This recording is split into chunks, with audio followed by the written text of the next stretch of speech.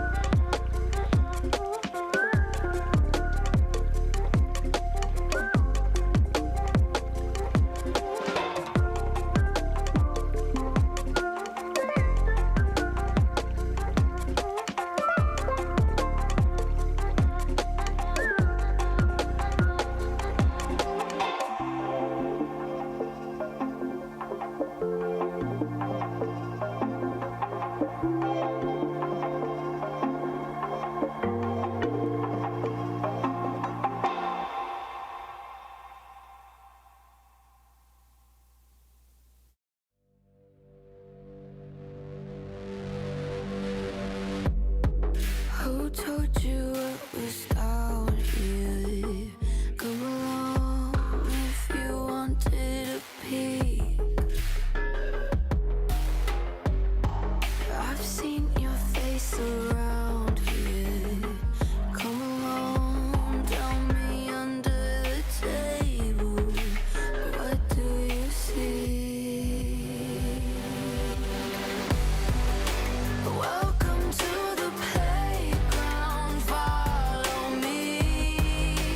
Tell me your nightmares and fantasies. Sink into the wasteland underneath. Stay for the night, I'll sell you a dream.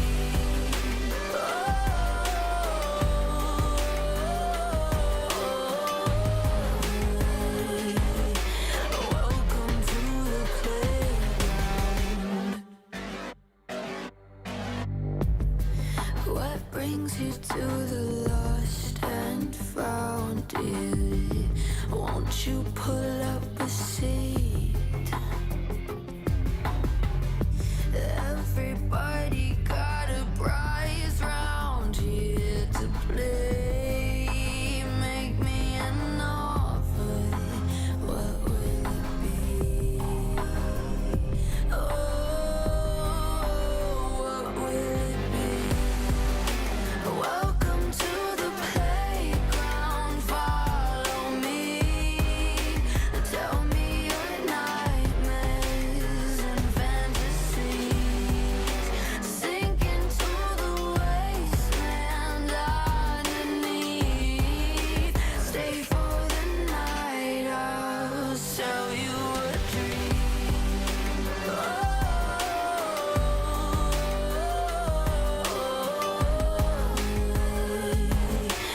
Welcome to the playground.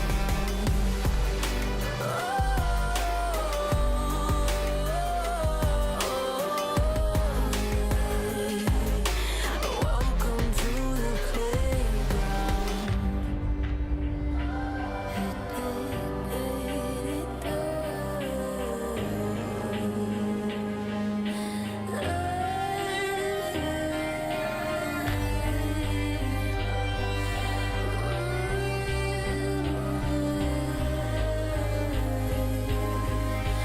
Welcome to the playground.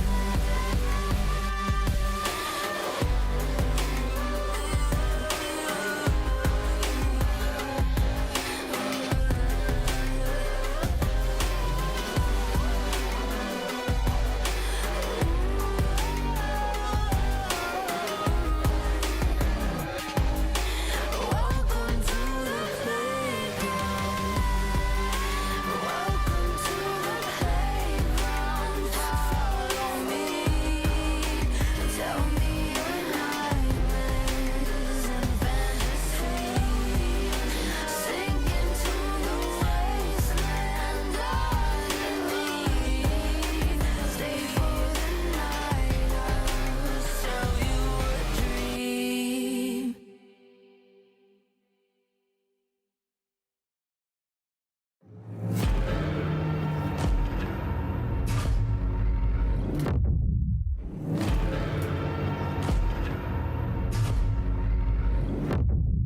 You walk along the edge of danger, and it will change you.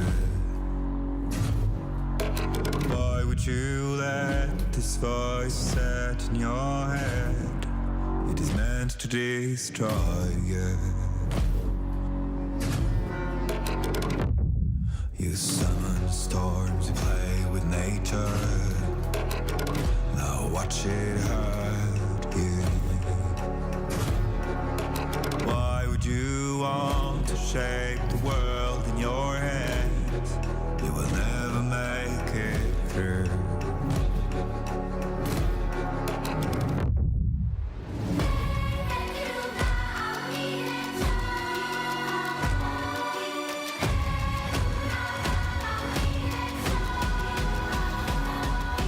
Catch the fire burning out your soul.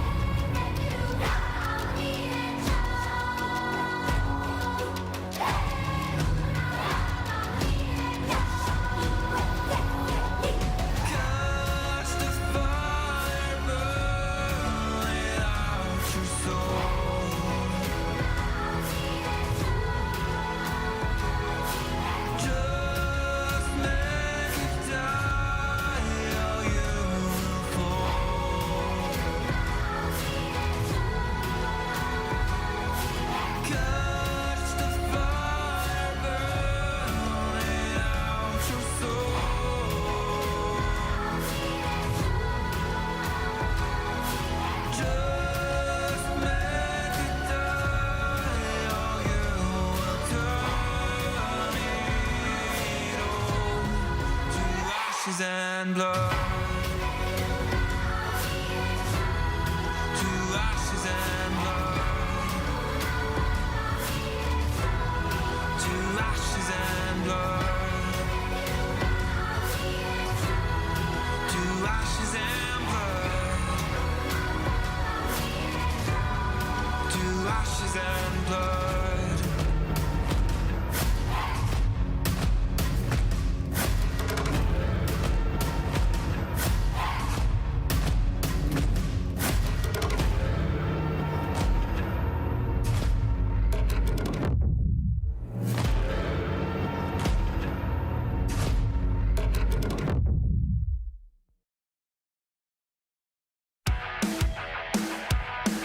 Hey, what? Hey, look up at the sky, it's just a starting line. Waltzing through the storm, feel the vibe align. Radiant rebels in the silent fray. In the pulse of dawn, we embrace the day. We find harmony in mayhem, finding our own beat. Eyes ablaze with laser focus. We become the light. Against the lies, we'll stand and play in this never-ending fray. Eyes alive in the pulse of dawn, we find our beat when the chances take form through the noise. Hey, look down at the tide, it's our warning sign. It's time to rock the wave or get swept aside. Crash through barriers, our destinies untied.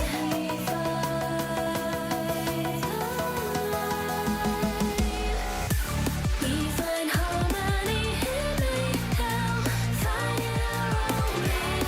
Eyes ablaze with laser focus. We become the light. We become the light. Against the lies, we'll stand and play in this never-ending fray. Eyes alive in the pulse of dawn, we find our beat when the chances take form through the noise. Hey, look up at the sky, it's just a starting line. Hey, look up at the sky, it's just a starting line. Radiant rebels in the silent fray. In the pulse of dawn, we embrace the day.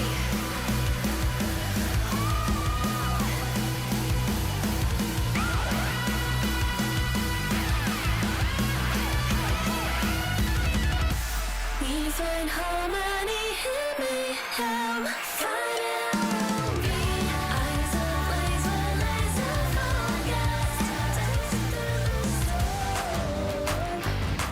We become the light. We become the light. Against the lies, we'll stand and play in this never-ending fray.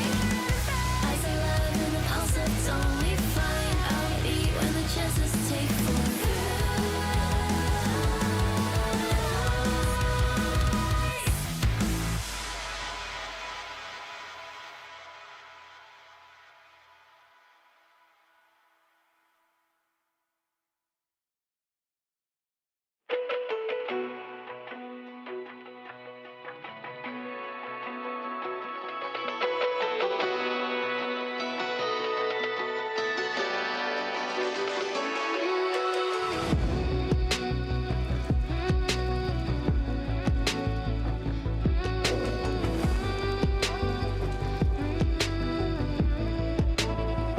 When darkness falls, you are my light. You take my hand and hold it tight.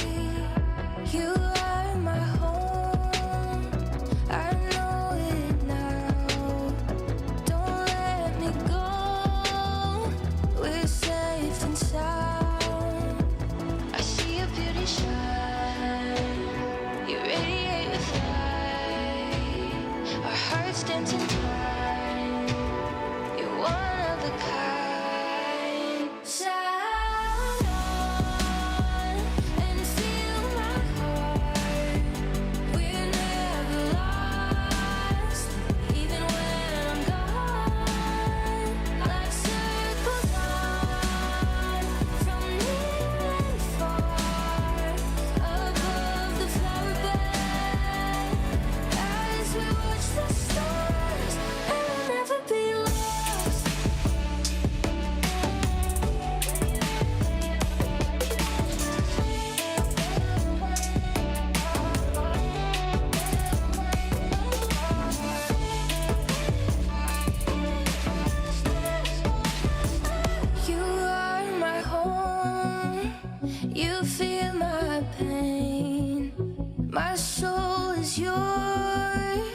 two souls the same. With you I'm everything. You never asked me to change a thing. They set our world on fire, but our hearts will burn for miles. I see your beauty shine, you radiate with light. Our hearts dancing time, you're one of a kind. Stars shining with us, your fire is contagious. I feel the moon on our skin. Love glows out, love streams in. Your eyes shining through me. Light the way so that we can see. You feel the warmth of my love. Shine on and feel we're lost. Even when I'm gone, let's circle far from near and far above the flower bed. As we watch the stars, it will never be apart.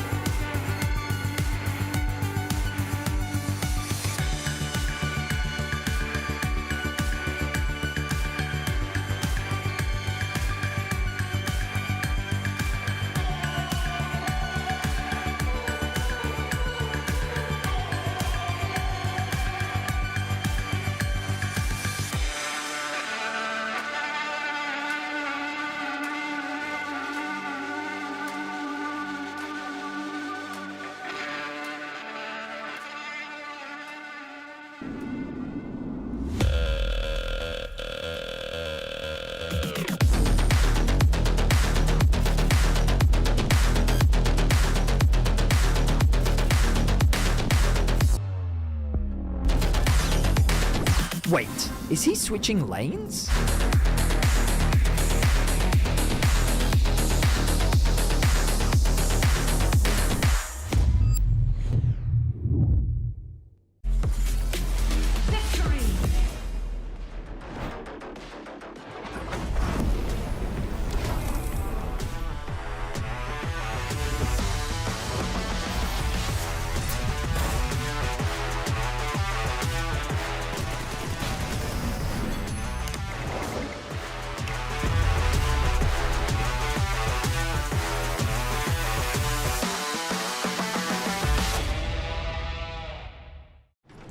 Welcome to Marriott Bonvoy. Where can we take you? From Berlin to the finals, Marriott Bonvoy will be your check-in at every checkpoint.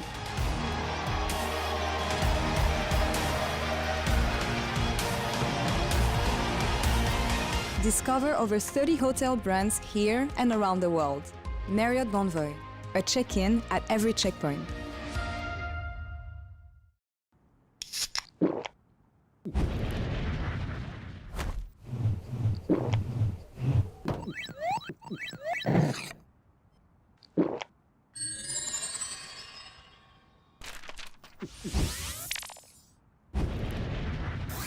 Red Bull gives you wings. No, on to 5! What an ulti! What an incredible play there from... Oh, that was incredible! You love to see it. Right, yeah, let's really What get into... a move! He's just so good. I mean, the persistence, the patience to find the angle. You just don't see that from rookies. He's got it all. He's got the bad. Have a break. Have a Kit Kat. Ooh, that looks good. Do you want to maybe share a little bit? Yeah. What a move! The human body was built to move. Not trapped at a desk in one singular posture for 12 hours a day. It's time your chair evolved. This is Secret Lab Titan Evo. Ergonomically engineered for you, gamers, hybrid workers, artists, backing your every move.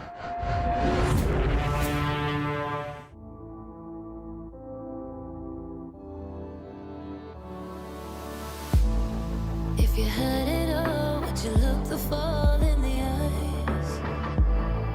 Could you walk away this time?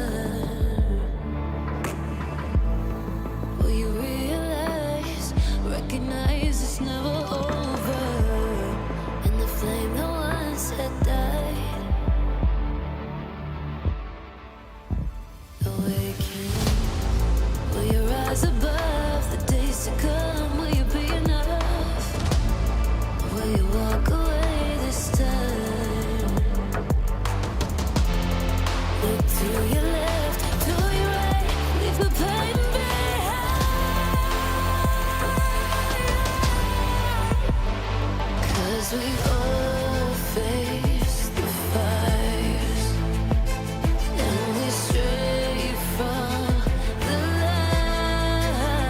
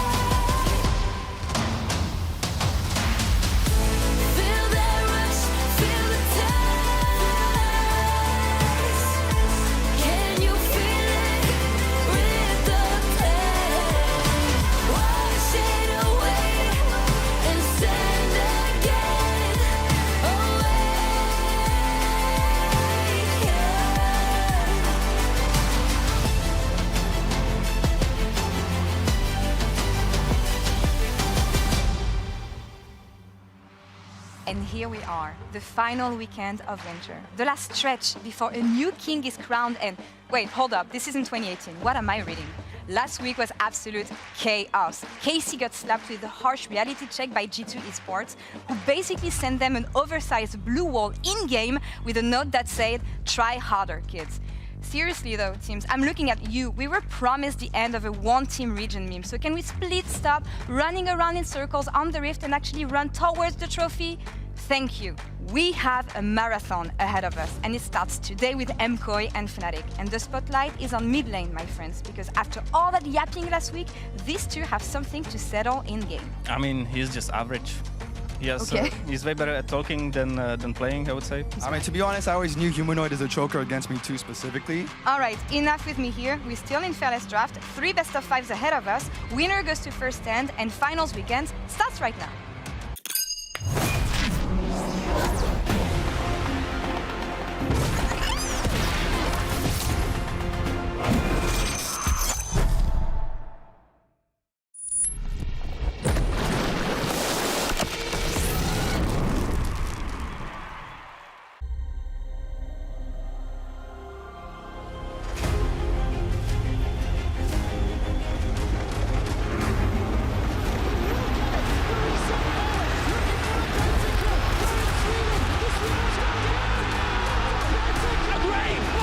G2, the perfect team fight. They take it all. Here comes the Crow Storm. Ignite back, instant combo, puts a clap. This people, oh my God. Claps, everybody. You know the story, you know the legend.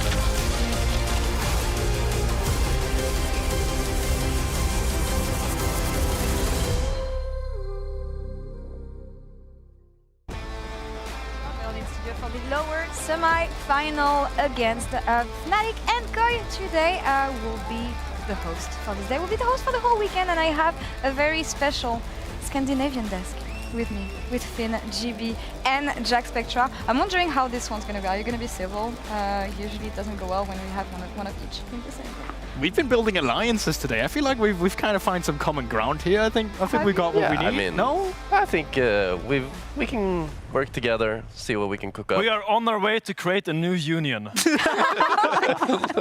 The political Scandinavian union here in the LEC, guys. I'm really happy to have you this weekend. A marathon ahead. As I said it, we have 4 teams, 1 spot to go to Korea. I'm super excited.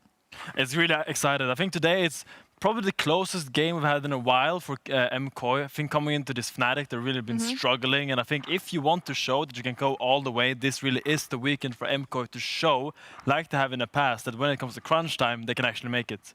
But I also think in general, like I know the teams are like, some of them are saying that it's a marathon, as you're saying, and it's true, but I think it should just be a marathon towards that finals. You want to play these LTA, or you want to be playing the first stand. You want to be in an international. If you want practice and you want to be the best team, yeah, sure, you can peak later during the year, but also you want to go to Korea and you want to play against the best team to become a better version of yourself. You mentioned LTA, which is a great segue to the checking that I wanted to hear, because as you said, we have first stand coming and already qualified teams, as you can see behind us, with LCK sending Hana Life Esports, LTA sending Team Liquid, and the LCP sending the Flying Oysters. Amazing teams ahead. We're still waiting for the LEC representative and LPL that will be decided tomorrow, but I want to check on the competition that we're going to have in Korea, GB, starting with the Flying Oysters, maybe? Yeah, I mean... What do you think of the team? A lot of known faces in this Yeah, team. I mean, if we can just get the lineup up immediately, you'll probably see a few familiar faces. You got Rest and Driver, first and foremost. They're running a double top lane situation where they substitute them in their series. So they are actually one of the few teams who's benefiting from having 2 different top laners in Fearless. And it's not just a situation where they're like, oh, we're losing, and because of that, we're swapping in the other top laner. They actually do it with something in mind in the draft, which I think is really cool. Then Junjia, we all know him. He came from PSG Talent, was kind of relegated to CFO instead, and then this entire team just kind of transformed around his jungle style, which is very much full clear as we know it. Hongq was supposed to be like this new hype rookie coming in, and he wasn't really at the beginning, but he certainly kind of found his footing. Of course, he's won the tournament. Yeah. Kaiwing and Doggo down in the bot lane, We know also them. PE players, you've seen them on the international stage. So I think that as a team, they kind of are coming in with a good strategy for Fearless, with lane swap hopefully being killed as well towards this next tournament. Maybe they can even take games off a team like, I don't know, Team Liquid, who is one of their big strengths being around lane swaps. What did we think of Team Liquid? Let me tell you about Team Liquid, my American brethren. I played 1 year in America. I can call myself American. Do we talk about this actually? No, we don't talk about it. No, Team Liquid coming in with a very strong performance in the final, sweeping 100 Thieves with a 3-0 game. And I think I want to give them 2 stars and a wish. So number 1 star, Yeon. This guy has been grinding quietly, and if you look at his fight behind me, he's just completely smurfing. I think mechanically he's the best player we have in America right now. And I think he's just really come into his own with the mentorship of Core JJ. Okay, there was a 6 on my impact. It's like all my impact. But yeah, but he's gonna come here and clean up the fight. He's ADC highlights. But it's not like only Yeon that's really smurfing. I think especially Impact and APA, when I look at how they play side lanes, they're really clever. We will see APA opening up behind Impact and him shooting an all-in timer to really make use of their timers very well. And I think they really are smart in the mid game and the way they like transition tempo from one side to another. One thing though, my wish, the early games are a little bit sloppy. Yeah. They were kind of behind the 2, 3, 4, 5K gold against 100 games, some of the games. So we really need to see that get cleaned up if you want to actually be a presence at last stand. Some notes to keep in mind in case the LEC teams face off against them. A quick note on APA. I feel like his champion pool really fits the playstyle that they want to implement with the team, especially playing around top lane. Oh yeah, like I don't see anyone in the world playing Aurelion Sol right now. Yeah. And he's still playing the Nico, Aurelion Sol, the Sigs. I think no one really, except for him in the world, are playing these champions right now. And we've seen in the past that this is the best way to contest with the Asian teams. Just play your own style. Chovy did play Aurelion Sol. He's not this tournament though, I would say. No, but he was playing against the kings of Fearless Draft Game 5 Hanwha Life Esports, Jack Spectra. Yeah. Honestly, one of the hottest rosters we have in the LCK, bringing Zeus at the beginning of the season. I don't know who can take this team down, honestly. It feels like Fearless is their playground. It's been a blast to watch this Hanwha Life Esports. Every single series has nearly gone to Game 5, and they've just been bringing out crazy picks. Viper, my GOAT, has been performing very well. And Zeus as well. I mean, there's a reason why he won Worlds back-to-back, and he's showing it in this new roster, and I think he slotted in really nicely. I think their first few series were more shaky, but you've just seen them steadily improve. And for me, they're the clear favorites coming into this first stand. Yeah, I completely agree. It's the year of the snake. If there's any time for Viper to actually step up and like completely small. I mean, he did one 2021, but if he wants to do it again, this is his year. Yeah, amazing documentary was released about Peanut, actually. I would advise everyone who's a fan of LCK and a fan of Peanut to watch it at home. We caught up with a familiar face from the old days of European League of Legends. Wadid was with us to talk us through Hanwha Life Esports and what we can expect from this team. So let's check out what he had to say. Hey everyone, this is Wadid, a G2 co-streamer and part of the LCK global crew. Today I want to introduce you the team representing the LCK, Hanwha Life Esports. Since last year, they have been getting stronger and stronger. Peanut and Viper brings experience to the team, while Zeka and Delight add explosive playmaking. So together, they have become a top team after winning the LCK 2024 summer, and they are now one of the biggest names in LCK alongside T1 and Genji. And this season, they got even stronger with Zeus joining the team. Now every lane has carry potential, and with Peanut and Delight supporting them, HLE is even scarier. Their creativity in the Fearless draft makes them very hard to play against. They already showed up mid-jungle Yasuo Diana and also top lane Grass and Nivea. These kind of unique picks put more pressure on their opponents. But you know what's most important thing about this team? HLE is amazing in best of 5 series. So they stay focused and calm even in long matches, and the stats prove it. Zeka especially, he is having 9 games winning streak on BO5 series, so we call him Demon of the BO5. In this Fearless draft format, where games can last longer, their strong mentality is an even bigger advantage. So, are you ready? This is Hanwha Life Esports, the pride of the LCK. We will see you at LoPac. And I can't wait to be at Lord Park, honestly, and see this iteration of Honor Life Esports. Honestly, amazing to see Zeus bounce back in another environment. But there's one region that we haven't talked about yet. Anyone's Legend will face off against TS tomorrow in LPL Winter Final. And Nymira is catching up on what happened in this league if you haven't been able to watch. Let's check it out. BLG are out and they are not going to first stand, so get ready to see a different team at the top of the LPL and at our new international event. We're left with 2 teams remaining in the LPL, and the first of these contenders is Anyone's Legend. They're in their first LPL finals as an organization, so many people haven't heard of them before. However, they are powered by Tarzan in the jungle with his early playmaking and his pathing on the Rift, and off of the Rift they have legendary coach Tabe. They are strategic, they're versatile, and they haven't lost a series yet in this split either. There'll be plenty of eyes on their carry duo of Shanks and Hope, Shanks making his first LPL finals ever as well alongside the organization, and Hope who last won in 2022 summer, and he's in incredible form right now. Their opponents, however, are top esports. They blasted their way through their opponents, including the MSI and Worlds finalist BLG to reach this point. International mainstay Jaculov and the one-man army Kanavi are really core to their early game strategy and their laning dominance. To back them up, another legendary coach in Hom has returned to the LPL and will face off against Tabe across the Rift. So whoever the LPL sends from this finals, they're going to come in with deep champion pools, coaching genius off the Rift, and a ton of team fighting brawn to be feared and respected on the international stage. Thank you, Nymira, for these insights. I want to know what you guys think about these finals. Do you have a favorite? I love Flandre. I'm so happy he's back in the spotlight. I think he plays such a fun League of Legends, and I'm happy to see him like after all those years on Snake Esports to finally like be at the top at LPL. Sure, he won 2021, but then he had a little dip. But it's so happy to see him back. I'm a big fan of AL, and I really hope to see them win the title. I mean, I just care about AL because they have Tarzan, right? So former LNG jungler, I gotta go with that. You know, I'm there for the vibes. And I do agree with your point as well. Always love Flandre. I think it's incredible that you can like be out of the scene and then come in and still have such a huge performance.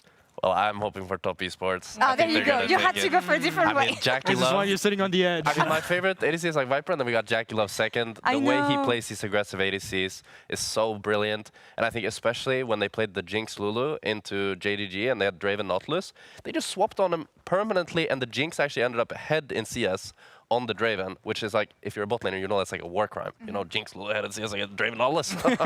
You know? So for me, they've been a pleasure to watch, and I also feel like the lower bracket story of them just playing back to back is so impressive. So I think they're going to take the title. I'm super excited. I'm super excited for the LPL finals, for this amazing tournament that we're going to have coming in 2 weeks. But first things first, we have a winner to crown in the LEC. And guys, looking at the bracket, as we said, it is going to be a marathon for the teams we have. And G2 comfortably, the usual, sitting in their throne, waiting for their opponents.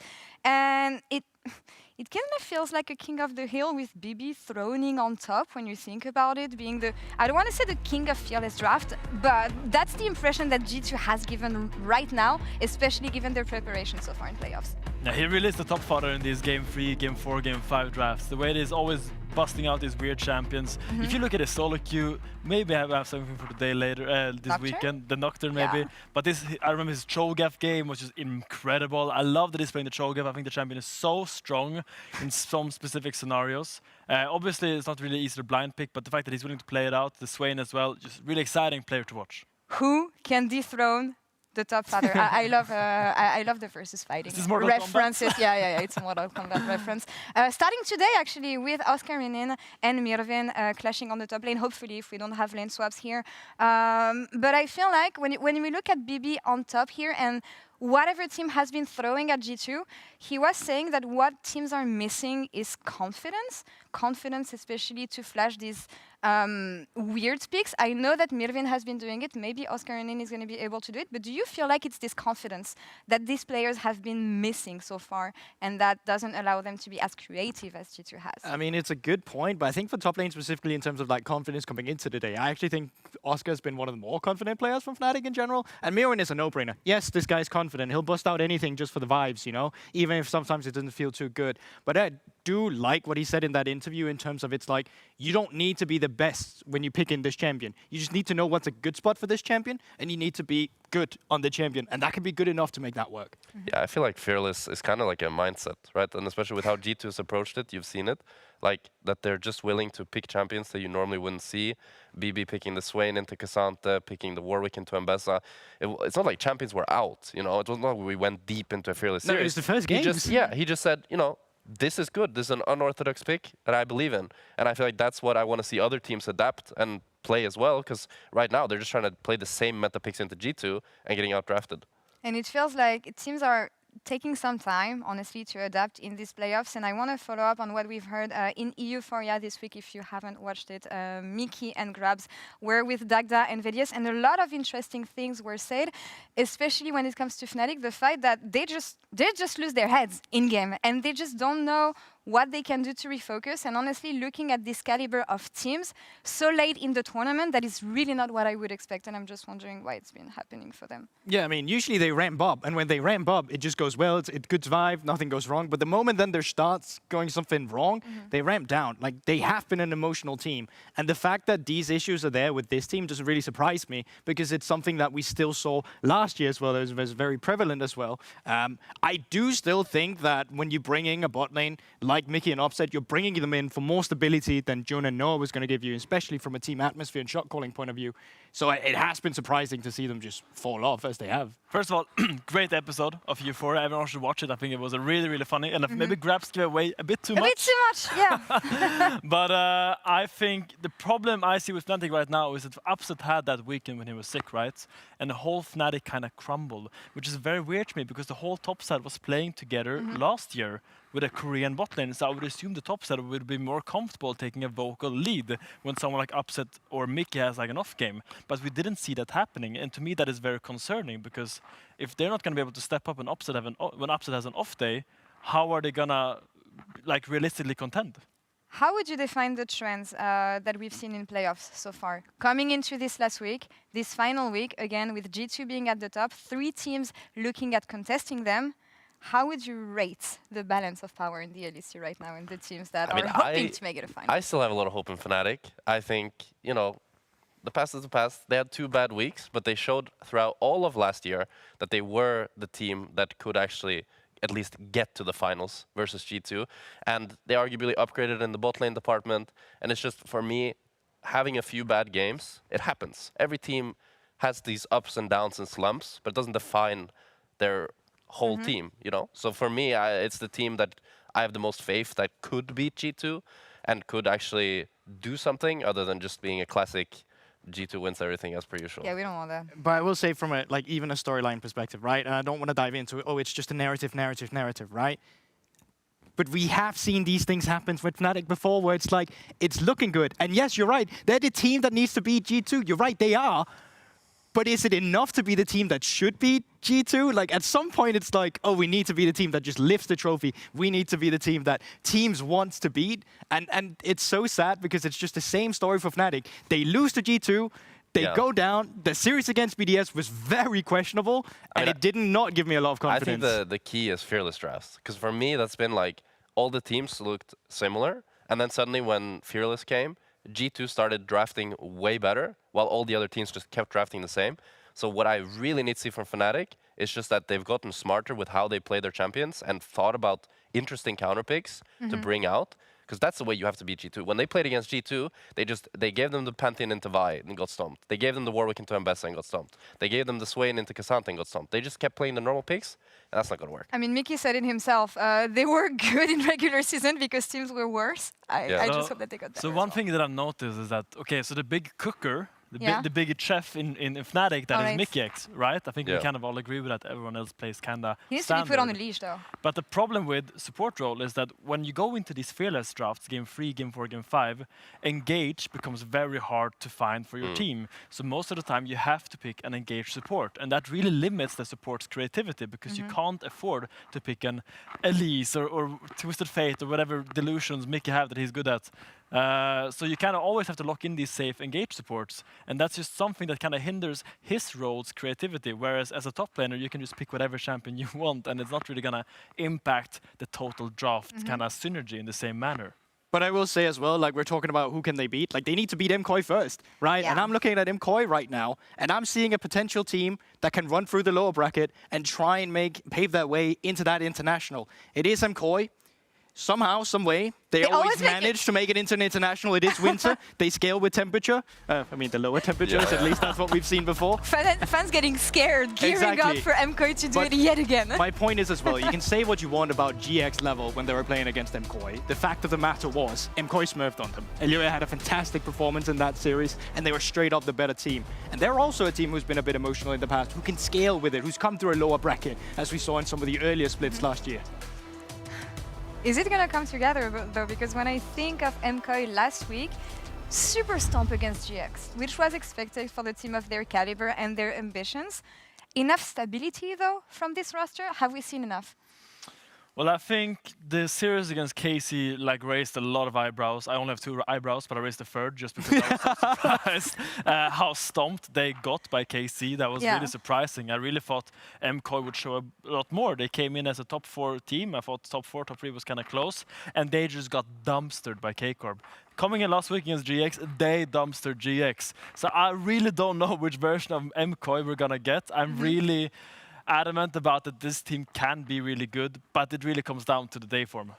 Calist was saying that it should be an easy 3-0 for Fnatic last week in PGL, so I'm guessing he's expecting to face off against them. See, Calist knows. He knows? We know what's up. Or is that the bias because the KC-MKOI rivalry? Of course, but I feel like they would want to face off against them.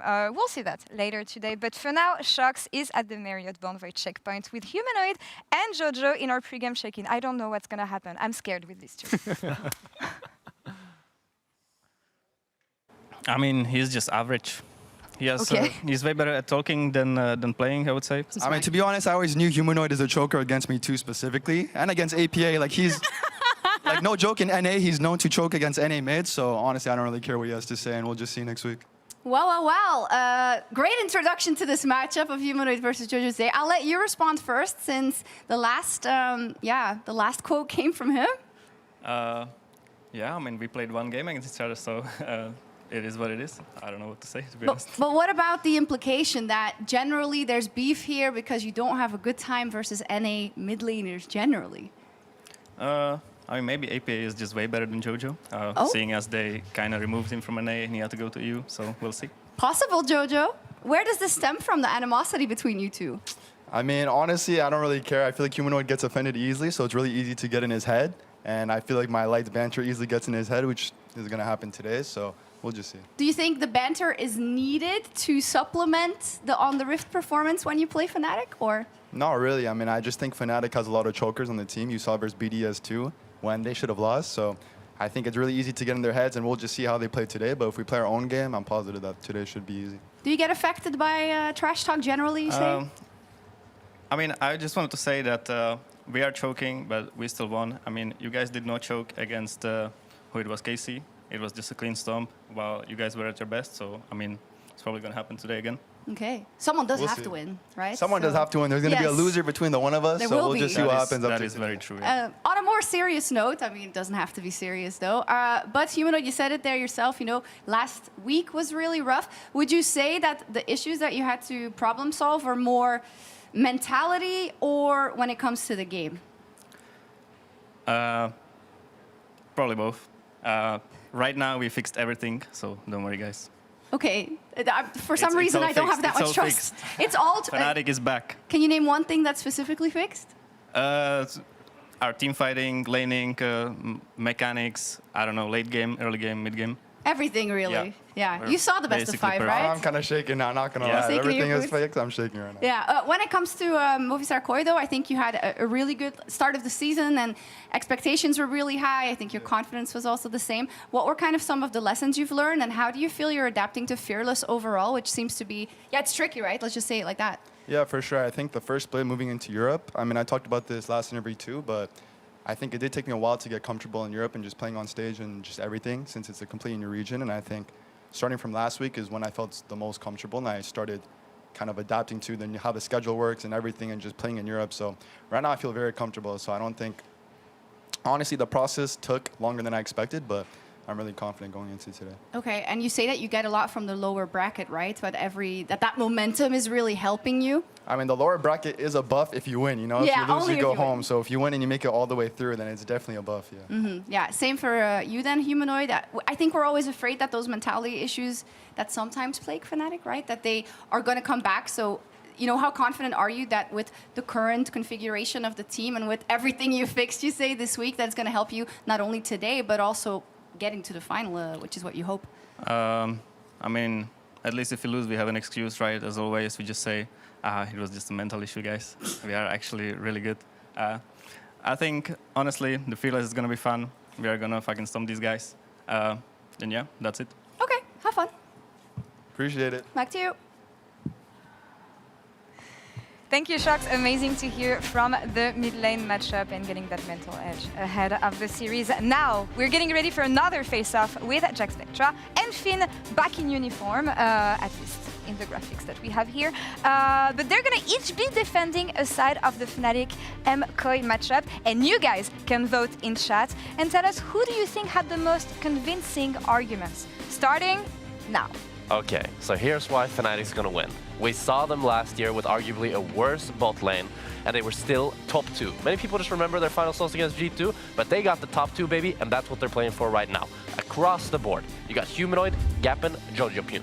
You got Upset and Mickey, who will gap Supa and Alvaro, and Kalis said it best, it's gonna be 3-0, and it's not gonna be close, because the individuals and the name gap on Fnatic is just too big to beat. Individuals? Yeah. You watched the last weekend, mate. Meanwhile, last weekend, MKOI came in crushing GX, while Fnatic was struggling against BDS. I'm just gonna say that I think MKOI, when we speak at individuals, they have the best support jungle in the game. If you pull up a replay, you're gonna see Elyoya and Alvaro working in perfect tandem, being so proactive on the map. And I feel like when I watch Mickey X and Razork, they're doing a lot of different things all the time, and I don't see how they actually can stop them.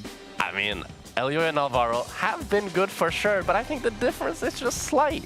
And the thing is, you might think, oh, but top lane, right? Top lane. You got Mirwin, the king of Fearless. He's going to be popping off. But if we can pull up Oscarina's stats here, actually, he's only second to Broken Blade, the best top laner in our league right now. And you might be thinking, oh, but Fearless is going to change everything. It ain't. They're gonna play Cassandra. They're gonna play Ambessa. And when we've seen these counter picks from Mirwin, it's been the Vex top, looked pretty mid. He's been the Karma top, looked pretty mid. Oscarina's gonna gap every day of the day. Oppenheimer told me that stats and Fury will only get you so far. When I look at top lane, I see Mirwin, and I think that Mirwin has not really shown why he is so threatening, because he's never even gotten pushed to a game 3. But I think his presence is really gonna show up, like Moses is gonna cross the champion ocean and show that in game 4, game 5, he is a presence. And if you do not respect his champion pool, you will get caught off guard by something like a Vex, an Ahri, Aurora. You have no idea what he's gonna pick, and I think he's just way better than Oscarina when it comes to this long series. I mean, that's the thing with Mirwin, right? He can pull out any of these champions, but is he gonna pop off on him? I'm not sure I fully believe that. And when you look at the Fearless and both of these teams and their drafts, they've been picking nearly the same champions every single game. They only have a few unique picks that they've gone through, but other than that, it's been nearly all the same. Like, look at this. They're playing all the same champs. It's not a revolutionary meta. KOI ain't doing anything. I like your words, funny man, but you talk about Fearless. If I'm a Fnatic fan, I'm fearful. What happens the moment Upset is out? Upset has a bad weekend and suddenly we can't play the game anymore. That does not instill any confidence in me at all. That doesn't instill any confidence in the fans, and that should not instill confidence in you, Jack Spectra. When I look at MKOI, I see a team that's just complete. They're building on the foundation of last year, but Fnatic can't even keep their top set core strong and fundamentally stable. They're foundationalizing poorly. Thank you so much. Enough yapping for us here. Fnatic win. Fnatic win. We'll see about this. MKOI win. Easy. Okay, enough of you. Get out. Get out. Get out! Both teams started with high expectations this year, but there's still a lot to prove. After last week's series, MKOI should be set up for success, but have yet to show more stability. Fnatic on the other side, ramping down, to say the least, and there's a lot more to be expected from players of this pedigree. There's no more second chances today for MKOI and Fnatic, and the marathon for finals starts now.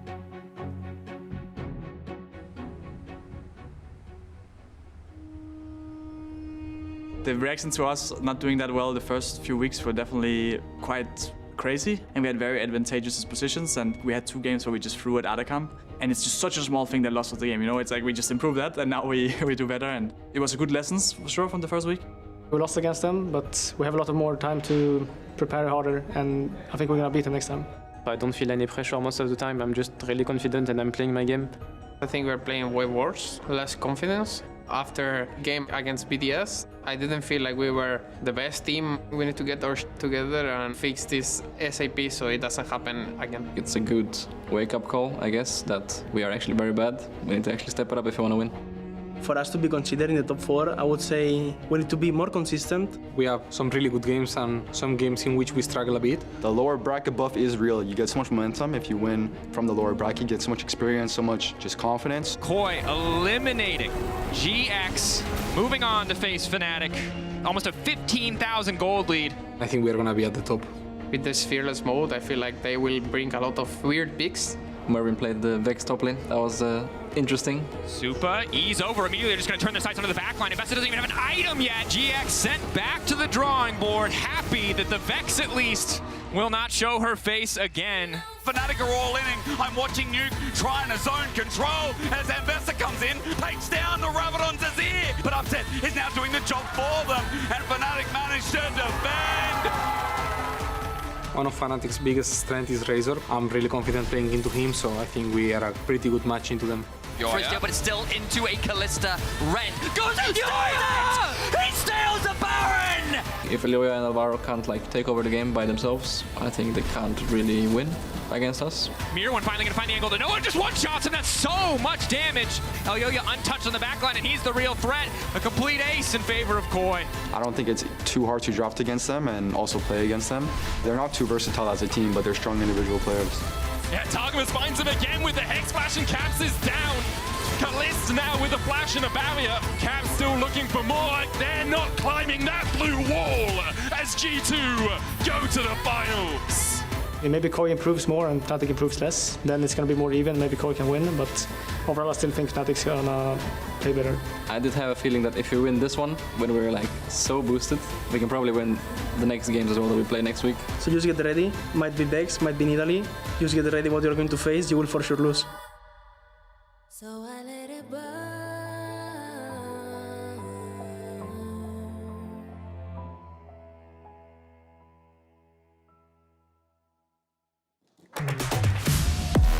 The road for our first title in the new year in what is 2025 will continue now into our top 4. Now with Fnatic versus Movistar KOI. I'm Steady with Deddy alongside Betty, and we'll be your tricast moving into what we hope is another good fearless best of 5. Who was I in the middle of that? I got very confused. Deddy, okay. Is that a French? No, it's more like you're a Bartley figure.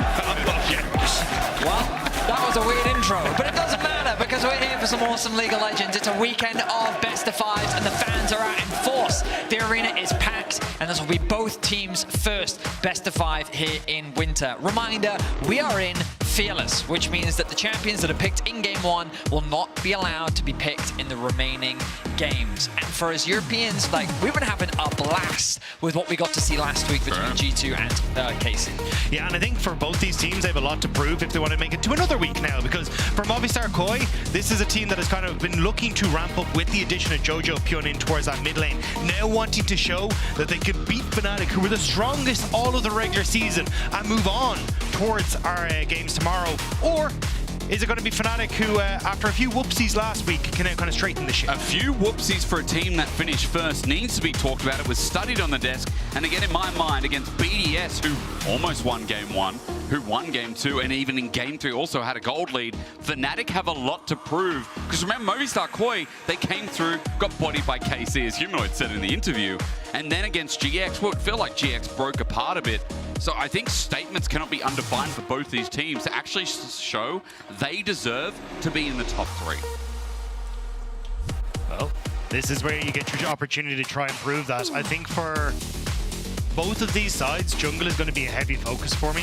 Ayoya had a fantastic set of games last weekend, and now he wants to try and continue that. And for Razork, he's kind of been a lot of that. We always describe it as the engine in the early game of Fnatic, but it wasn't as strong last week, with BDS being able to shut him down and find a lot of nice counter ganks off of 1-3.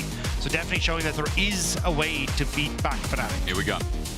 Already we're straight into the draft, and bans have come through thick and fast. The Zyra, Ambessa, and Azir taken away from Fnatic means that the Vi lock-in is going to be very predictable on the side of Fnatic. KOI should have expected this with the Kalista, Skarner, and Poppy taken away. Let's see what their priority ends up being. Yeah, I imagine they'll try and go back towards the Ezreal, which has been very strong, but I think it's nearly playing into the hands of Fnatic here, where they want to try and go for that Vi-Kai'Sa combo that they've been able to use very, very effectively. So we'll have to see exactly what they want to try and bring out. But immediate K'Sante, are they just going to go for jungle here, or do they want to just go for the Ezreal?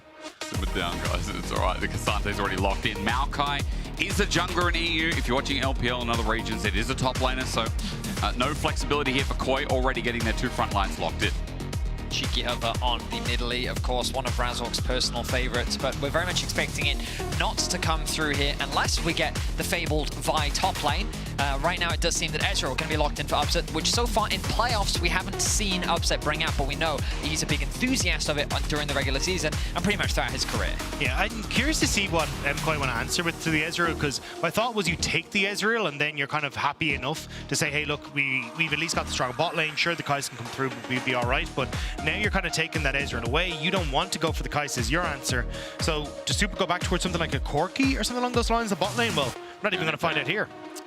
Okay, Yone is a pairing as well. For Jojo, he's had a lot of criticism, but I feel like, you know, his 2 best champions at the moment seem to be the Azir and the Yone, which already in playoffs has had 2 successful games. I mean, last week I think was one of his better performances. He had a lot of support from both his jungle and support, which I think just better set him up for success. He also said in the interview prior to this series that he was feeling a lot more confident and a lot more comfortable here in EU. We'll see if he can pull that off against Humanoid today. Smolder going to be the answer. I wonder if they'll look to, well, I say Corki, but we often remember that Yone was used as an effective answer to the Corki, which does make me wonder what in Humanoid's pool could he potentially bring out. Remember that things like the Mel are available, potentially Ahri, if they want to go for a little bit more pick to synergize with the Vi. Yeah, well, there's the Ahri gone. I was going to say the Smolder pick says to me they're still not 100% certain Oscar won't answer with a Rumble here into the K'Sante in the early stages, and then you can place that AD mid laner in the Smolder. But I think you've still got options here, and now it's a case of like, how do MKOI want to try and alleviate some of those? You've already taken away the Premier AD carry. I think they're going to say, hey, we're going to take the Corki for Supa, deny that other AD carry in the mid lane, and then you have to try and answer for some sort of mage that the Only's a bit more comfortable into. It's an interesting thought process, isn't it? Because on the other side, as we get rid of double support, I mean, that's still an option available. But I think as well, while we start considering AD carries here, KOI, we've already shown, building up this nice front to back. A lot of big beefcakes in the way as well. Sets up for something big, like that hyper carry, like the Corki. Twitch is holding for a second. You guys mentioned the Kai'Sa earlier. That also follows up the dive that's being built. Yeah, I am a little surprised though, because I thought they'd try and go for something a little bit else, because I think the Braum is going to be the next pick. Kai'Sa generally wants a support that can kind of go in. Yeah. So it says to me they may look for something like the Nautilus or maybe an Alistair, as an answer to the Rel here. But I think you've hit the nail on the head. It's a huge amount of dive on Movistar KOI, and now it's on Fnatic to try and alleviate that pressure. I mean, Aurora, I think we've been seeing it a lot in the meta, but I do think that Corki makes a little bit more sense. Remember that Yone was used as an answer into the Corki traditionally when Corki was so very much meta. But double AD carries, it's very safe, very solid in terms of scaling. I do think that in terms of synergy overall, I feel like KOI's composition is setting themselves up for the Alistair, as you said. And just as we highlighted it looking to be the lock-in. So in terms of front to back, KOI have very solid options. They have pretty good dive.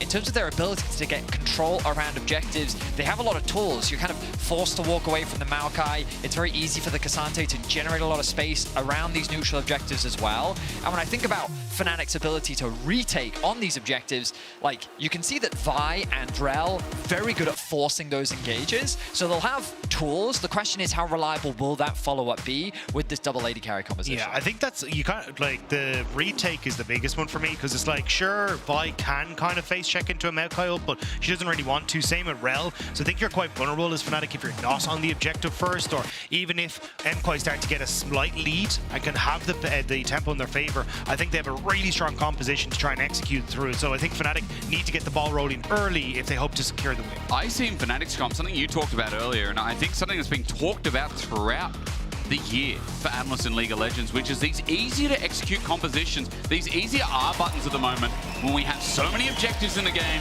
when we are just fighting around the 6 scrubs, the early Herald usually wins it out.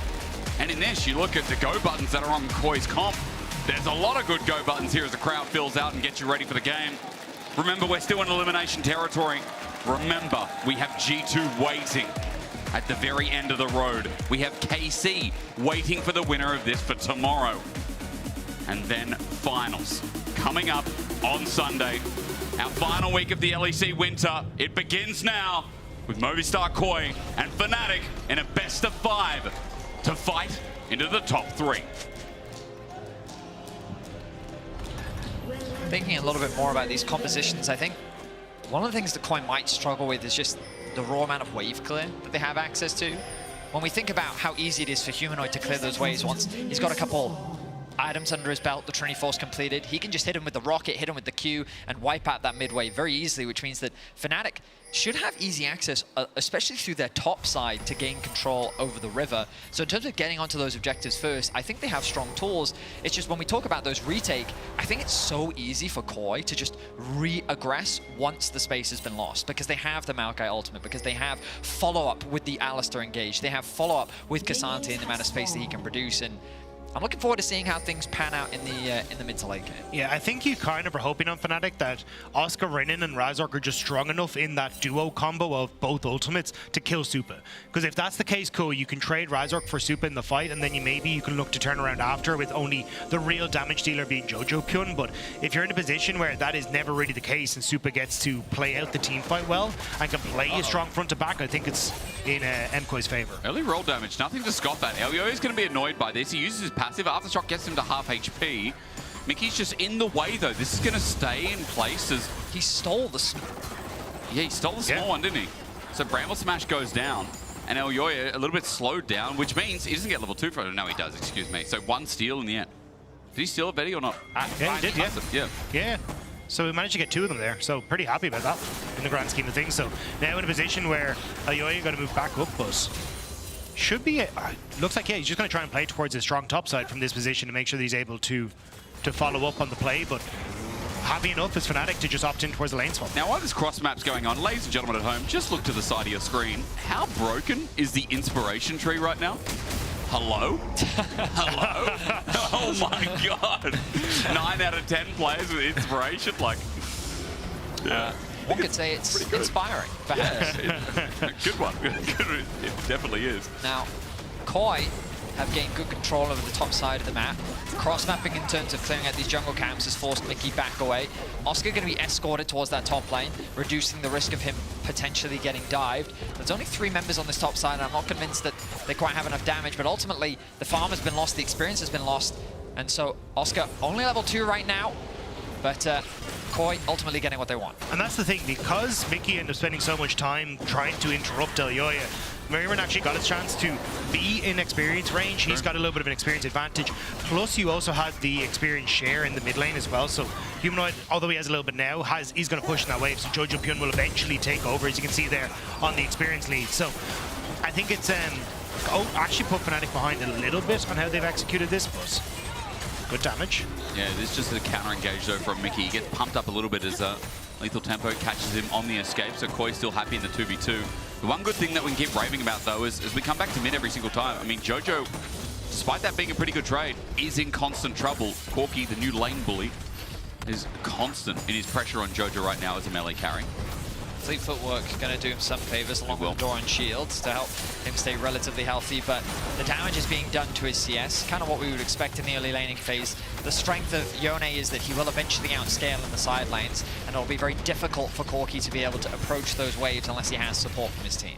I do think, though, that the lane swap has kind of hit MKOI where it hurts with the way they've been playing the game recently, which is kind of protect Jojo. We've seen a huge amount of moves from Alvaro and Ayoya to try and play around this mid wave to ensure that Jojo gets good backs, doesn't fall behind on CS, and now in a not-so-good matchup, I think Humanoid will have a field day here just trying to punish Jojo Pyun throughout, and there was definitely some choice words between these two mid laners. So. Yes, there was. Shox brought it up in the interview as well. Just average. I like it. We need a bit more trash talk in the league, I feel. If you didn't catch the other side of it as well, Jojo did respond. Very renowned for his trash talk in NA. But you know what the funny thing I find about these two mid laners? I don't think they've been all that good in the regular season. I'm just going to say it. I mean, I really don't think it's been Humanoid split. I think Jojo's had a lackluster entrance and has been the weak link on Koi. I mean, I definitely think that relative to playoffs, Humanoid had a stronger performance. Exactly. I think that Jojo has ramped up a little bit more. But I think it's fair to criticize both mid laners. There's a lot on the line, and that's kind of where I love the added value of the trash talk. And I love the interview that Shox did prior to this series, just because it just adds more stakes to the very intense matchup. But winner will move on to face KC tomorrow. The loser will be eliminated from Winter. Remember, there's only one spot at First Stand, our new international tournament. But both organizations are eager to represent Europe on the international stage. The amount of talent that's going as well, it's so exclusive. MSI, the pull was always as Alvaro. It's going to be a little bit of a nuisance here. Ignites, so that Oscar in and a little bit off kilter here. Mickey's going to try and get the stun up and get something down and get this push out. That is actually huge, though, because Oscar wanted to reset and then maybe look for the move up towards Void Grubs and trying to keep him safe. But you look at the level leads, right? He's actually, as you can see on your screen, Oscar barely ticking over to level 5, whereas you're about to hit level 6 for mirroring. So I don't really think Fnatic were in a position to really cover for this. So it looks like instead we'll just reset a little bit late after pushing the wave, and now it should be MKOI right to move over towards those first Void Grubs. Dragon taking the response, so for Fnatic, a little bit of speed here as Razork thinks about the setup. He's not level 6 for his ulti, but then again versus K'Sante. What much are they going to do with Upset still in an isolated lane? 300, 400 gold up on this Ezreal as he continues to lane alone. Yeah, right now, Fnatic have a small gold lead, but for the most part, it's inconsequential. The biggest thing is where the experience differences are. You'll notice that Upset is a full level over Super, and Mirwin a full level over Oscar because of how these lane assignments have gone. The fact that Upset has been going up against Mirwin in a very safe lane, keeping that wave pushed in, has given him access to those bot lane plates. Now, you may even see, I mean, Humanoid's quite low, but here comes Razork. It's the all-in, but the pop away from Alvaro is clean. The Matador gets him out, and Jojo's saved. Yeah, you do have to be a little careful here as Oscar in, though. You can see Mickey and Razork are basically trying to sync up with the top side because they know MKOI control this top side of the jungle, having had numbers advantage on this top end, but looks like they're able to shift into position to cover Oscar in. He's going to reset, and now they're going to move Upset. So again, they're going to go back towards the Australian lanes for yourself, Jake, but you're still giving Mirwin a lot.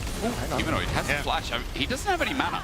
So I'm not sure if the Valkyrie only just came up at 100 as Mickey gets the engage. It's rather a disengage. Alvaro pulls us in what an engage could look like, and it's just a bop on the head while Fnatic are getting zoned out of river. Love the threat of the dive there from Koi, utilizing the Maokai ultimate to set up Jojo. Notice that he used his E, had the 3 stacks on his Q, ready to follow up with the ulti there. That would have been a kill onto Humanoid, so he respect flashes it and get out of the way. They burn that flash away from the Corki, which means there's potential play there moving forward. But it also then drew Upset away from that top wave in towards that jungle, and they'd gone for that weird reset with Oscar in as well. So both side lane waves were missed on that. So I think there's been a good amount of opportunities where Fnatic haven't been on the wave when they're supposed to. Now, they still have that slight gold lead thanks to Upset, but they definitely need to keep their eyes on the waves on the map. Now, my news presenter, aka Newsius, has just told me that there's a bit of all chat going on right now. Jojo just called Humanoid a choker, and he said, good laning. Humanoid said, nice base. Lol. Good. It begins. It's only game 1. It's literally just starting. No one's even died yet, and already they're trying to get in each other's heads. We'll keep you guys updated on the banter that happens between the two players. But yeah, I mean, the trash talk on and off the rift just adds fuel to the fire. Next dragon going to be spawning in about 2.5 minutes. Grubs in about 2. First items are well on the way. The Zerka's Greaves gives Jojo a lot more trading power in the 1 versus 1. He's going to look to leverage that. Jojo could dodge away from the Fossil Swarm as well. The majority of Humanoid's damage that comes from that Q is he backs away. Fnatic still aggressive on bot, thinking about what they can do here. Mickey doesn't have a Magnet Storm, but he does have a Lance. He misses with it, and Upset just has to deal with it while he pushes him for the turret plating. Yeah, just trying to see if they can punish Merwin, but again, Merwin's the guy with the most experience on Movistar Koi, so he's going to be perfectly fine. And Mickey now, you can kind of see Oscar Innen has been left to the Wolves a little bit here because he's now into the range matchup as well, which is going to be great for him. As Alvaro looking for Razork, but yeah, Mickey's kind of been all over the place trying to protect his different lanes in what has been the extended lane swap. Ignite down though, there's no ulti for Alvaro, and I think that cow has just become mince for First Blood. I was just about to say how Fnatic set their sights on this blue buff. They had heavy investment of resources towards the bot side of the map, and Razork, after stealing away the Gromp was fishing. The reality is that I think Alvaro thought that he was safer than he actually was. Yeah. Humanoid was able to move over, but crucially, Upset's ultimate does so much damage this early on in the game. Alvaro wasn't expecting it. He doesn't even get an opportunity to flash away. And it's an easy First Blood for Fnatic. But it might not end there. Upset into Fog of War, we question.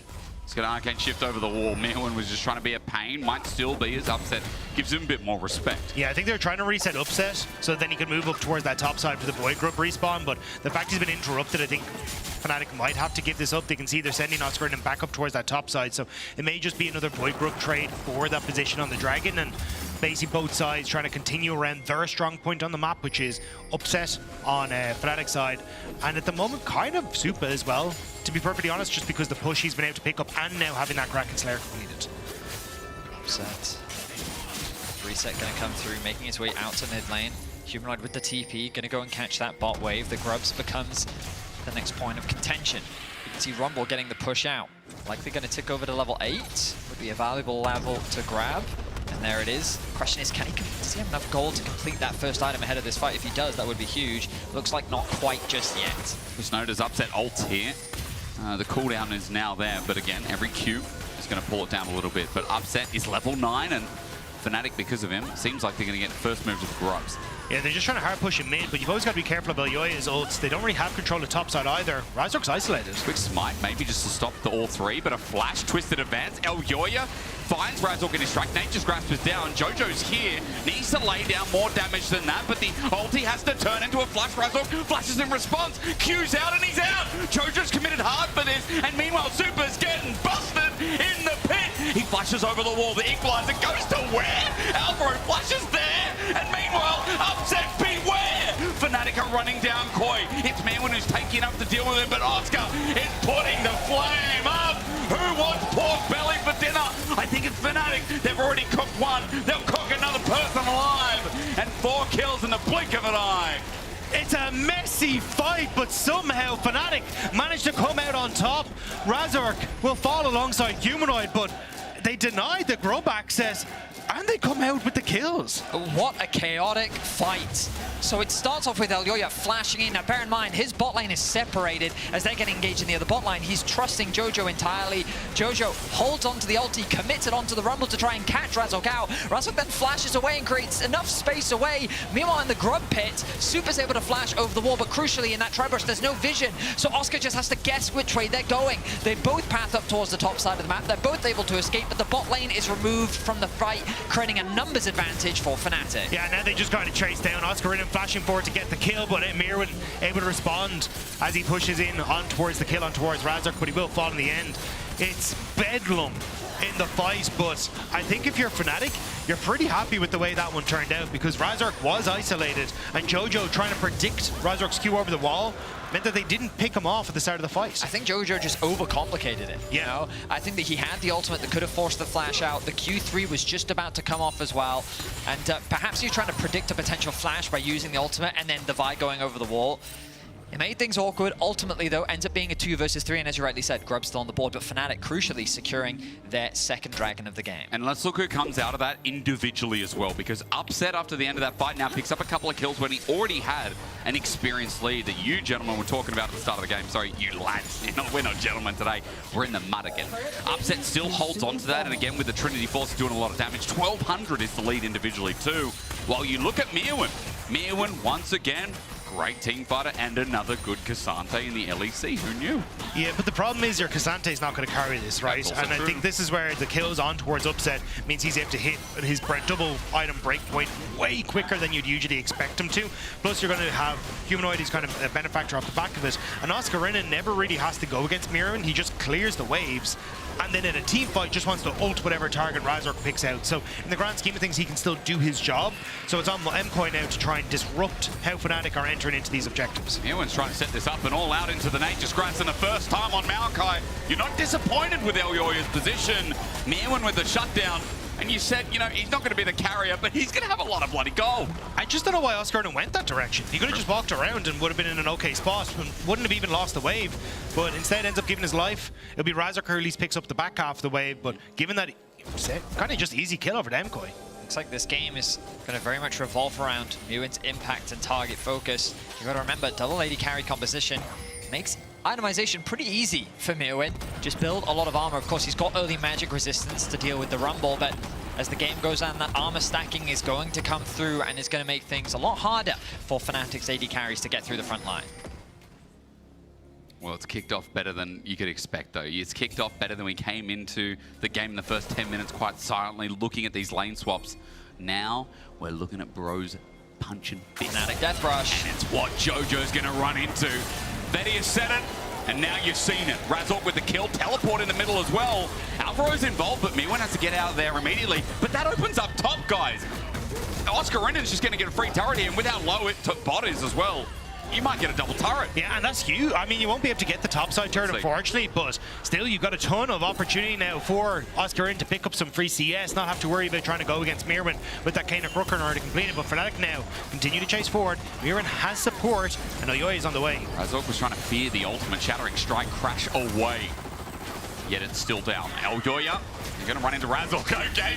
Vault Breaker into the tree, but he's not going to leave. Instead, he brings Super in as well. Vault Breaker gives a bit of a shield. Ulti out. Razork, the criminal, he's away with it. Bandits run. That's Koya trying to get into this choke, but I don't think it's too good for Fnatic. Burning the Midnight Oil as Alvaro flashes away, somehow makes it away. But Upset joined in just to get the kill. He's going to be all out, but look at Koi. They don't want to join back in, but Mirwin will do it himself. He flips, he smacks, and yes, Mirwin can. While you look at the top lane, Oscarina and JoJo are once again fighting now, but this time, JoJo has it.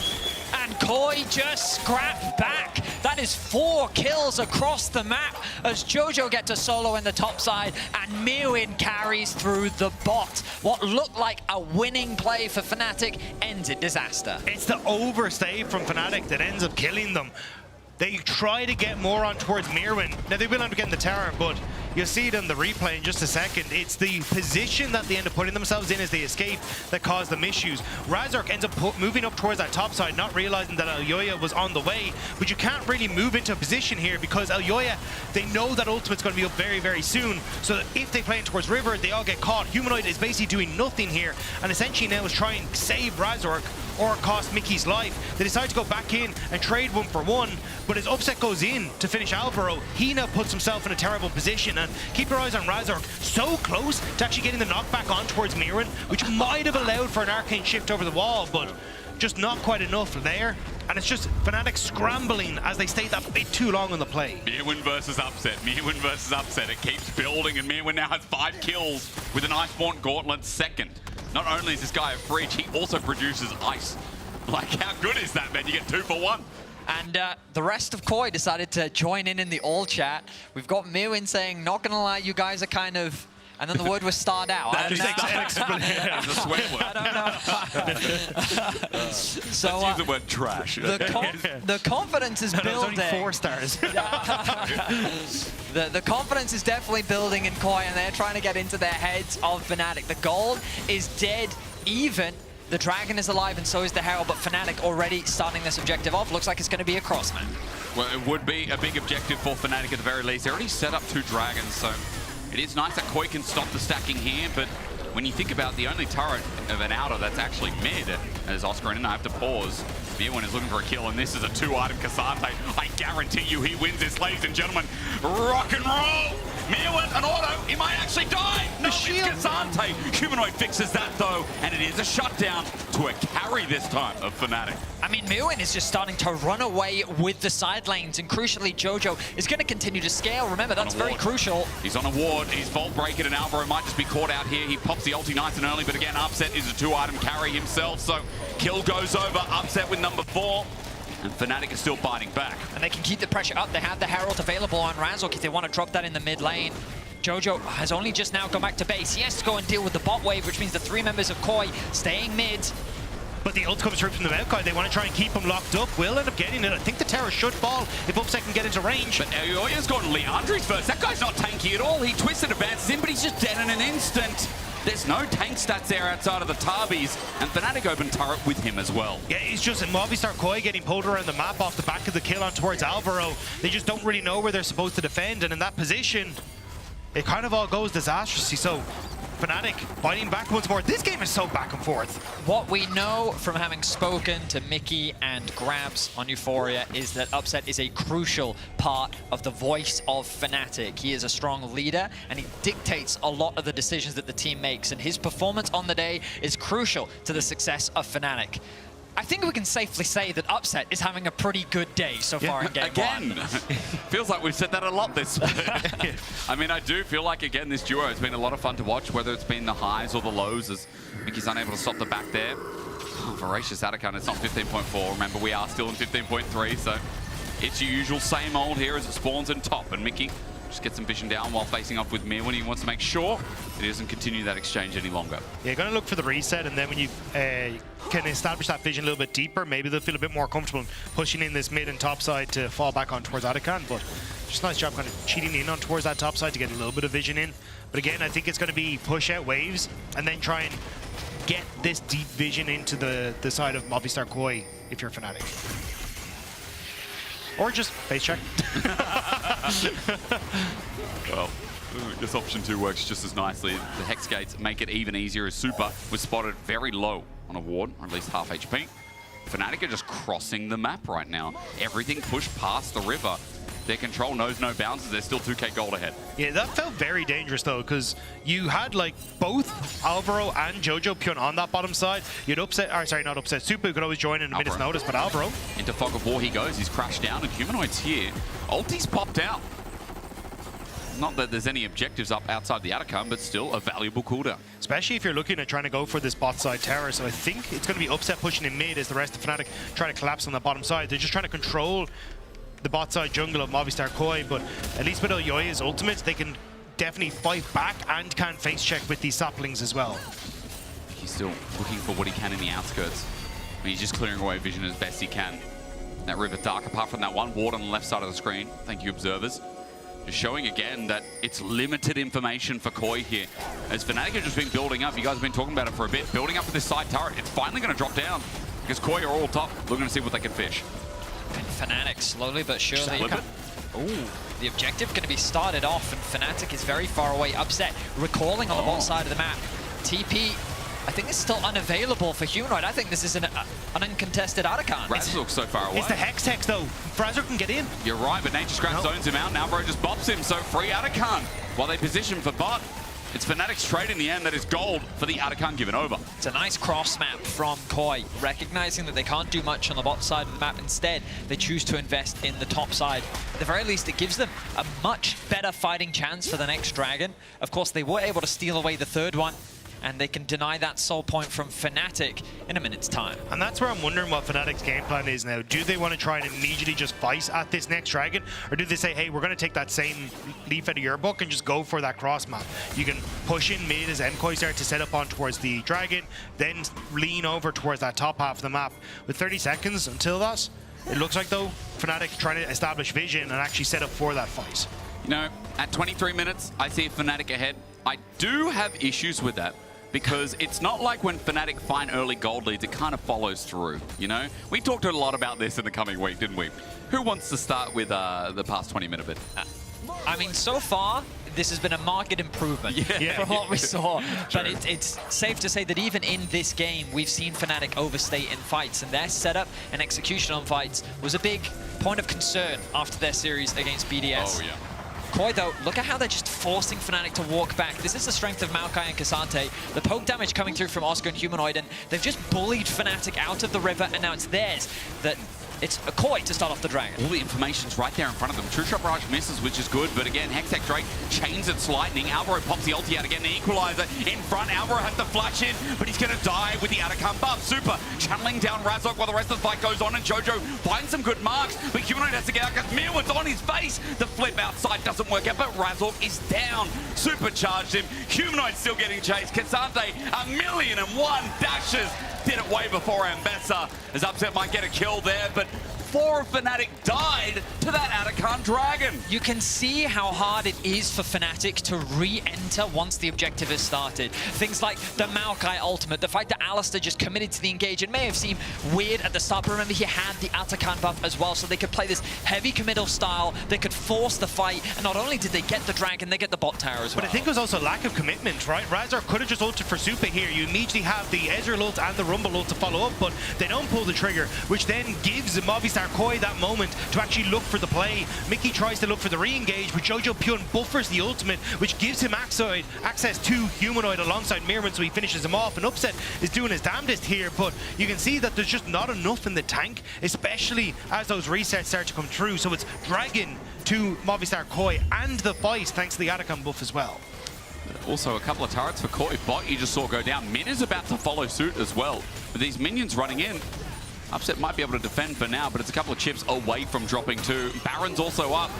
And we just talked about Fnatic's mid-game. I love how after the graphic, we just see Fnatic lose 4 members. And now, questioning contention for the Baron spawn. I think Razok continues to demonstrate how he can be very smart about being in the right place at the right time. He's a large part of why Fnatic were able to secure a lot of these early objectives. And I like the idea of the flank, but we're seeing how difficult this double AD carry composition is to execute when they kind of want to play that front-to-back style. Meanwhile, you've got Razok wanting to try and dive in with Mickey while the Rumble ultimate layers on top of them. Meanwhile, KOI's composition, they find a target and they commit. Well, Mickey, though, might be found the their target found. Instead, Razork is going to pop the ulti, but onto Jojo. He just goes back a lot there in the engage as Alvaro starts soaking up damage, and for KOI, they're looking for Mirwan's position. Right now, damage has been done. Alvaro needs to heal up. Movistar KOI just want to buy time. The reset for Jojo Pyun plus the TP, but Fnatic want none of this. Razork in with a Vault Breaker and a Cease to Desist still being held, or rather, that's on cooldown. Instead, it's just a Q and back away. KOI want to start this Baron, you can see, but Fnatic just don't want to let them. What ultimate? I mean, the ultimate from Alvaro has been used. There's still everything else on the side of KOI, and they're going to start this one off. Upset, he's going to cancel his base. His poke feels like everything as well. Alvaro has no ulti, so he's going to be squishy here. Everyone watching at home, look at the Baron health bar at 5k with the Nature's Grab. It's going to be a turn instead. The flip back it again, and Jojo landing his ulti today. Mirwan disintegrates. Mickey pops into his ult, runs into the team. He might die, but he's done his job. As Super starts running the front to back again. Fnatic cannot withstand. The core damage dealer of Fnatic was ripped out of that fight by Movistar KOI. Upset falls. KOI win the fight, and it's going to be the Baron to boot as well. The turn from KOI is just so strong. We've seen it back to back now, Mickey. Hit W from the Kai'Sa? No, Super's going to choose to back. But what a turn. The use of the Maokai ultimate, the target focus was fantastic. Look at Mirwan though. This is fantastic play from me. Buffers the W right as Mickey is looking for that flash ult engage. Here, catches him right as Mickey goes for the engage. Then you get the Maokai follow-up. And because Upset is expecting this big wombo combo in the middle of the pit, he's funneled himself into that tight corridor, which sets up perfectly then for the Movistar KOI re-engage to pick him off. And there's just not enough left in the tank behind the scenes afterwards. I really like what KOI's composition does and the way in which they're executing it. Really patient. And again, it comes back to what we were talking about in draft, how difficult it can be for Fnatic to approach these neutral objectives. KOI, for the first time in this game, have a healthy gold lead. It's not insurmountable because a lot of it is sitting on the Cassante. But as the game continues, like it feels like the gold that difference doesn't really matter because that wall that is Mirwin, Fnatic have yet to get past. And that's, again, Fnatic had that early lead. They had the opportunity to try and play through it, but just a couple of missteps here and there, and it's Movistar KOI now to fall back onto those great team fights, the clean execution on these front-to-back style fights. Now Fnatic under threat on this topside turret. And you can see, even though Upset had the early lead, now because of all these fights, thanks to Mirwin, Super is benefiting. 3-item Kai'Sa. And even though it's a 1,200 gold lead over to Upset, Super has been claiming a lot of the kill bounties, a lot of the rewards. Is getting to do quite a lot as well. Jojo steps up to this inner turret just to pop it for a little bit as KOI continue their saga here with the Baron in tow. And with this position, it just becomes so difficult for Fnatic to execute on what their comp wants to do. It's that backline assassination with the Rumble ult, with the Ezreal ult, with Vi leading the charge, but how do you do it here? Nature's Grass so good at pushing teams off the turrets. Fnatic safe for now with the equalizer down, but the turret is just gone. Mirwin gets a flip yet again, but no pushback. He withstands the damage so easily as Mickey stuns him up, but again, they need more than that. Vault Breaker Mirwin won't sustain if he runs into everyone, and now Jojo's ulting thin air. A double shutdown. The fish learned how to swim and then just sunk. KOI overstepped their boundaries.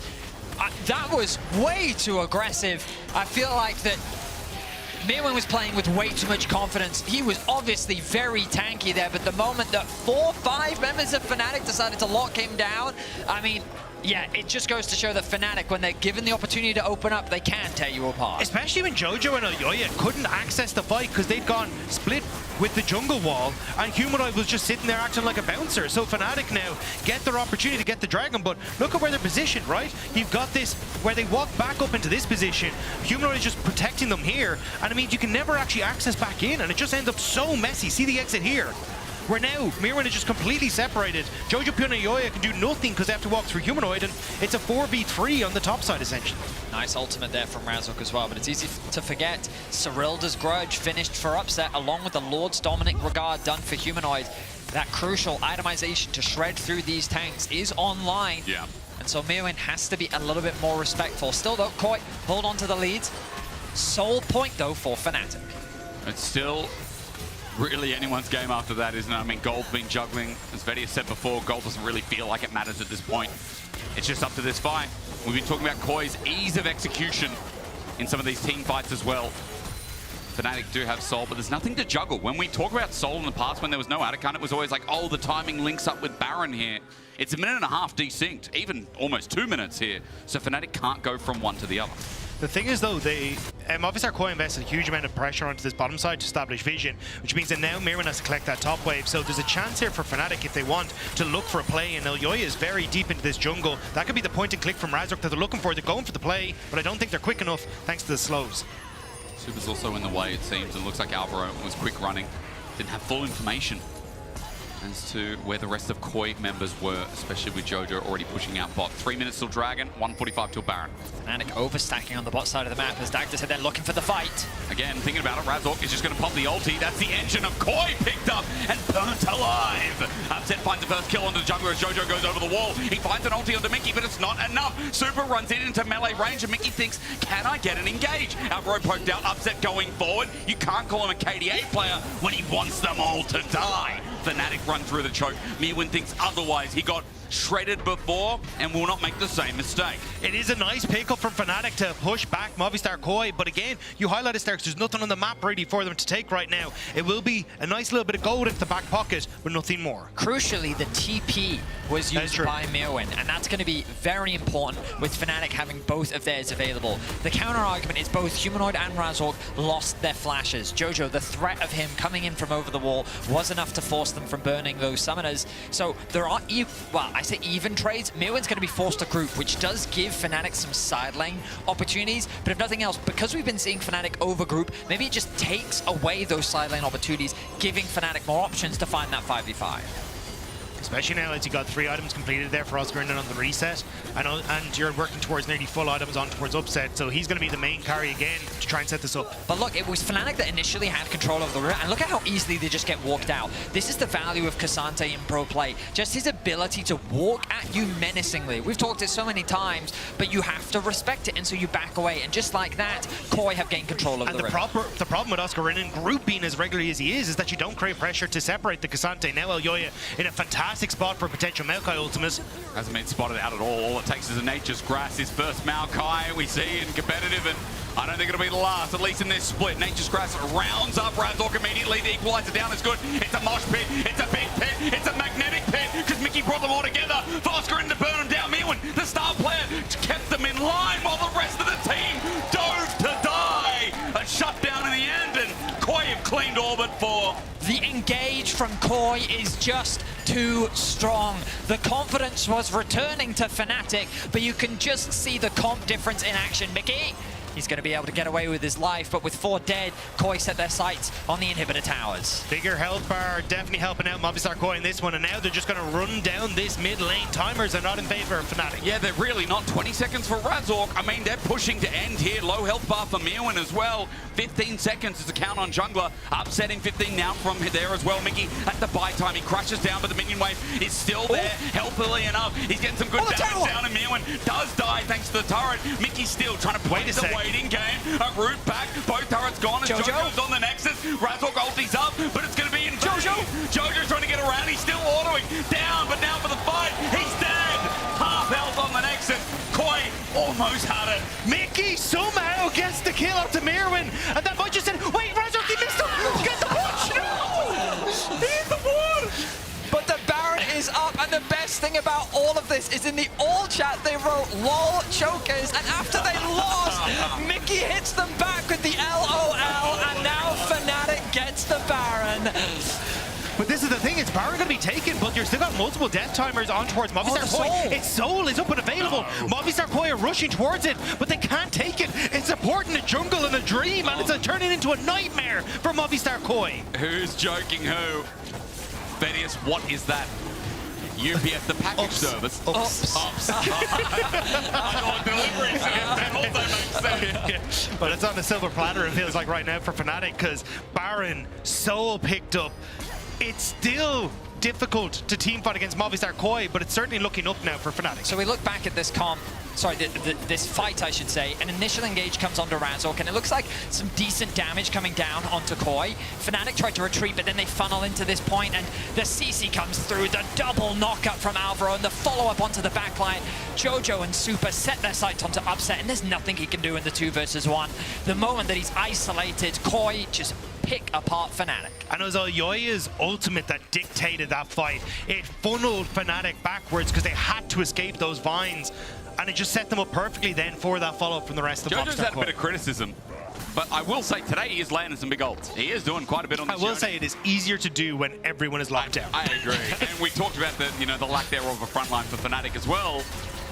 Every member he hits, even if it's only one, they get absolutely shredded, like Upset was in that last fight. I do think overall he is having a great game. I think that the comp has a very straightforward plan in terms of how it wants to execute. True. And his patience is crucial. And I think that we've seen him execute along with Super, that they're diving and picking a target, whether it be Humanoid or Upset, very consistently. The question is with a Soul and a Baron, is that enough to overcome the compositional advantage that Koi consistently find in these fights? Yeah, and I think a huge amount of that is, hey, can we actually get pressure in the side lane? And for Fnatic, the answer is no. Like, you can see this Red Bull Baron power play has been sitting on kind of 1,300, 1,400 for a while. They haven't really been able to get much more off of it. And now they're actually still on the retreat here, as that is going to fade in a minute's time. They're not getting the vision control they need. They're not getting the waves pushed out. So it has to be another monumental team fight as Mickey goes. Full engage. It's good. It's on to Mirwin, and again, he's not as tanky as he first thought. Oscar in and takes in Jojo. 4 versus 5, and Jojo goes all in, but he also is taken down an extra peg. 3 versus 5, 55-second death timers. He used the E, which meant that there was no place left for him to go back to other than the waiting arms of Fnatic. Fnatic now with a member's advantage. No. They set their sights on the Nexus. They tried desperately to carry this game through Mirwin, through their team comp, but Fnatic, they just find their pick and they're going to end. And Jojo's pinging their flashes right now as 3 versus 5 never looks so alive. There's the combo! Koi is there, and then suddenly they're not. They were halfway through the Nexus. Then Fnatic bounce back just like they always do. The all chat is rampant as Fnatic punish the overstep. A greedy attempt to end from Koi resulted in Fnatic turning game 1 around. I am shocked. That was ridiculous. That is Fnatic could come out on top of that one, but yeah, just some of these team fights coming out great for them. It feels like BDS versus Fnatic in game 1. It was just heightened a little bit here in our top 4 match. Ladies and gentlemen, we're going to have a short break. When we return, let's get more of that, please.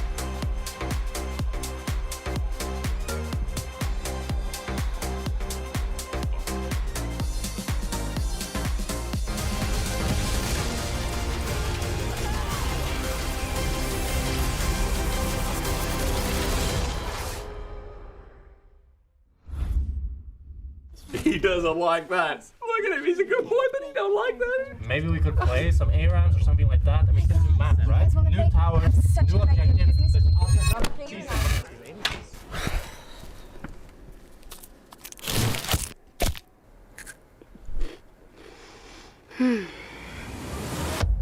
Have a break. Have a Kit Kat.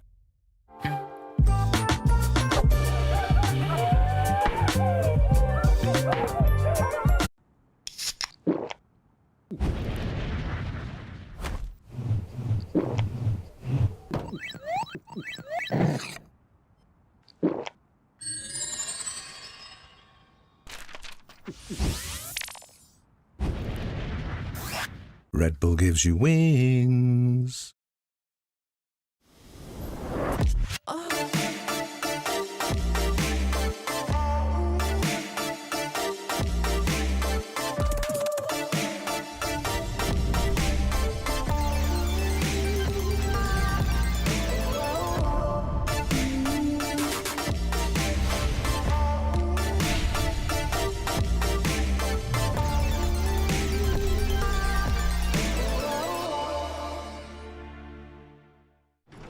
Welcome to Marriott Bonvoy. Where can we take you? From Berlin to the finals, Marriott Bonvoy will be your check-in at every checkpoint.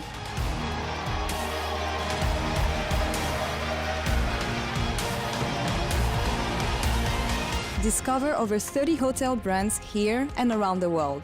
Marriott Bonvoy, a check-in at every checkpoint.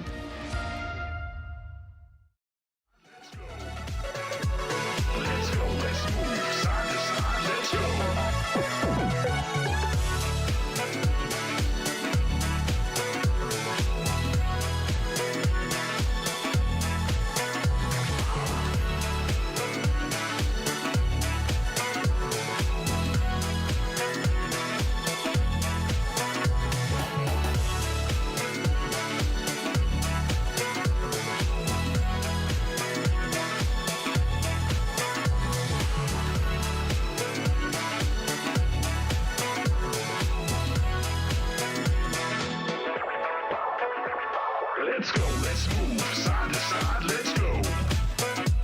Let's go, let's move side to side, let's go.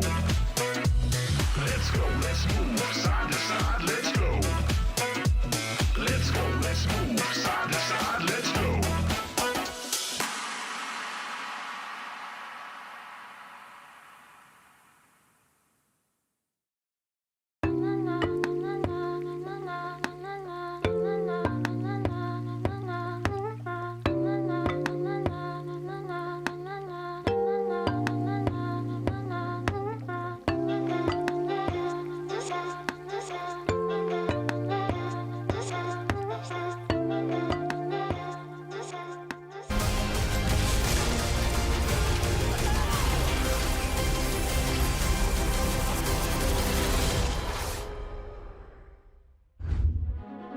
Let's go. All right, you ducks. Finally, time to play. How is this one hit? Together, guys, we can win this. Okay. Yeah, I'm coming, okay. It's only Santa that's the thing. He has W still, right? I'll double 1 second. Nice. Oh my god, I'm trying to Yeah, he's okay, he's okay. Yeah, he's full build. Well, it was fine. They don't want to join back in, but Meerwin will do it himself. He flips, he smacks, and yes, Meerwin can. Look as roll, guys. I got it. I'm coming with Q3, if you have anything. You can end me. We can end. Nice. We're gonna get Nash and Soul, by the way. Yeah, get Nash and Soul, yeah. Safety piece, guys, safety piece. Grabs, it's 10 minutes into game one. You're ahead. Did you get everything you wanted in draft?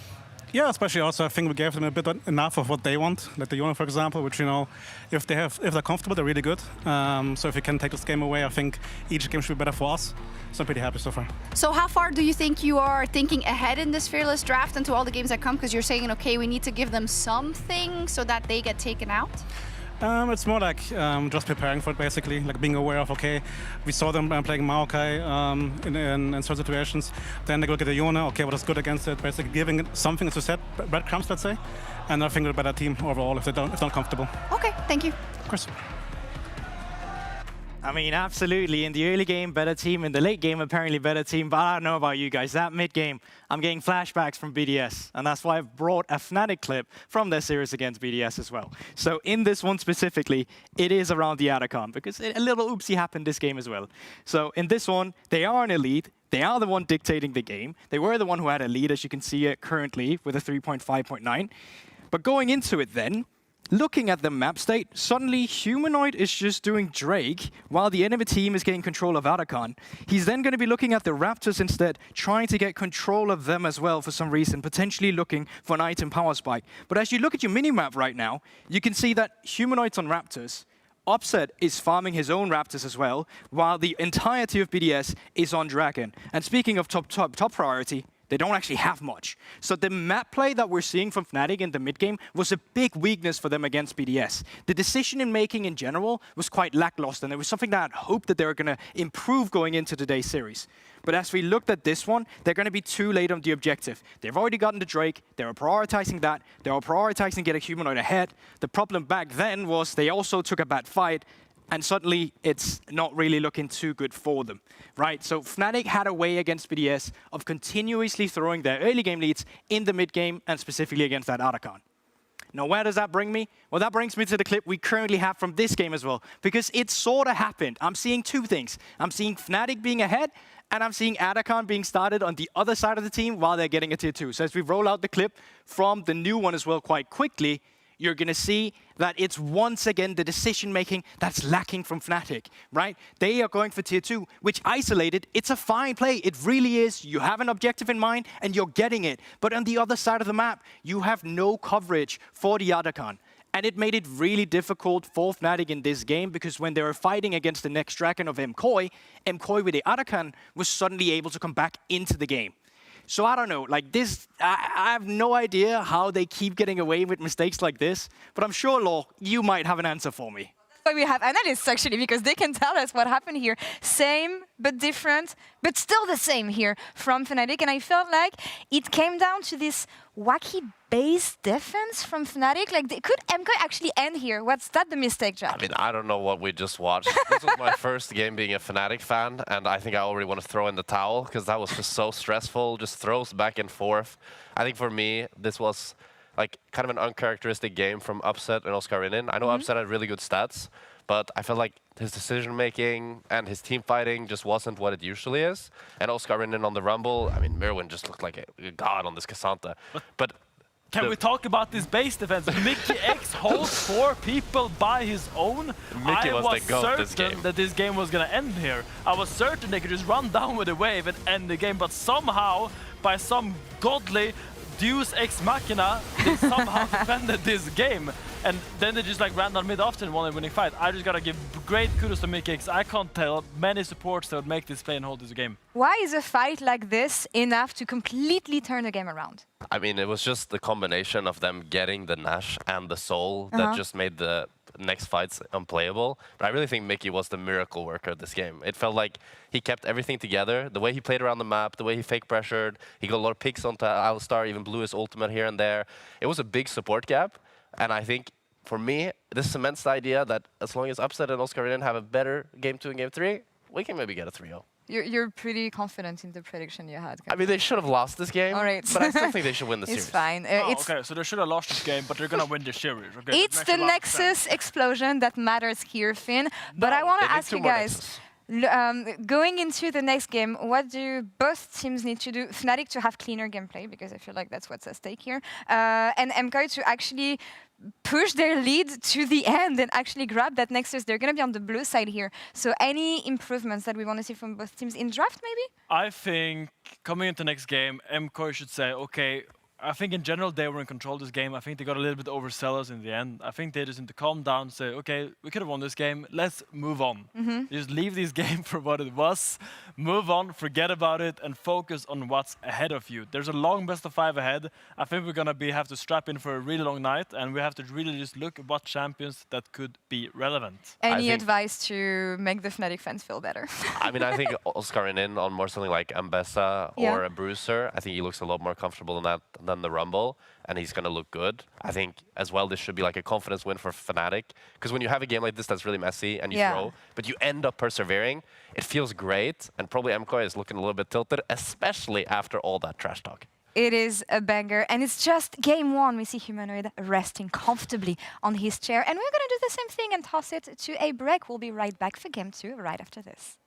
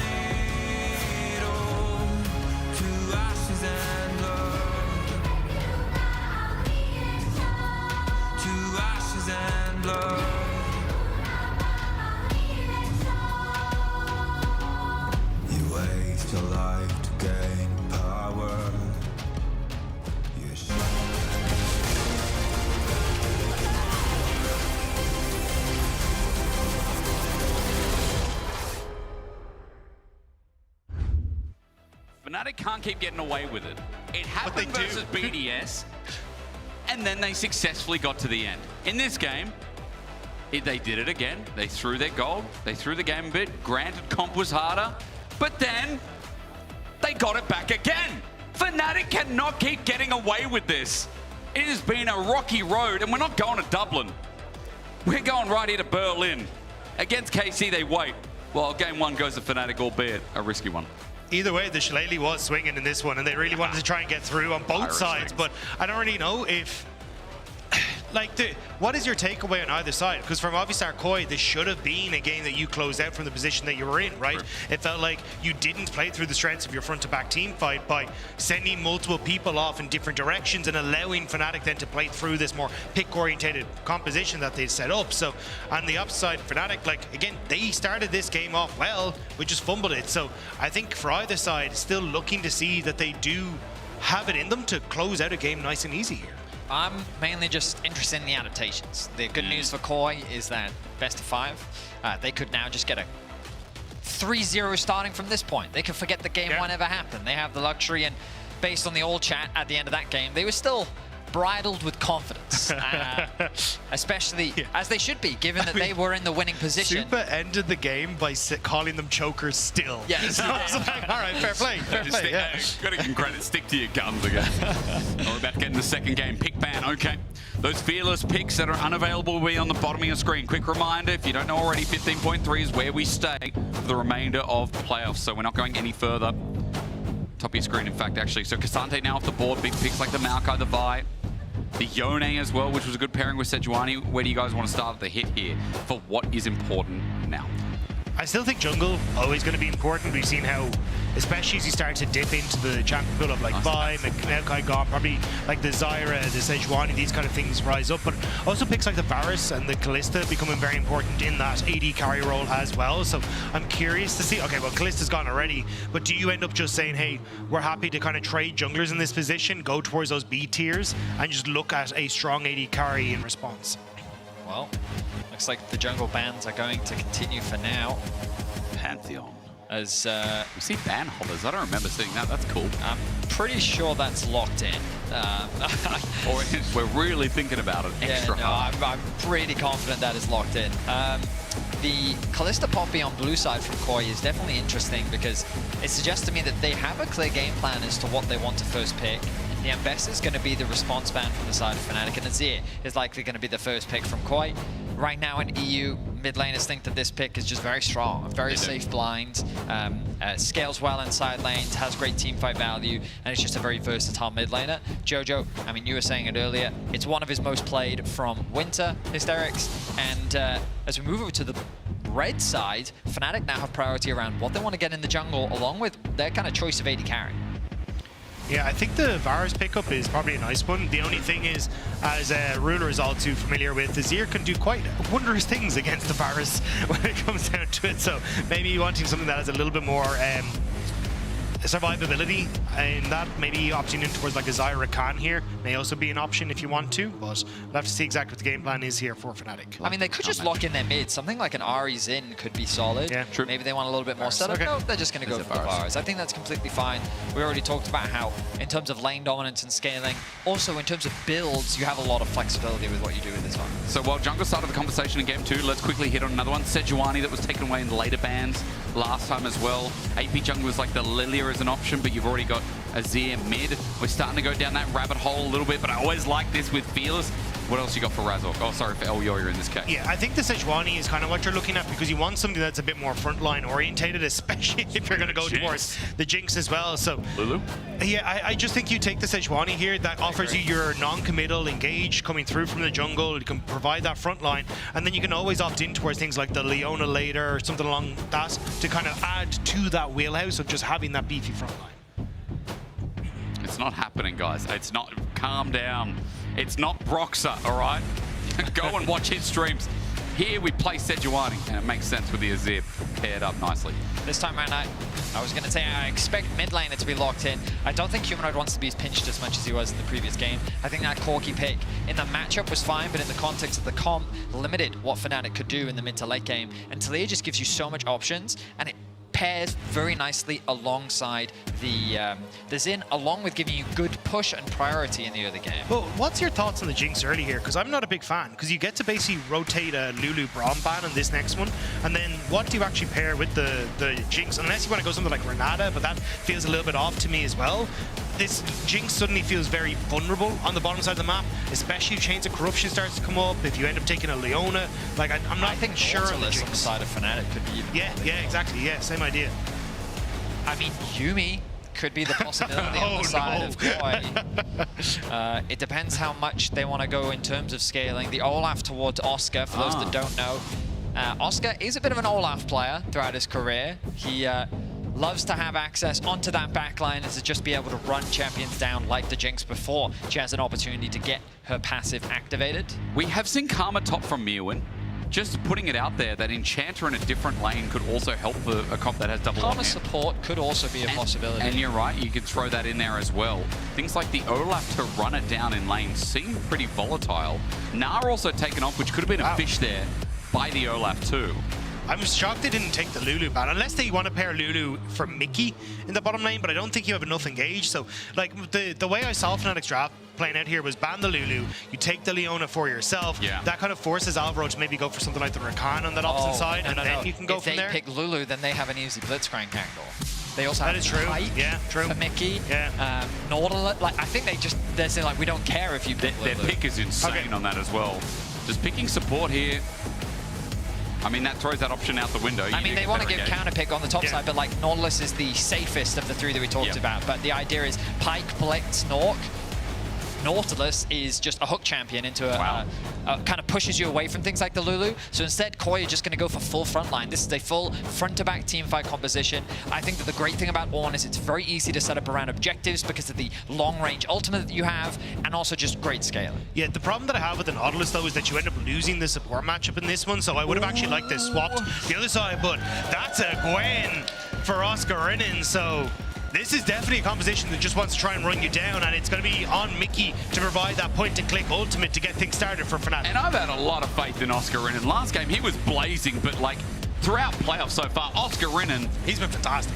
You guys have been telling me week in, week out, he's been the most consistent member on Fnatic. Now you put him in a carry matchup versus the Ornn. That Ornn is going to regret being in that 1v1. The only if it happens. downside is lane swaps. Yeah, I was about to say, if it happens, was it? But I think when we think back to the previous game, side lane management is neither one of these teams' biggest strengths. True. And so Oscar is a player we'll have to keep track of how well he can just prioritize focusing on himself. Because Gwen will reach a point where she becomes impossible to stop with this composition coming out from KOI.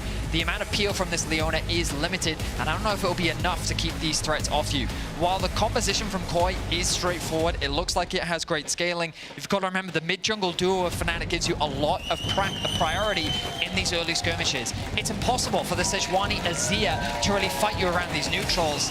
And then when it comes to the wave clear in the mid lane, while there's a lot on the side of KOI, it's not like Fnatic are out of options. So I really like what Fnatic have drafted. I think this gives them a lot of playmaking and tools to be able to play this game out. And if I'm Super, I'm hella nervous this game because I see level 6 hit for Humanoid, I see level 6 hit for Mickey, and I don't get to play the game anymore. So I think there's a huge amount of pressure on Movistar KOI to keep this bot lane in shape. But as we get into game 2, back on the Rift after a very slicey, dicey game number 1, we see if KOI can fight back. The Spanish fans are out in force as usual.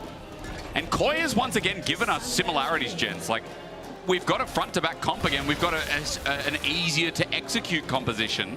Remember, we criticized Fnatic for the last game, how hard it was to face-check some of these objectives. Ornn, Sedge, Leona again. Their engage is perfect once more. Yeah, coming into this week, had a great conversation with Odoamne about how champions can basically make space for your team. Yep. And the idea is being that when a champion walks at you, how much do you have to respect it, right?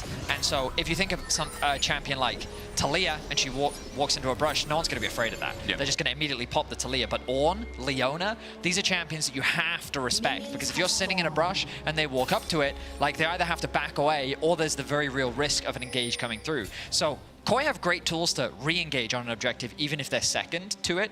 The biggest problem that this composition has is early game agency. When it comes to early skirmishes, it's very difficult for them to actually fight against this Taliyah and Xin Zhao with a Varus and Nautilus on top of that. And that's why it's fantastic here that Fnatic actually called the lane swap from Movistar KOI. So we are going to have those standard lanes, and instead it's actually going to be Mirwin who needs to basically leg it down to this bottom side of the map, because as both AD carries show on top, I think Fnatic are going to be delighted that Oscar Innen should, in theory, be able to get the waves that he needs. You know, and just trudging down there. Yeah, again, you're right. As a Gwen, I'm sure I'd be super happy just to be in light of the wave in a lane swap meta. That's 3 minions already gone in terms of XP. He got all of them, didn't he? I mean, admittedly, Mirwin did get some XP, which means that Jojo's level 2 is going to be a little bit delayed in the mid lane. Maybe Humanoid can utilize that. True. But yeah, it's this mid-jungle duo that you're really going to have to keep your eyes on, especially when Mickey gets unlocked on the map. One of the biggest strengths that we praised Fnatic for in the early regular season was Razork and Mickey's ability to pair up together and start making stuff happen on the map. And this is the type of composition that really thrives in that environment. Don't you think it's funny, however, that we've got 2 junglers who... You guys used the word engines before. I look at Elyoya and what he's been doing for KOI, and while he is a bit of the driving force, I would consider him the engine as well. I know we talked a lot about Upset being that for Fnatic. It's good dredge line, even under turret. Barrier comes out as super. Worried a little bit about the burst. But look at where Razork is on the map. That's now a very big summoner spell down for Super, and you have the opportunity for Razork to immediately move up towards his top side. So this could be a potential issue already for Movistar KOI. And even in the mid lane, you can see Humanoid. He's happy to trade hyper aggressively here because he knows he's got the biscuit advantage. You know, inspiration tree hysterics. You were highlighting that in the last Circle time. 1, 2. Count with me, chat. 3, 4, 5, 6, 7.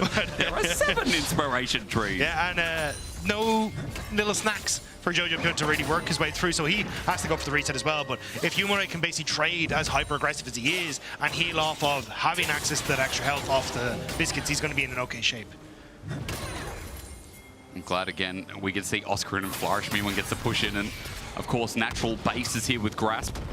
Mewin does have a little bit of a burst, remember. They already talked about it. My bloke's next to me talking about the scaling here and how unbeatable she'll be, especially if she gets time in the sun. Meanwhile, Alvaro, Dredgeline's going to pull him in. Razork's here, level 4. Wind becomes lightning, and this Leona's tanky enough, though. Alvaro flushes away, but it's a match. Razork might be first meat, first blood, first dead, as Mickey is now amongst 3. At Permafrost, almost in range, but Mickey Shield of Daybreak and melee support is freshly done as Super gets his 2nd kill. Big play for Koi in the early game. The wind becomes lightning, missed on towards Super, so Razork actually couldn't get access to the prime target in this. And in that position, you have so much CC between Elyoya and this Leona, there's nothing Fnatic can do. I mean, prioritizing Alvaro in this situation means that, I mean, yes, Super's under no threat, so when the re-engage comes through from Koi, it's very easy for them to turn this fight around. Funneling those kills onto Super is massive. The idea should be that Xin has that early power, especially when paired alongside a Varus, but if the Leona is who you're going to hit, Aftershock along with the W, I mean, she is incredibly durable. And this is why I would have liked to see that Leona taken earlier, because Leona is so strong in this matchup. You end up popping the W, and you're just able to trade hyper-aggressively in the matchup because Nautilus just doesn't have enough sticking power, and now Oscar Rinnan's in trouble. Sticking power against the wall, Oscar Rinnan stuck there, popped, and Mewin gets a kill of his own. Koi are alive in this game, too early game. I was expecting... He goes in because he knows Alvaro's here, but might be in a bit of trouble. Jojo gets poked out, Humanoid the same though, and a nice little weave in that almost costs the health. But it's Alvaro and Elyoya that right now are making plays on the map. A really nice punish on the top side of the map onto Razork, and now this time on the bot, Oscar running the Ghost meant that once the chain CC came through, it was very difficult for him to create space between Mewin and Elyoya.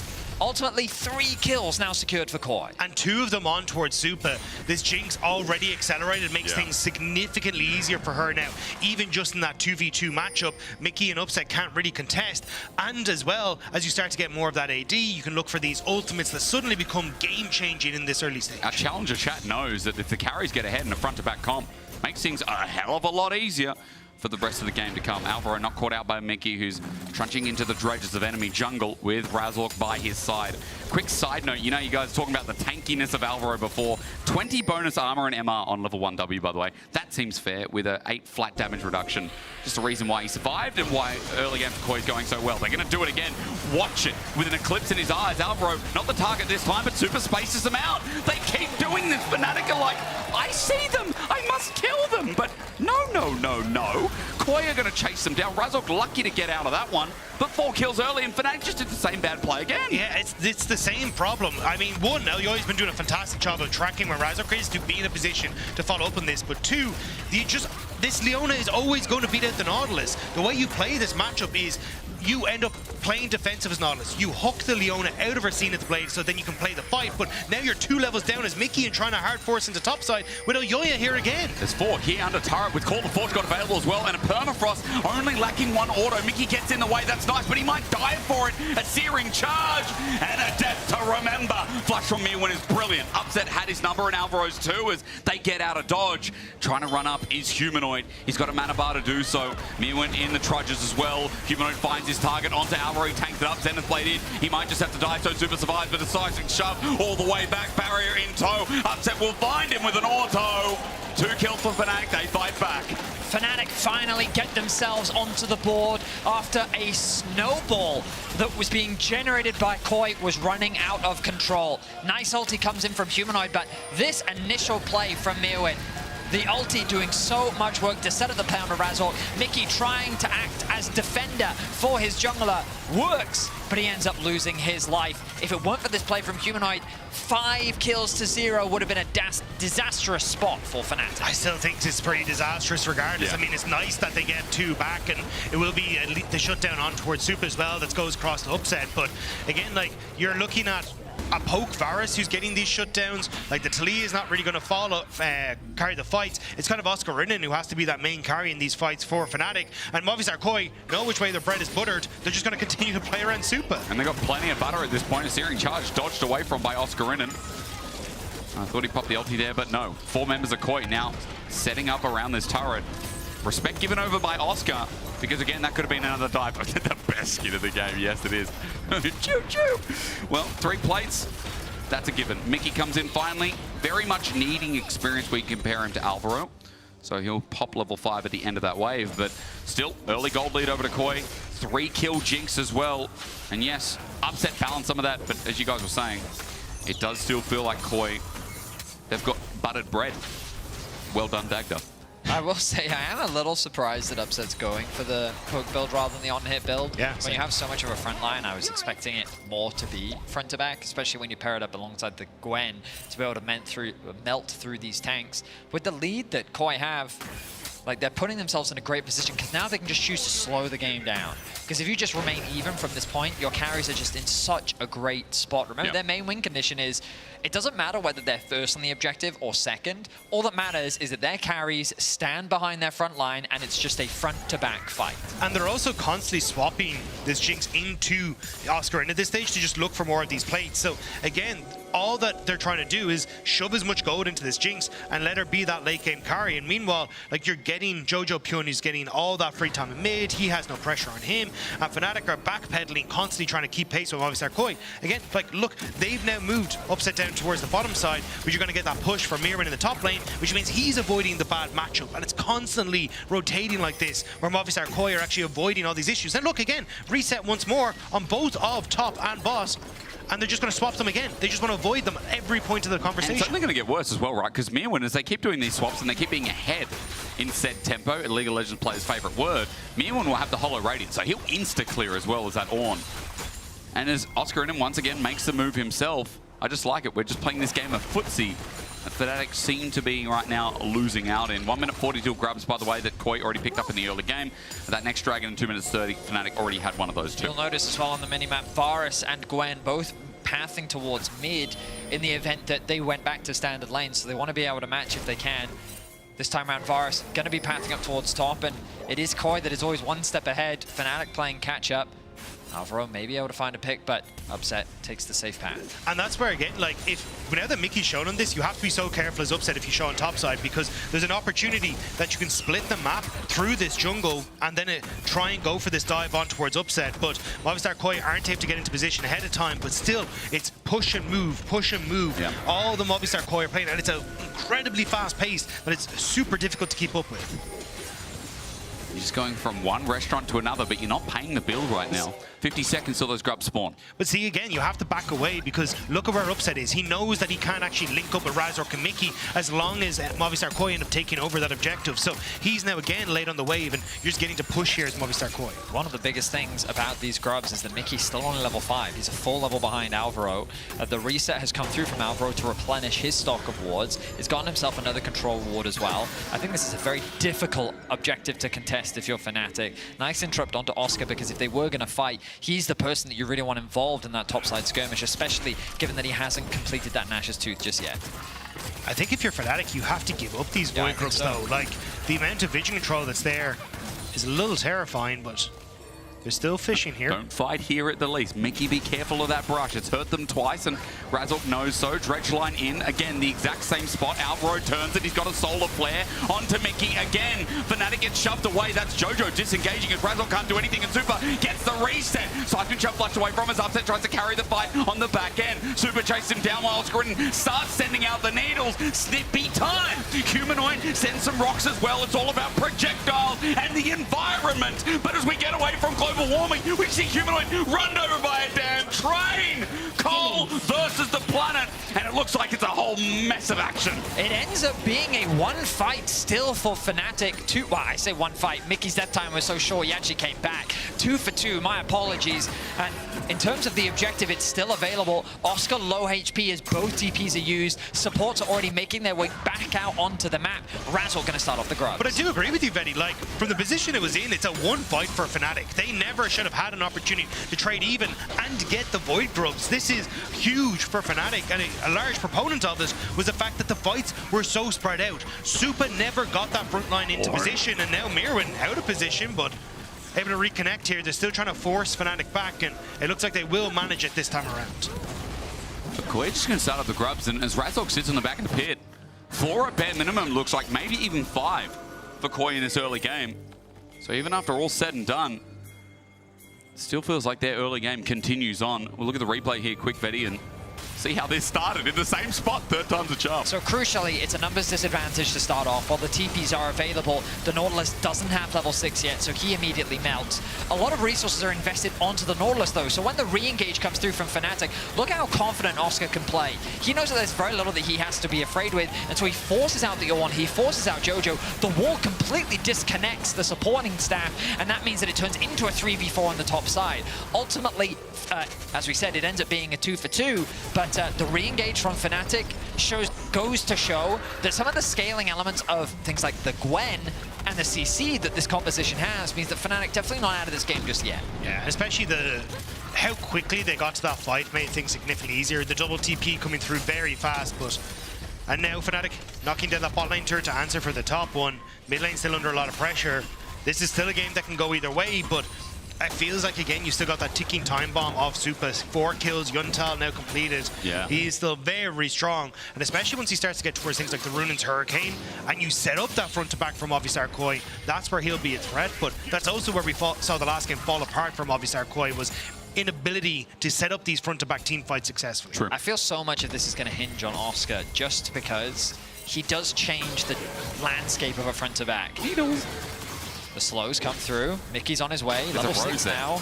It's annoying that you can't order that. Oscar just takes it with him. As you said, Mickey is the engage. Jojo has his ulti available. Dredgeline misses, though. Depth charge instead. The hard command. They're looking for the true damage. Ulti comes out, and Jojo disengages. He's alive for another day. I think Mickey should have just been a little bit more patient. Start with the ulti and then connect the hook. Yeah. Probably would have given them enough CC to actually get that kill, so a bit of a misplay there from Mickey. Herald now spawning in about 45 seconds as KOI set their sights to the bot tier 1. He does have as many deaths as KOI have as Fnatic having kills, rather. So that's just to be noted here. There's going to be another turret going down. And with Gwen on the other side of the map, right now Fnatic are hoping they can do the same thing, but not going to be as quick with one grub. It's Fnatic now roaming around mid, but KOI are looking to sandwich. It's also because Mickey committed to top side, no ult now, and KOI want to just continue to put pressure, make sure that you lose out on that bot wave. They'll take a bit of damage on towards this tier 2. Sounded like Mr. Mackey. KOI. Okay, fantastic. For the old people in chat, I guess, is Humanoid. Oh, he almost super just sidesteps at Solar Flare, saved by his support. Alvaro doing a good job of protecting the president. KOI running away, but Razork jumps in. Arctic Assault and a Permafrost will keep him in place. Mirwin looking for a root as well, and Chains of Corruption flies out. A seismic shove again, but now Call of the Damn Train lines up, and through the passageway, Fnatic get bopped around. Ignite takes Mickey down. And KOI, the resilience in their fight, the constant engage, it never ends. Fnatic are just always trying to overextend to find that pick, find that moment, but Movistar KOI are just hiding behind these tanks over and over again, and you just don't have that same luxury here. As they start to pull through, you can see they look for the engage on towards Supa. Good sidestep here to walk away from it, but not actually getting into position to have access now to that back line means that Movistar KOI are in a much better position. You can see Supa plays out of the fight, looking for the ult constantly. Really, I just think that Razork shouldn't have tried to force. I think that Fnatic ultimately got what they wanted, which was access back to the bot tower, and they were just disconnected because Humanoid and Mickey were on the right side of the play, whereas Razork is diving in over a wall with which his team really can't follow. So there was a clear disconnect for me in terms of how Fnatic wanted to execute that, and they just hand over another kill. I don't know what champion that is. I don't know what the Squid champions are in League of Legends currently. Lulu's in the pool parties. Okay, all right. Thank you for that one. As Mickey's engaged on again, Alvaro takes his stretch line, hits back though. It's a beautiful one, and from Mickey might have set it up. The burst coming in, and Jojo's about to dive in. Humanoid in the end. He's alive. He gets burned down, and Jojo survives. Alvaro's the new target. Stretch line misses as Oski now comes in, ready to sending the needles out. It's injection time. Jojo, have you had your shots? Oscar chasing him. His ghost is down, but as Jojo uses his fleet to gain some ground, he is now out. But Mirwin, unfortunately, the next stop is not here. It's far, far away, and Fnatic will just take him with ease and eventually give over the kill to one of these carries. Shut down over to Upset, and I love this game of to and fro. It's another game of chaos as we see the fight initiated by KOI. A nice pick with a hook connected into the knockback, but Elyoya's target focus there was fantastic, locking down Humanoid and giving Jojo an opportunity to get a fantastic outplay. But then the TP flank comes in from Oscar, and again, Oscar arriving in the fight was the difference maker, because so many Fnatic members were still alive. The moment that he joins the fight, it changes the entire landscape. But again, look at where the tanks are positioned in these fights. You've got Elyoya going for a flank, which means he's not protecting on towards his backline, which is why Mickey can get the hook on towards Azir. It's the same when you look at where Mirwin is TPing into. He's now on the top side of the fight as Fnatic are chasing down in the front of the Baron pit. Consistently, MKOI are not setting up slow. They're trying to take these skirmishes, and that's not what this comp is set up for. So the only question I have for you is, do you like Jazz? Because that's not it. This is rock and roll. Mickey with the dredge line. Permafrost sent out. Now with the Glacial Prison sent as well. Those Chains of Corruption from Upset flung out on top of that. As Mirwin's now teleported in. We are A-ramming once again here in Europe. None of that Nay-ram business where ooh-ram. All I can think about is MKOI and their setup from Mirwin. He's got his ult. He's level 11. He's in a perfect spot. Zoning out Mickey right now with a Hex Flash while Dragon is the thought. Fnatic want their third. Again, look at Fnatic set up. They're coming in from multiple different angles. MKOI can't really find one way into the pit because Mickey is constantly threatening the back line. They need to hard force through, but this is their moment. Upset's damage is hurting Alvaro. One of their engagements almost kicked out. The wall is down, and Humanoid separates Oscar in, and he might have to charge through while Jojo one-man ulties. Oscar in is isolated, and he'll be taken first. Dragon now the thought for Koi. They're on top of it. Fnatic are bringing in the cavalry. Seismic shove away, and Jojo cannot stay. 2K the steal. No, at 5. Razork has stayed alive, and now Elyoya is just going to follow suit. Shutdown after shutdown. Fnatic after Fnatic. They keep getting more. This is how Fnatic want to set up a fight, and this is Fnatic coming alive in the series. Fantastically played in that engagement, and there's nothing Movistar Koi can do. I mean, look at the engagement onto Oscar. Yes, he's isolated. Alvaro has already lost half his HP. The wall will come through and separate Mirwin from the fight. Humanoid is then chipping away at Alvaro, chipping away at Elyoya. But look at the damage that he's able to do onto the backline. Super is now down to about 20-30% HP. Jojo has already used his ultimate, and Fnatic are full health bars. There's nothing that they have to be afraid of anymore. Oscar just bought a lot of time, bought a lot of resources, and then the re-engage comes through, and it's a one-team fight for Fnatic. And this is the thing, Fnatic have been doing a fantastic job of just spreading out these fights, drawing Movistar Koi in multiple directions, and then you're able to find Oscar in the back line, Mickey threatening on towards Jojo Pun and Super with ultimates, so they have to run away. It's isolating these core parts of Movistar Koi so they can take them down. And we haven't talked about him in this game, but let's just give ode to Humanoid, where every single fight, I feel like he's burning flashes or he's landing these seismic shoves. He might not have the kill credit, but like 7 out of 10 kill participation, Humanoid is a big part of the reason why these Fnatic picks are escalating further and further. And now you have 3 dragons to Fnatic, a mountain soul potentially in the cards in 3.5 minutes. And Movistar Koi just haven't been able to play successfully through Supa to enable him. He's still only got 1.5 items, whereas you're starting to see basically everyone of Fnatic matching him. Yeah. This Jinx just isn't accelerated anymore, and is honestly struggling to get any sort of grip in these fights. It's been so crazy. As Betty has said before, it's chaotic. But so was game 1. That's why this series already should be looking forward to the days to come, at least the games to come, I should say. At 20 kills at 21 minutes, Herald's going to be taken. Fnatic are zoning off. And Upset did this last fight as well. Alvaro got chunked before there was even a chance to think about and engage. I mean, Upset's accuracy is impressive. I was skeptical of the lethality virus, but my man is making it work right now. Who's able to get a nice snipe in the previous fight, and he is deathless so far in this game. The kill score is 10-10, but Fnatic feel like they are in the driver's seat right now. Koi, there are still ways in which they can win this game. When it comes to the objectives, they have room to be able to buy space by leveraging things like the Ornn ultimate. They have a lot of engaged tools. But again, as Dagda's been saying, if you don't get that front to back, Fnatic just have a lot of options when it comes to the fight. And that's where I think you do need to try and play smart around your waves. You group up as 5, you push in mid, you lean in towards river, you deny the vision, but without actually playing around their wave state on mid lane, it's opened up opportunities for Mickey to look for flanks, for Fnatic to try and play off of those shortcuts Movistar Koi are trying to take. And now Fnatic, with this Rift Herald, want to see if they can crack open the mid lane turret. You can see where Razork is just now starting to make his way in, but everyone on Fnatic's here. And the poke you get to watch a second time around. Herald's going to be dropped down. Jojo's walking up from bottom. Koi might just have to defend this at the inner turret. This will be an easy charge. I mean, Super's trying to kill it before it gets anywhere near, but there it goes. Charges, dies, and gold just goes over to Fnatic. They escape now with a 3k gold lead.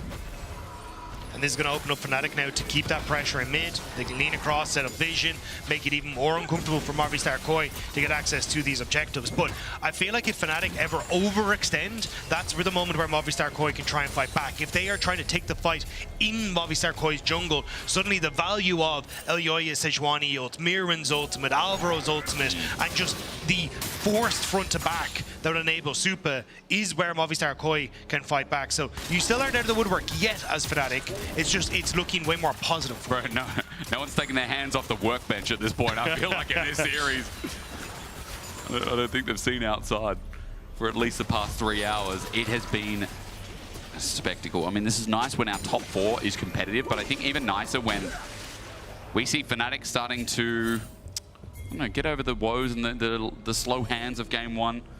I don't know what you guys want to call it, but you know what I'm talking about. Versus BDS, we said the same thing. Mistakes? Mistakes. Oh, I mean, yeah, because we've definitely seen some execution errors from Fnatic, especially in the early levels, and I definitely feel at times they're a little disconnected. But they feel confident when they're in winning position, as many teams often do. Yeah, but I hope so. as KOI is a team that's good at getting early leads and prone to throwing them away in the late game, Fnatic is a team that's usually good at making mistakes in the early game and then finding ways to regroup and bounce back. The opposite. But again, we're seeing nobody on the midway from Movistar KOI. So now you have Humanoid set up to clear the wave and threaten. And that wall as well that Jojo can't get around. Super flashes away immediately. Call the Forge God is good, but Super just needs one simple reset. Mickey won't give it to him until the rocket comes in. And now the range at play. Elyoya found a beautiful pick onto Razork, and away he goes. Super with the shutdown. Getting excited while Mirwan is zone controlling. Upset just needs to poke. The Dragon going down ever so slowly, and Oscar running in without his ulti. He's ready to snap onto Super. The damage is unreal. He rips, he shreds, and Movistar KOI are going to bed. Oscarinin changing the landscape of this fight. It looked like such a good front to back for KOI. They were able to keep their carries safe. They were able to have the front line tank the damage up.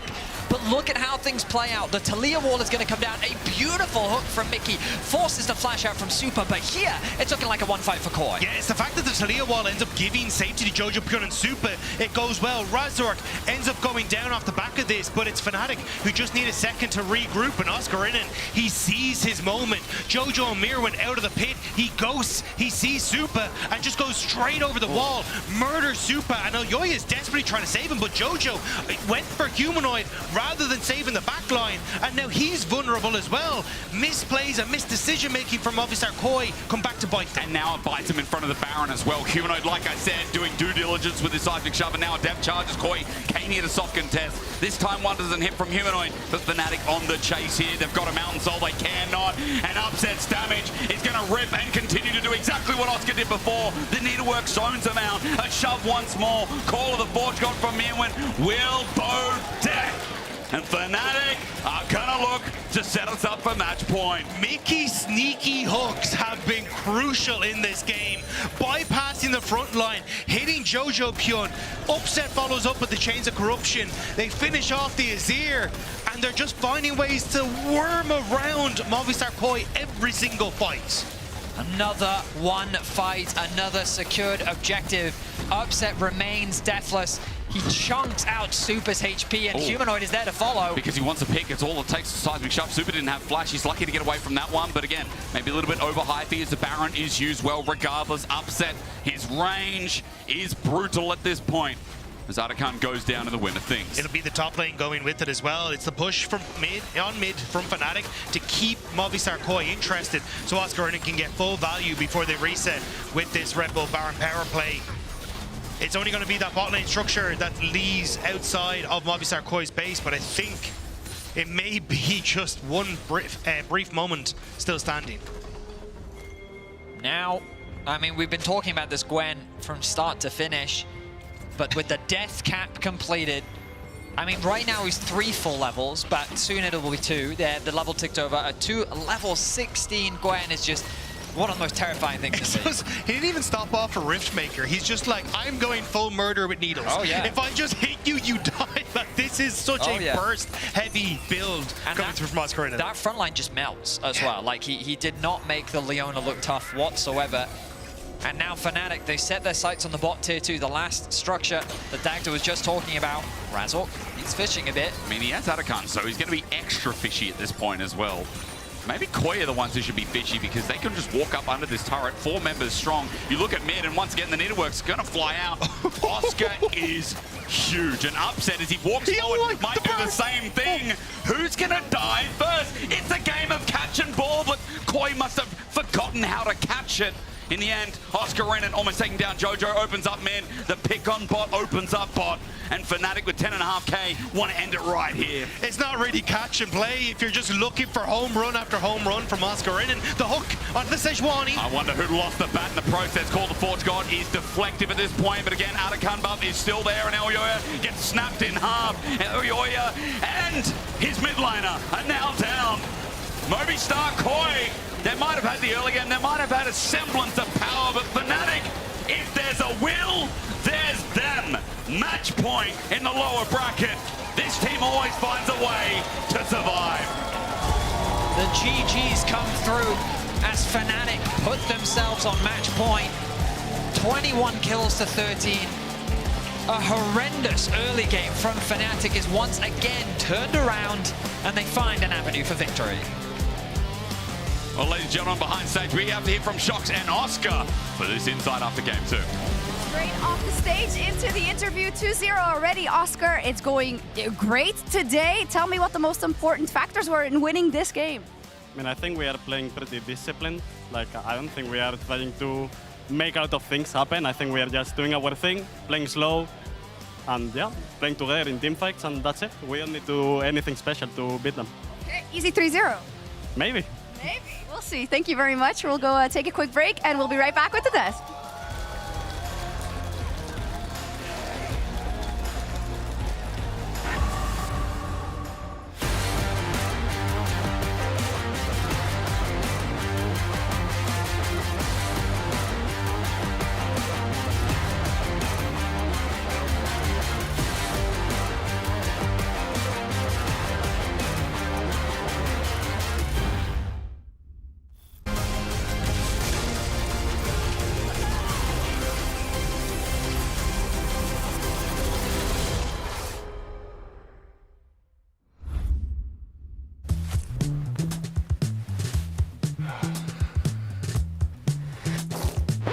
Damn it. Hey, Dragos, you ready for the... Oh, that doesn't look good. Wait, I have a solution, but you have a break. I will be right back. Just wait.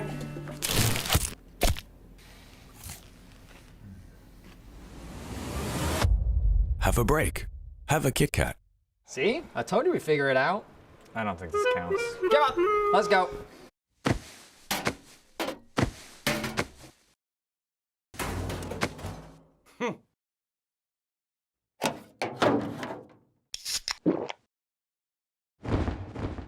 Red Bull gives you wings.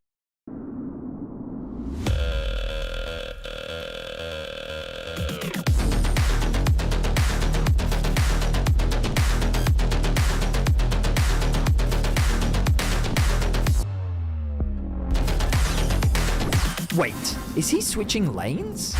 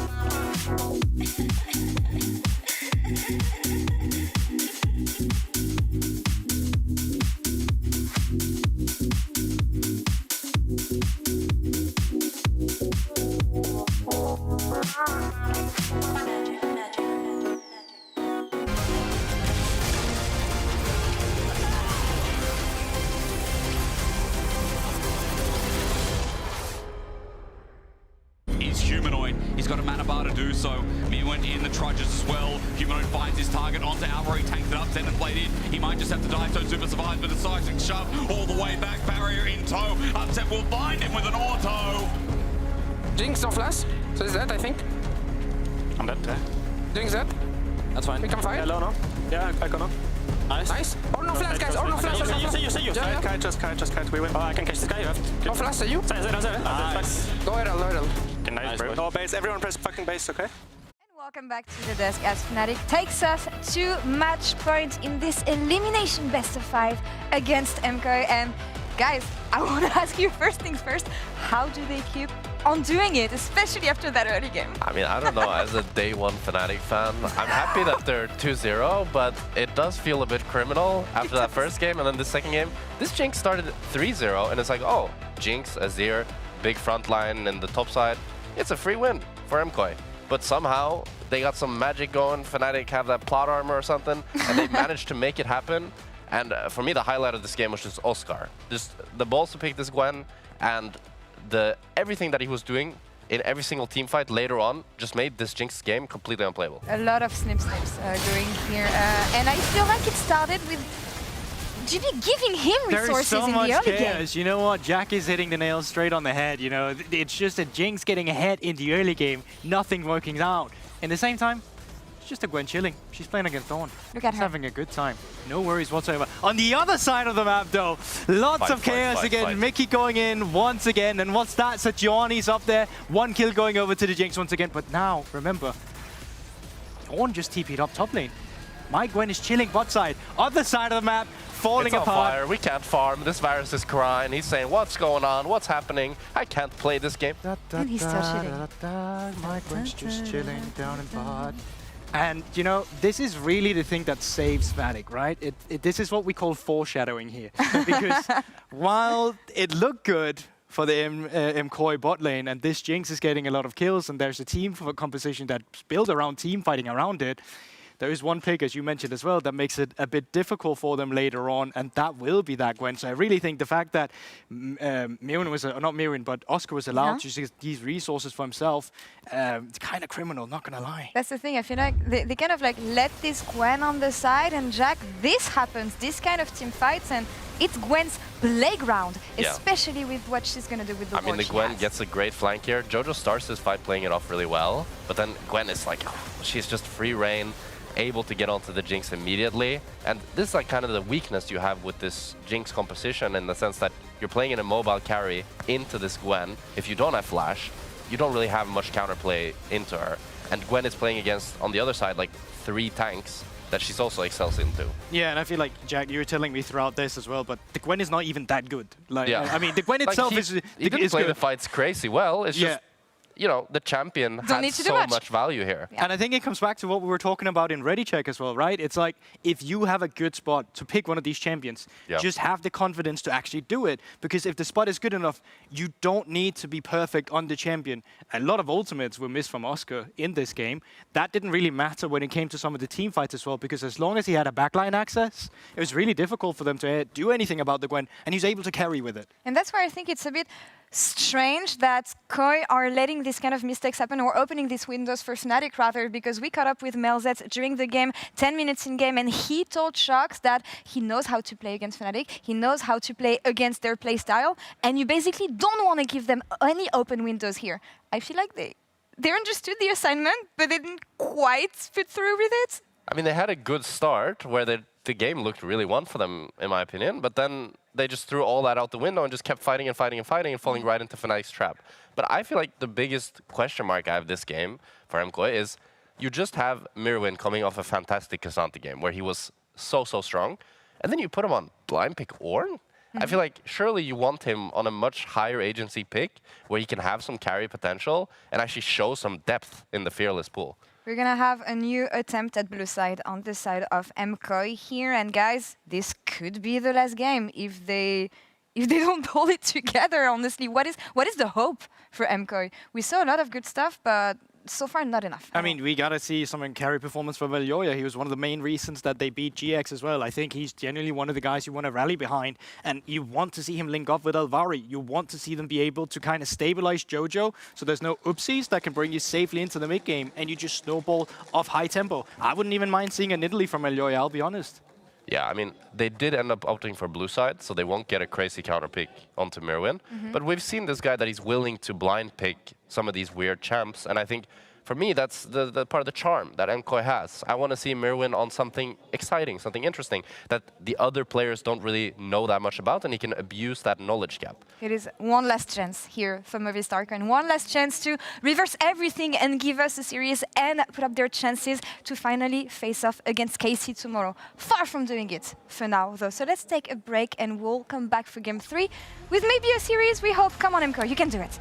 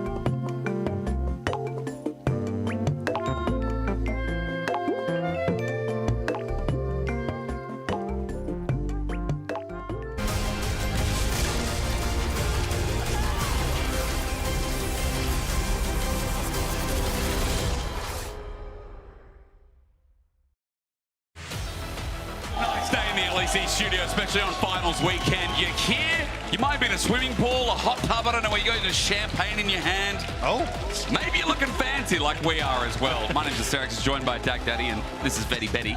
But he's not in bed today. He's here on this final weekend because we've got a lot to show. We've got a lot going on. That's because Fnatic have brought back the game twice now. Early game destruction. Koi always finds something. And Fnatic always coming back. You know that bit from Sopranos, they pull me back in. That's what Fnatic are as we go to Game 3. I really loved that Gwen pick from Oscar. I think that it really brought the draft together, and it was such a good answer into what Movistar KOI wanted to try and set up for themselves. I love what the desk was saying as well. I want to see Mirwin on something that can have agency. We've seen him bring out these pocket picks before, and now the pressure is really on. Match point for Fnatic. KOI, they're going to have to get creative to bounce back in this series against Fnatic. I do want to just take a moment, though, to say how impressed I have been with Oscar Ridden over the course of playoffs. Like, he's been playing an absolute barn burner. Yeah. The Poppy ult that he had against BDS was the reason that Fnatic are still sitting in the chairs that they are today. And now stepping up on the Gwen as well, he was phenomenal. So, really, this man has been brilliant. And when a lot of people were saying that he was kind of the weak link in this roster, he has actually been the strongest proponent for me over the course of playoffs, and Fnatic kind of stumbling on their way towards, well, we'll have to see if it's another day here in the LEC. We're getting ready for the draft, and we're not going to have to wait much longer. You can see the champions that have already been removed at the top of your screen. As a reminder, we're in Fearless. We're getting ready for the first stand tournament that's going to be starting next week. And I wonder if the bans will adapt, because usually when you get deeper, you have to let some of those bans through so you can pick them for yourselves. True. But let's see, the Skarner, the Callista, the Ambessa, things like the Poppy is something that Movistar KOI have consistently removed from the pool. Will they look to adapt, or will they look to keep things the same? Come on, give us big ban. Boom, there's the music. Right, we're in. Callista's up. Oh, wow. Straight away, Callista's, I was like, where's the Callista ban? Draven, it's gone. Draven. Yes, okay. Yeah, let's continue the pace of this series. Let's ramp it up. This is sick. The bot lane has been such a focus in the last game of who could get ahead and all that pressure that came with it. Now with the Draven, I just want to see how aggressive you can get, because Rakan, well, you probably get the Renata here coming through for the Kalista pairing, but what do you try and answer with? Because you kind of want something that can set him up and go for that engagement. So many of those tools have been taken away. Ooh, I mean, Renata is available, but instead he's going to go for the Braum. They're looking for something a little bit more defensive. I mean, traditionally, Abro has had a preference towards the Braum. We've seen it multiple times from KOI. Now, though, they typically want to lock in their jungle, but maybe they go towards the mid lane pool. They already see the Aurora. A choice has to be made between jungle and mid. And it looks like KOI are setting their sights on the mid lane. Ari for Jojo. Yeah, I think basically saying, hey, look, we can still go towards the Lee Sin. We can still go towards the Viego if we really want to as well and try and play through that. But definitely Movistar KOI taking an early game adaptation. So definitely a competition that wants to try and snowball. So it's going to be a case of trying to shut down this Draven and prevent Fnatic from really taking over as we enter into the later portions of the game. Kalista, a champion that's known for her 2v2 dominance, but Fnatic answering back with the Draven Renata, a very powerful 2 versus 2 that I imagine KOI is going to look to try and swap out of in the early game. I just question the pairing with Ari here. What have we got available? Sejuani's gone, Maokai's gone, the Vi especially, one of the most complementary pairings is gone too with the Zin's out. I think it'll be Lee Sin or it'll be the Viego, which I imagine. These are kind of the picks that Wukong would be another one. But basically these champions that can deal a lot of damage but lack the intrinsic setup, it'd be pre-level 6 is what I'd be eyeing up, and I wouldn't be surprised if we end up going towards, honestly, probably the Wukong or Viego would be the one in my eyes. Viego just banned away. Good call out there, Dagda. Nidalee makes 3-4 junglers in total from Fnatic taken away. Oh, okay, we're getting like Nunu, Volibear, we're getting Jarvan, we're getting really deep. The Zed jungle! This is the angle! I can see it. The road. What if we take away the Lee Sin, says Fnatic, as Razork pulls it out. Now options into Lee Sin, gents. What do you got? I mean, they're all banned. I think it's again, Jarvan was the other one. Am I cooking too much? I think you're cooking too much. Okay. Yeah, I think if you didn't have the Renata, it'd probably make things a little bit easier. I think it's the same thing if you go towards like, yeah, I think they need CC like that. Yeah. And so that's where they're going to get it. I don't think Sion is a very reliable engage, but what are the jungle? Maybe Zac? Do you like Kindred here? I think Gragas does kind of work in an odd way, but I don't know if we want to go back to it. I know Ilya used to be very good on Gragas, but again, you're double AP mid, which isn't ideal, so... I don't know, is the short answer. We're throwing out a lot. I'm sorry for the overspeak. I'm just... The J4. See what we get. Jarvan, okay. I mean, quite frankly, they were lacking in engage. Yeah. And I think against Draven, it's not the worst. I'm pretty sure you can also interrupt the Draven EQ with your E on the Draven as well, which will make the engage a little bit harder, but at the very least, they have a way to start fights and they have the way to follow. Oh, there it is, though, against the tank. Free chomps, free lane. I really like this draft from Fnatic. Same. I think that it gives you a lot of power early game. You win out on the mid jungle 2 versus 2. You win out on the top jungle 2 versus 2. Yep. When it comes to creating space, it's very easy to enter because you have things like the Renata and the Cho'Gath. Neither side have a very reliable engage. I would say that because Jarvan EQR seems straightforward on paper, but because there are ways to interrupt it, and you've got to remember, Aurora has a surprising amount of mobility with her little hop and the ability to utilize the ultimate too. And then on top of all that, there's Cho'Gath and Sion acting as these frontliners. That's going to make these team fights pretty interesting to execute. I think it's also just the amount of dive that Movistar KOI have opted into versus a Renata never really goes particularly well. And as you say, like, you have pseudo engage on Fnatic with the Aurora, potential knock up from the Shogun, but basically that AoE slow going to set things up nicely, even for the Renata ultimate to be an offensive tool. So I think there's just a lot of difficulties for what you're trying to achieve as Movistar KOI, and then you have some of the nicer scalings as well in your mid lane, and even with the Shogun in the top lane. Well, Fnatic in 2 games in a row, if you're just tuning in, have given us so much. The Reckless and Niski jerseys go hard. But hopefully this game will too. We've had explosive early games so far. Yes, it's been back and forth. Yes, it's a 2-0, but this has been the most entertaining 2-0 start I've seen in a while. Can KOI start the reverse sweep? Can they fight back in what is a comp that by the first 15, 20 minutes, we expect to see 20 dead bodies on the ground as we enter Summoner's Rift for yet another game. Let the bodies hit the floor as we get into game number 3. Fnatic set up here. I wouldn't be surprised to see Upset going for an early rapid-fire cannon build and making sure that he's able to look for some of that poke as this game starts to go on, but looks like it's going to be bog standard lanes for the moment. Okay, now, there is some all chatting, but it's all in Spanish. Okay. So I'm currently using Google So Translate. what it says is, Miran said, with the worst skin from the game, you're going to try and go against me. And then it hasn't changed Esta goated, but... I think that means it's goated. And then I cannot safely repeat the second sentence on broadcast. He expressed his distaste towards Mirwan's opinion. Yes. Subsequently, that one wasn't censored out, but the other one was before.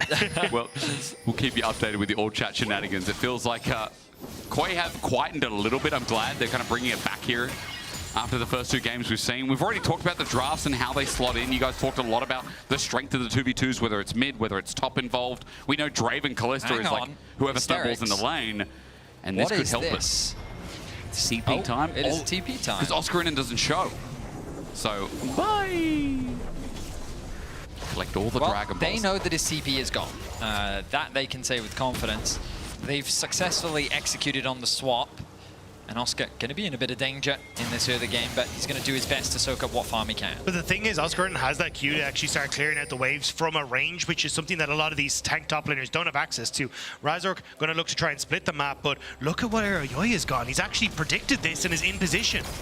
Mirwan, he's just trying to soak up the wave, get level 2. It's a flash away immediately. Flag and Dragon's flash by Mickey.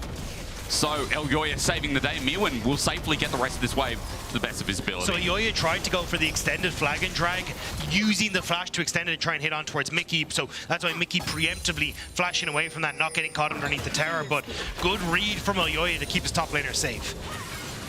Also as well, the fact that he didn't have to expend zombie form, the fact that, you know, he couldn't go back to lane, remember, because he doesn't have a TP. That's such a big save by Elyoya as well. While Oscarinen in the bottom side of the map, he's just trying to Q farm a bit here. Remember, ladies and gentlemen, Carnivore in the lane swap on the minions. He'll heal up, so a bit of sustain on this Cho'Gath as heals burn.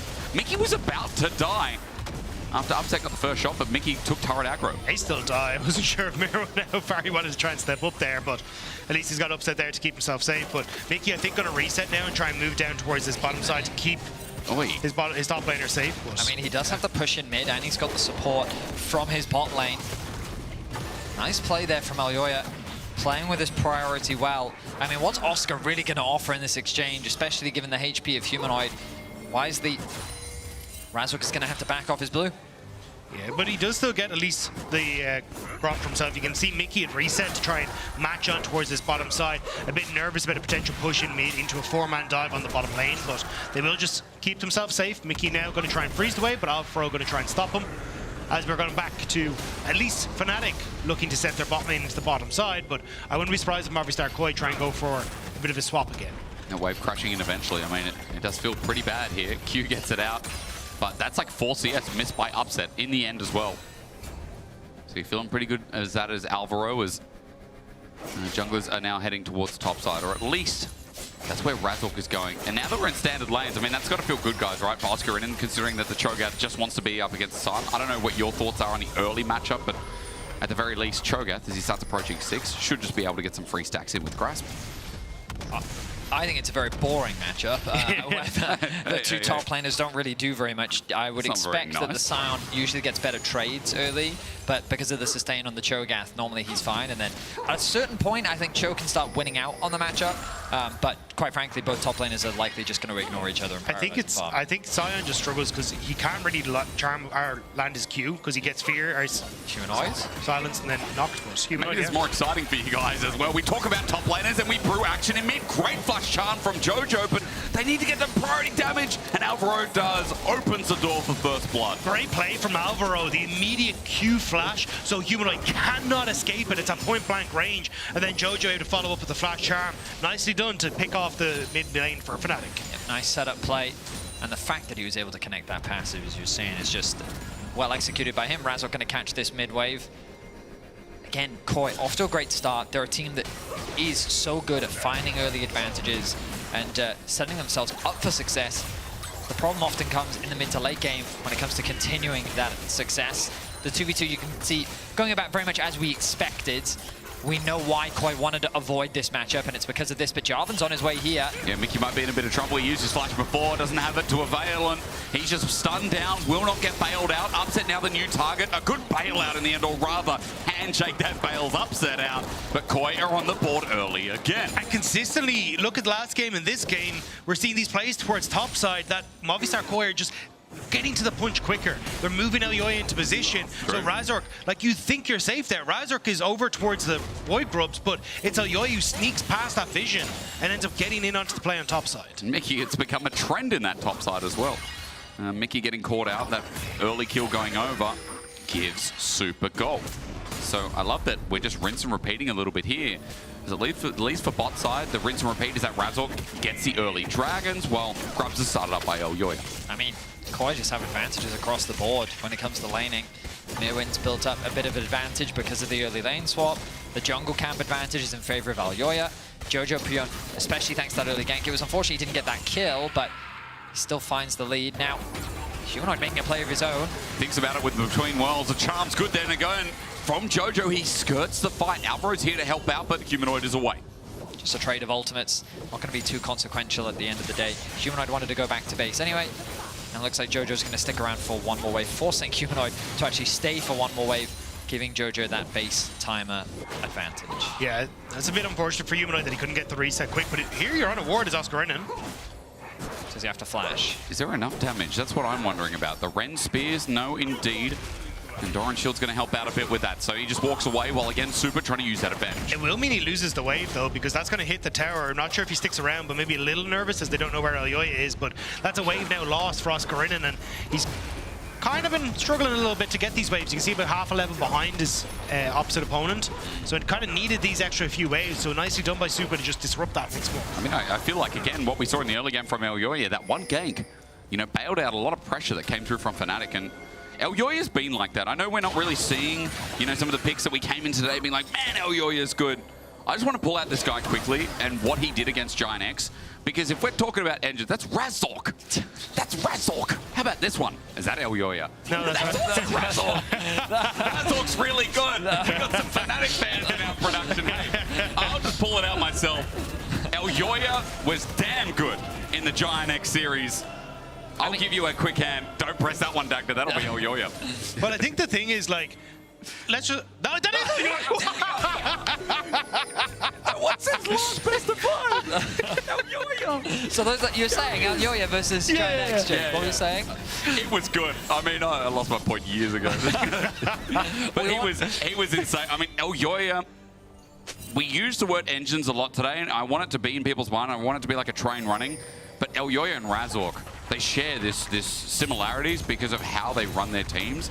I guess it's experience, but it's also just level of skill, I think, especially from LEC's end. But I do think in the early game, throughout this series, LEC, I think, has been getting the better of Razork, just in terms of his placement on the map, his ability to find these early ganks. And I mean, in the last game, think about it, he counter-ganked top lane, he finds a gank bot lane, and then he counter-ganks top lane again. It just felt like last game, at least early, he was reading the play very well, and this game he's already been able to find advantages reading Razork very well on the map. But this isn't the first time we've seen it. BDS did the exact same game plan. They just counteract Razork every time he tries to play around bot lane. What have Movistar Koi done? The exact same. Now, though, Oscar Renan, nice sidestep. He was nearly going to be the focus, but it seems to be a bit of a trend now with teams looking at Razork saying you're going to gank bot, but the 1v1, Razork also doesn't feel comfortable, so he's going to back away. And just battle it out. As we talk about him, he moves down, makes the pressure known, steals away Scuttle and clears vision in the same vein.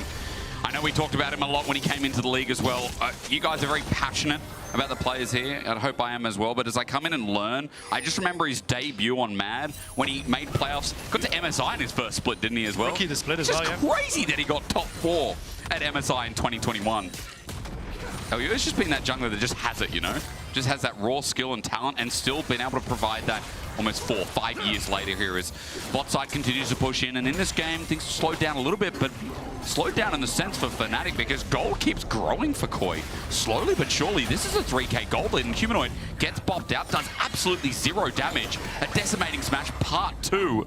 and Mirwin just pressures out before these grubs spawn. They're doing exactly what Dagda talked about last game, where they're just moving to the better lanes that suit them the most. They're finding advantages through the laning phase, which will set them up nicely for the mid-game team fights. At least this has been their game plan. It's just, I think that there was a comp difference in the previous game. This time round, I think they have the tools, and I'm a little bit worried about how their comp interacts, but they have great pick potential. They do have ways to start off the engage. You have to remember that I think the problem with the engage from Koi is that you can just flash away from the Jarvanel, and then once that's gone, what else do you have?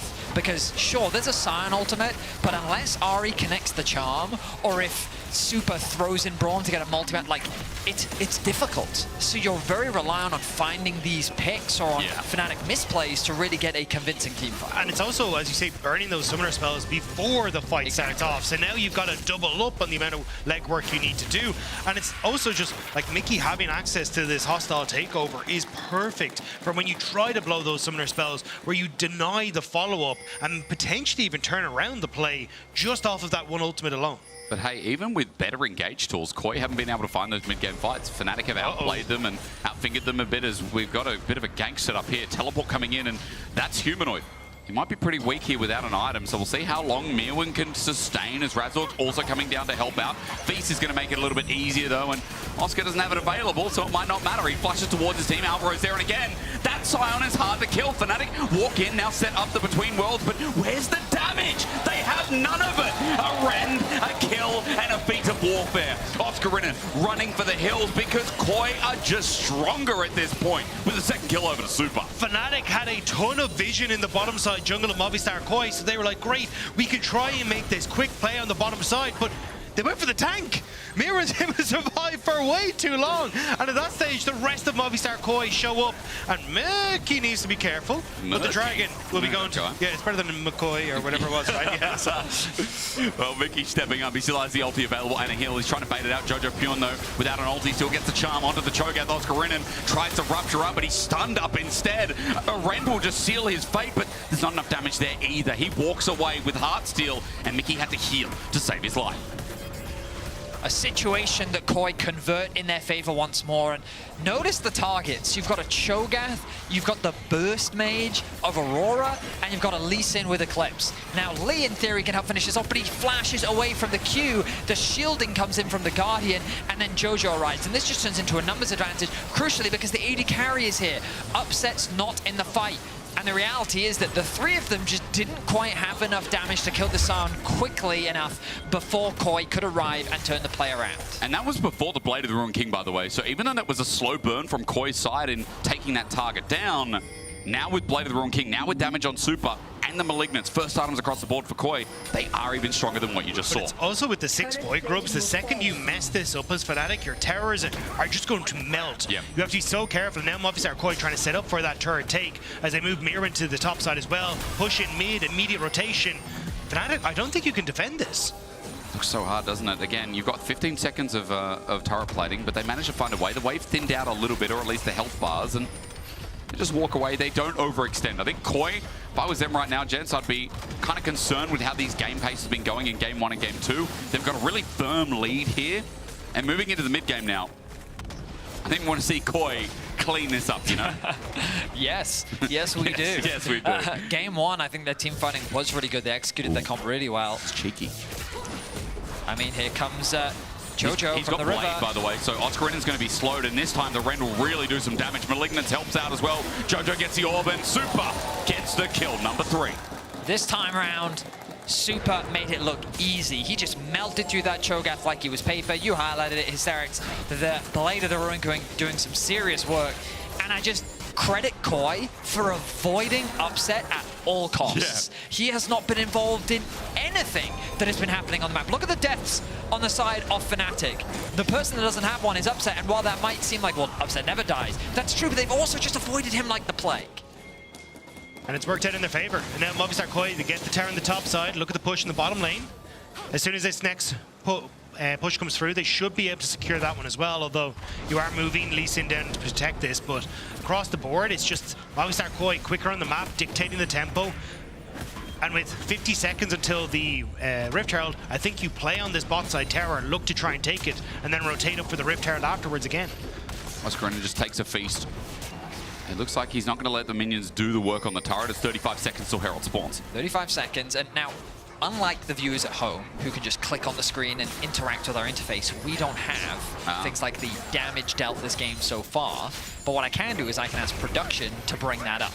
So soon, hopefully, we're going to get to see how much damage everyone's been doing so far in this game. Yes, okay. And I'm curious, because we talked a little bit about Upset earlier, and I think that, again, I mean, right now, KOI are matching in terms of the mid lane, keeping the 280 carries aligned. The first line have yet to quite be completed for Upset, but they have 4 members strong, and KOI are respecting the numbers disadvantage. But look at the freedom Jojo has on the top side of the map. Almost, he's about to get a full level over his lane counterpart.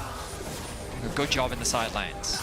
Oscarinen's TP isn't quite up yet either, so if MKOI have timed this correctly, they can start it up immediately and know that they'll have the teleport advantage. And it looks like that's exactly what they're going to do. Humanoid had to catch the top wave, so there's just no contest for Fnatic on these top set objectives. I mean, it's clean, at least from KOI's side. Not overextending, just doing their setup. Ren comes through, Herald's down, 4.5k gold lead. Spain must be feeling pretty good about this one, but also, I imagine, quite nervous as well. Mid turret still standing there as Upset might be tagged up. Good charm as well. All in. Elyoya doesn't pop the ulti though. Upset's close to dying and he will fall.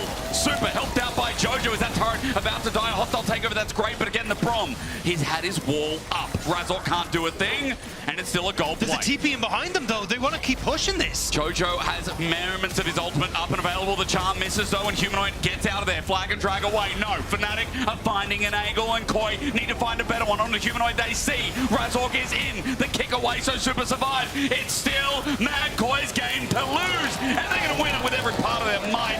A decimating smash of Super now looks for his ankle to come in, and with all that CC, an easy another kill. They are not throwing this one away. Movistar KOI won the fight when they killed Upset, but Fnatic decided they wanted to keep going afterwards. Upset steps up for the wave. The charm from Jojo Pyun is perfect because it sets up then for Super to get that little bit more alongside Jojo Pyun to finish off. But now Mickey ends up burning that ultimate to start things off. But at this stage, just call it. There's no more. You don't need to do anything else. But Humanoid goes in onto the back line, ends up missing the Q on towards Jojo Pyun, and then MTK or Movistar KOI collapse.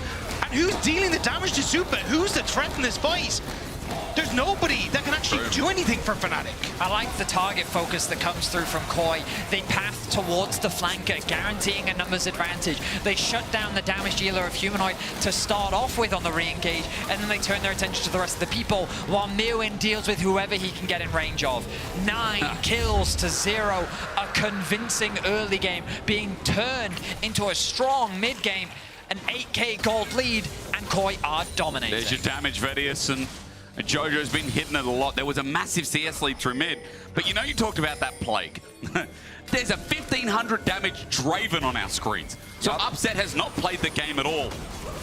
And it is just incredible to see as Razork now looks for an angle. Teleport's going to be burned. That's KOI moving towards mid, and Mirwin just teleported in front of 2 people. Oscar in as well, looking for the flank while Elyoya, a flag and drag, sets him in, and Oscar just doesn't want to be here anymore. The reverse Sional sends him down and interrupt with the Dragon's kick, but Razork is just steamrolled by Super.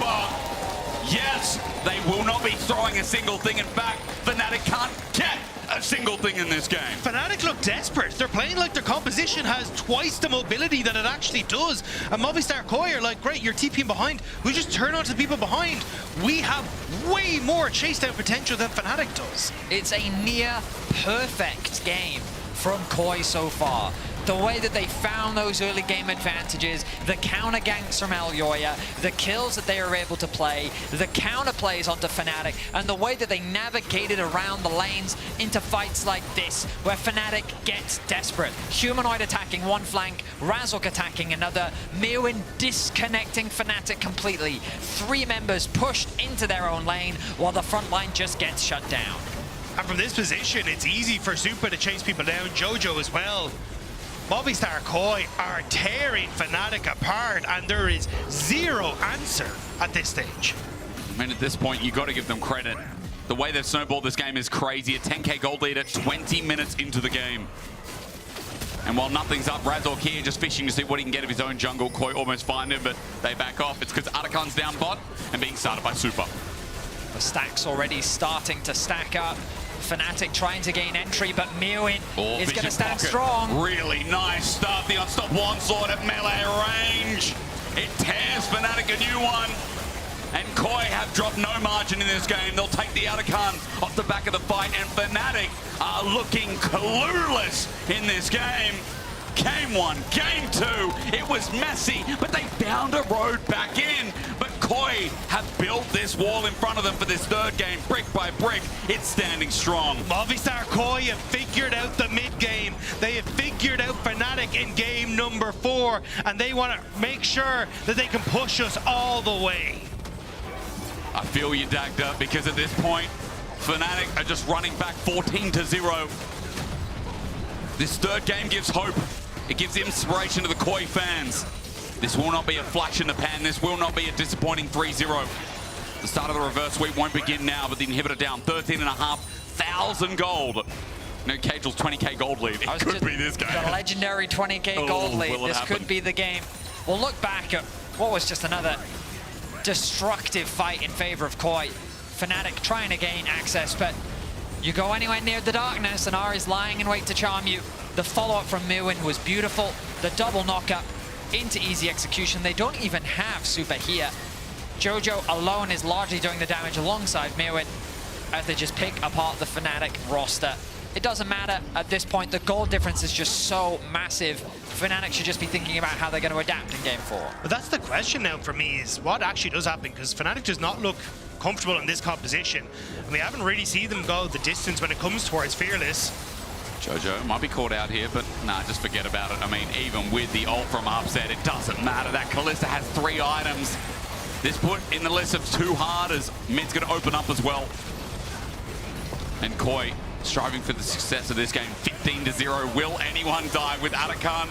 There ain't going to be a point on that board until it happens twice over. Humanoid jumps away. Jojo is looking for the sick charm. He might miss that, but Humanoid has to go back to the fountain. He's at half HP as minions start running in.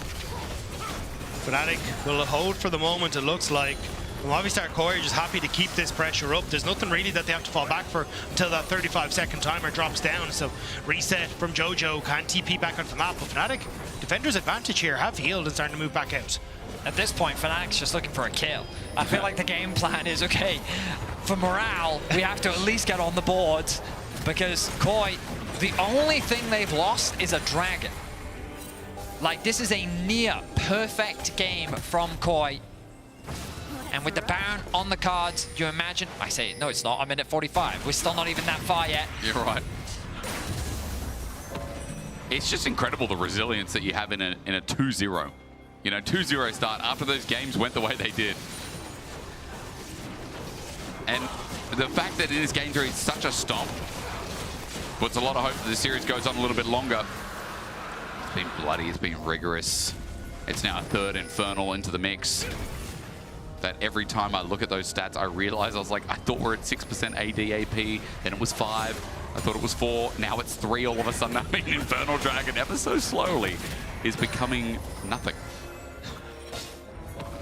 Since when was it 3%? No, just looking at those stats, it's when? It's still going to hurt if you get to Soul. Yeah. Like, you're in a position now as Movistar Koi. Well, to be fair, I don't even know if we get there. It feels like at this stage with Baron in 50 seconds, you can easily just go towards that and just set up the play that you want to as Movistar Koi. Fnatic have Oscar into face check, but he has an item and a hope that maybe he can be tanky one day, but I just don't think you're ever going to get there.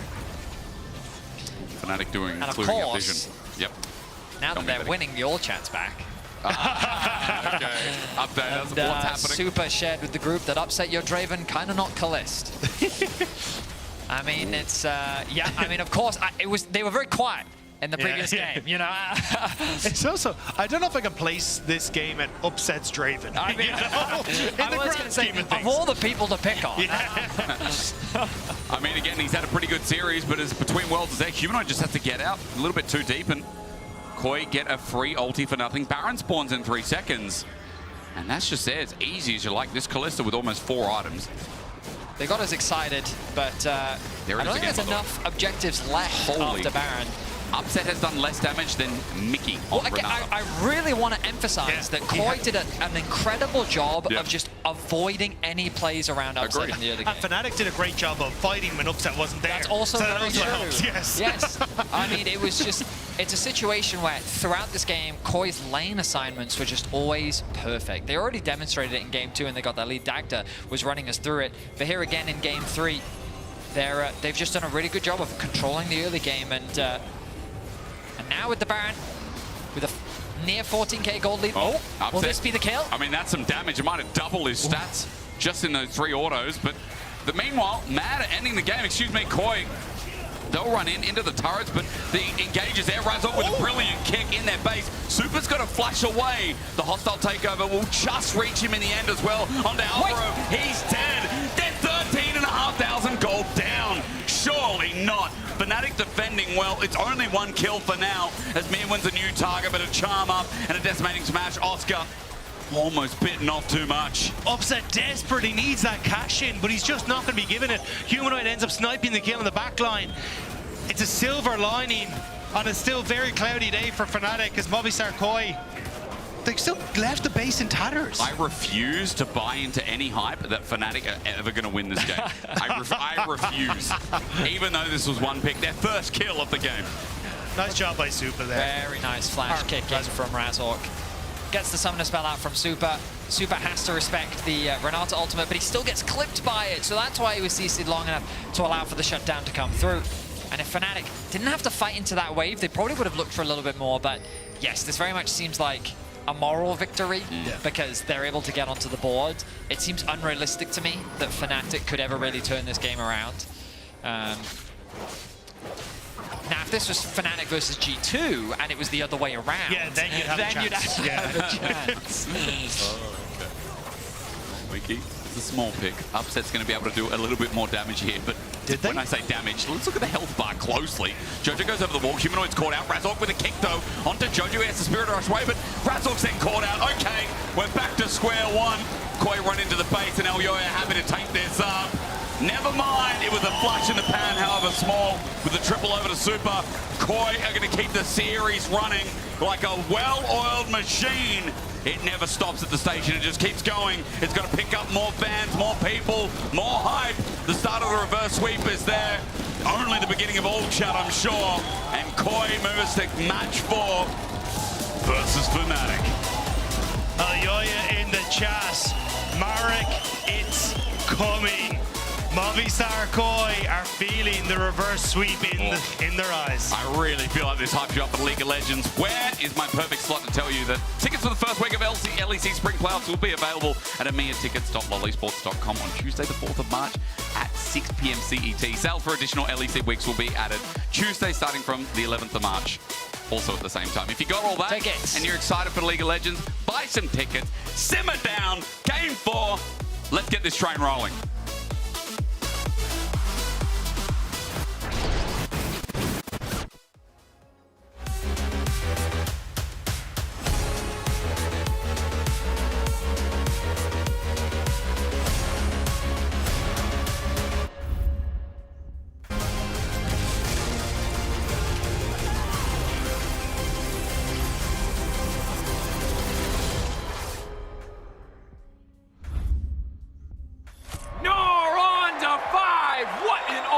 What an incredible play there from... Oh, that was incredible. You love to see it. Right, yeah, let's really What a move!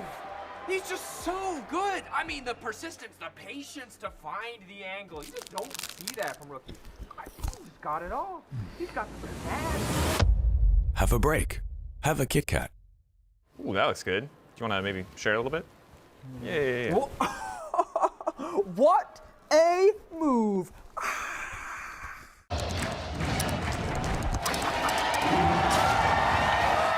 Red Bull gives you wings.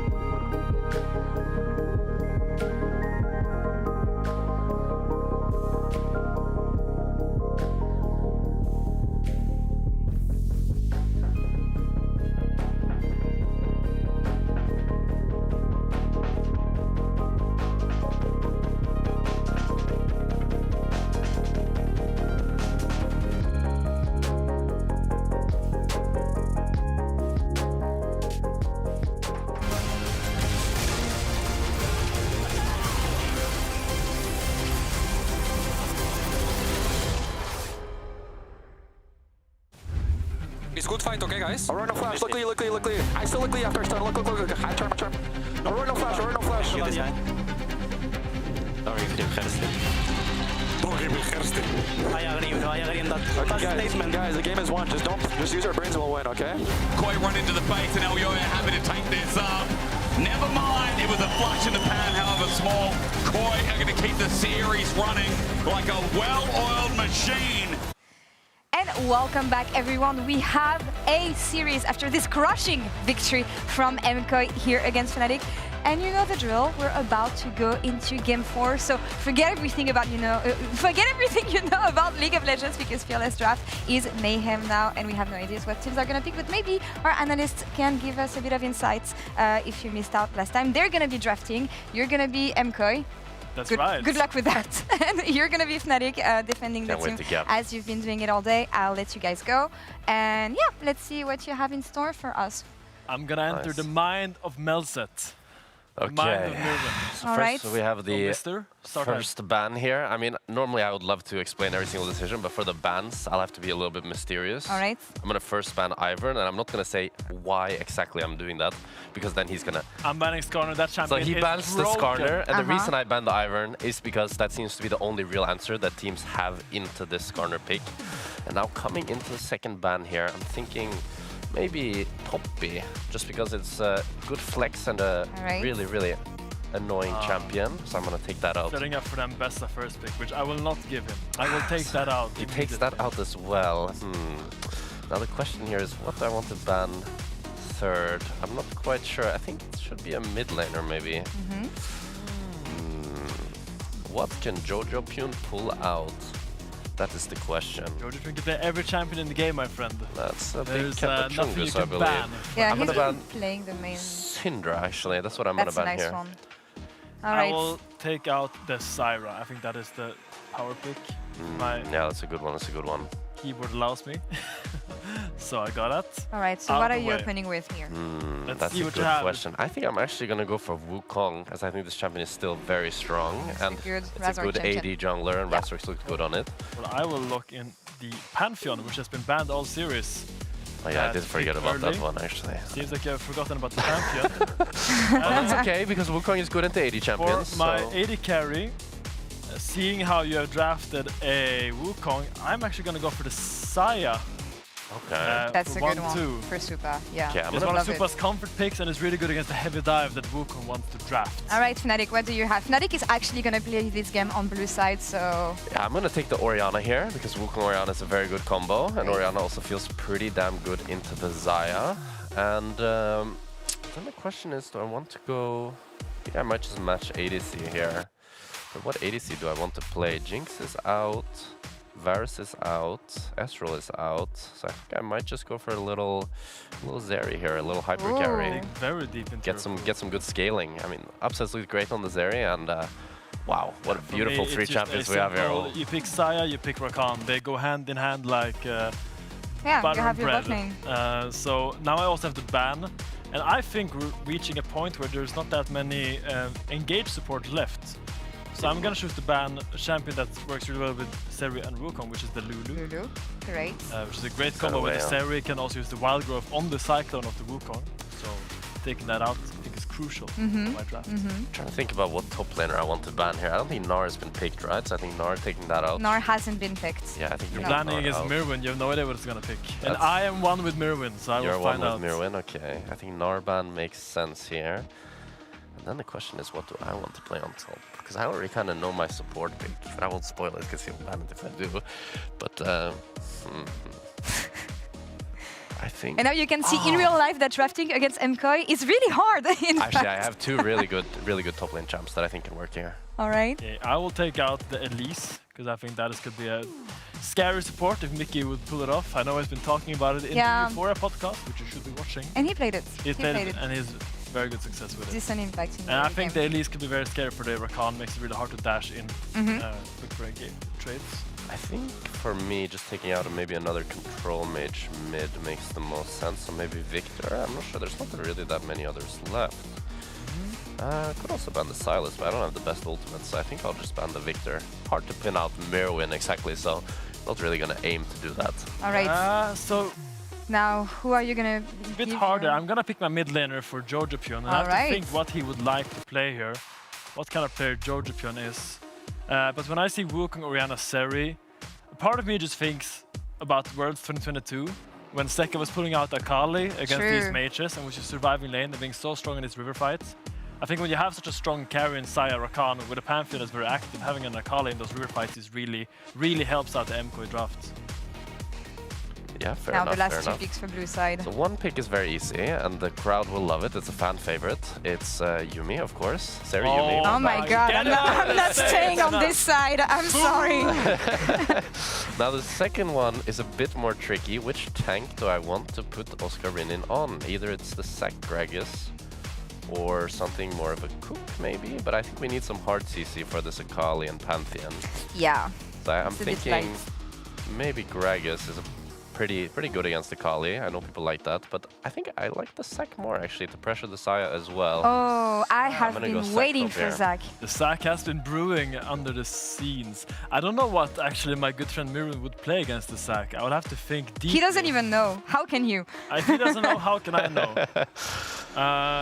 Knowing my guy, knowing what he likes. What are you hovering?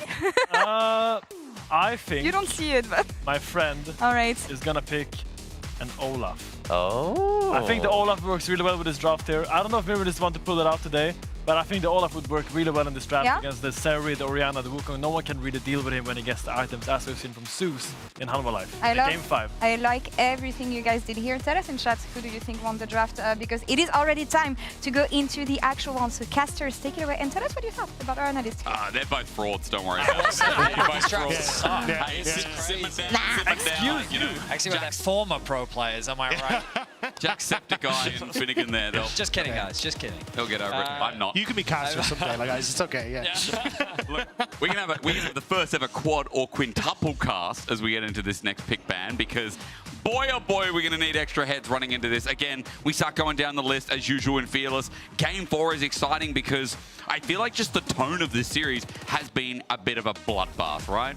And in Game 3, finally KOI got it together and they didn't let go, making upset as useless as possible. But that's the thing, it's felt kind of one-sided until it suddenly hasn't for a lot of these games, and it was only really the last game where Movistar KOI went, no, we're going to continue to keep this one-sided. So now, question marks on Fnatic, can you bounce back? Because it felt like they had a decent composition coming into that last game, but they just didn't know how to execute on it. And Movistar KOI, very quick off the mark, every single one of these games. Okay, let's see how deep we're going to get into the pools now. We've been seeing Skarner banned. We've been seeing, well, Kalista can't be banned anymore. What else? Poppy has been a pretty consistent ban on the side of KOI. Zyra bans, Nidalee bans, you know, talking about junglers as well that really set up compositions. Yeah, some of those a poke lot drafts of out. junglers were banned in the previous game. One thing we haven't seen so far, gents, is Jace. I will put out there, Jace first pickable and has been at least for the past couple of patches. You know, I know they're theorizing, Zac, that's way too far down. I think the biggest problem with Jace is just the lane swap meta just completely takes him out of the game. That is true. So unless you want to put him mid, maybe, but also I think you want to kind of poke build and our composition, and without something like Nidalee or the Ezreal that's already been taken off the board, you do start to fall a little bit. And also Nidalee now gone in this game, so I don't think we'll see it.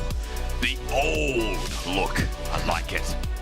Now, you said there's problems there. Poppy was another thing that was highlighted as well. But Skarner's That's a Skarner. Ooh. I mean, KOI must have something prepared for this. The question is, what are they going to bring out? Also, to be fair, the last time Razork played the Skarner, I don't remember it being particularly great.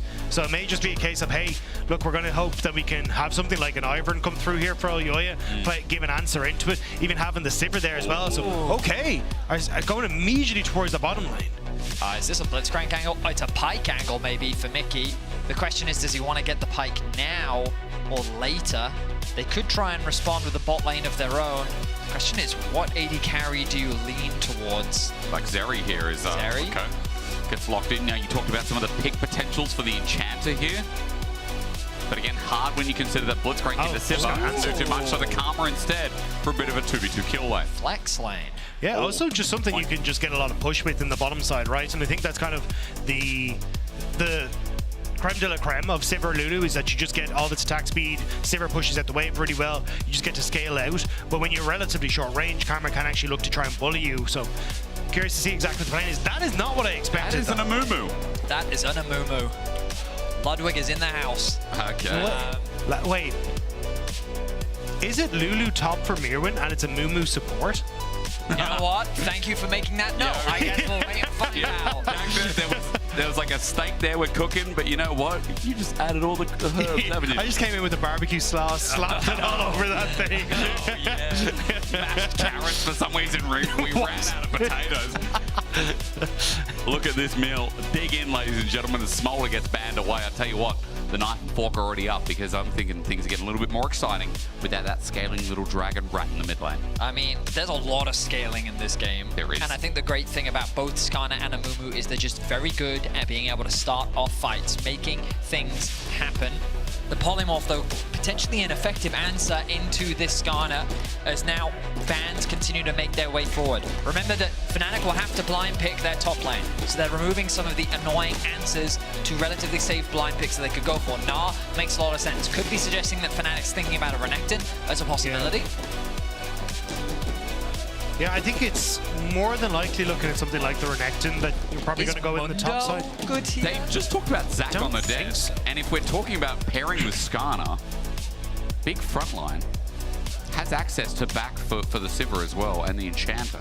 They've limited the mid lane pool, so that means that KOI definitely thinking about what they're going to go into the mid lane next. Maybe they go safe, something like a Victor. If they want to go for more of a traditional scaling mage, this way going to be removed. So what is it? Rise. Okay. The Doomby effect is added in with a front-to-back rise. So this is very much a side lane threat. Humanoid, this is the Anivia angle right here. I was going to say it could be the Galio angle as well, but I think that's going to be locked in because you kind of get the immediate pull from the Skarner into the Galio afterwards could also work, and also providing a lot of space in a relatively... top. That's something Oscar actually was a big fan of. And yeah. Okay, so they've decided to move away from it. But they might sit towards it. Yeah, they still might go towards it. It's just the ability for value to be got from Gragas isn't that high in this game because it's the Sivir going to be able to spell shield it. You'll also, whoever you hit will then just immediately wall growth and then be able to just provide a big massive amount of CC in the middle. So it looks like it will just be the Jace instead, because I think just the lack of cask value makes Gragas a bit unfortunate here. I will say, I don't know if I like Syndra here. I think Lulu does a really good job of mitigating the burst of Syndra, and it's good into the matchup, but Amumu can also make it very difficult for Syndra to play the game. I think it is a kite composition essentially for Fnatic, where it's using the Karma to, hey, we're going to fish for poke with the Jace, poke with the Syndra, and then just look to outmaneuver the... That's a good last yeah, the Sivir, but yeah, there you go. Last pick was the immediate lockdown, because I was going to say you need some here if you hope to close that distance, because that's exactly what Movistar KOI needs to do. KOI just build up a 1-3-1 for us for one of the rarities in comps? Yeah. Yes, they did.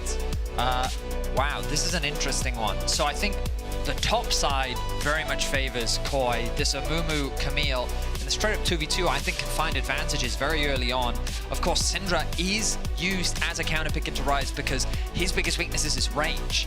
And when you think about things like Sivir 2, while she has great wave clear relative to other AD carries, she has to get relatively close to be able to dish out that level of damage and wave clear. So Syndra can really punish these things. However, Syndra herself, especially without flash, is susceptible to the amount of dive, and we've actually seen this before. It was Carlson that brought out the Camille himself, and he was able to just shut down the Camille on the top, he was able to shut down the Syndra on the other side of Jackie's by just constantly isolating the target and preventing them from being able to play the game. Yeah, I think this is all going to come down to execution. I feel like if Fnatic can ever set up on the objective first, it's going to be in a good spot. You can look for fish for the poke with the Jace, the Syndra Q, the Scatter the Weak, even Zeri being able to provide a little bit. And essentially Karma is there to match the movement speed Sivir is going to give to Movistar KOI. But if Movistar KOI are able to ever find, an angle of attack for Elyoya where everyone on Fnatic is grouped, suddenly the AoE damage that Movistar KOI have, the lockdown that Mirren can come in for, the execution, the assassination potential Mirren has can also come forward. So definitely Fnatic going to have to play at arm's length and a much more difficult to execute composition on Fnatic's side. Yeah, I very much agree. I really like the comp that KOI brought out. Very similar to what we saw in Game 2. That last top lane counter pick, I think, is going to offer a huge amount of value, and all eyes will be on MKOI. If KOI are able to win this game, push us to Game 5, remember that KOI was literally on the nexus of Fnatic in Game 1. Pretty consistently, we have seen KOI get early advantages, and Fnatic need to show us more in the early game. Quite frankly, Aljoya has just had Razork's number in this series, and we need to see that change if Fnatic want to end this series right here and now. Because otherwise it goes to a Game 5 and KOI on the verge of a reverse sweep. I like that you guys have drafted me, you know, some good footage, some good insight into the comps, because this to me from KOI looks a lot like a, you know, very much like an LPL draft, right? I'm trying not to bring up LPL on a cast. You just can't, can you? But it's just the amount of comps we see and the amount of Game 4s and Game 5s that have been over there. And like, to me, this looks like an NIP job. It looks crazy. And I just love that Ryze coming back in the meta, a lot of playmaking around objectives. I love that Camille is coming in as well, especially when there's so much more terrain in the game now. Just naturally when you get things like Mountain Soul, when Atacun spawns as well. Now, of course, on the bottom of your screen, the reason why we're yappa-dappa-doing is because Movistar KOI have initiated a pause. The player has reported a potential client issue. We are investigating. We're going to work that out for you. Bottom of your screen. Keep gandering, see if it changes. Update you if we hear anything at all. It's finals week. Oh my God, already. Do you remember when Christmas came and then we had New Year's? It's almost March. Thanks for explaining how the year worked, Jake. That time was very relevant, by the way. It was the Doomby Rise hack. Yeah, that's crazy. It's March. So the crazy thing is that someone is going to win Winter, right? Then we've got First Stand starting pretty much a week later. Yeah, and the LEC is going to win that. And then obviously. Yeah. But whoever does win will not have a lot of turnaround time, because First Stand, I think the first day is on the 9th to the 10th. Okay. And we dive straight into best of threes in that. And then when you come back, so First Stand ends, which obviously we will be the champions of. Then you've only got 2 weeks until spring starts again, and then you're back into the action. And for those that don't know, it's a split long of best of threes. We've got action-packed weekends. We're going to be having a bunch of best of threes throughout spring, and it's going to be a competitive split. At least that's what I'm hoping for. True. At least that does give you maybe some rest, where at least you're not playing every day of the weekend like we do in the best of ones. So you do have a little bit more time off, but it is definitely a packed schedule. And personally, as completely selfish, I just love the fact that so much League of Legends on, because it's sick to be able to watch it. I'll be honest, after eating, you know, going to Seoul and eating Korean food, I'd have a buff coming back to Europe. Like, the amount of food that's good there is unreal. Yeah.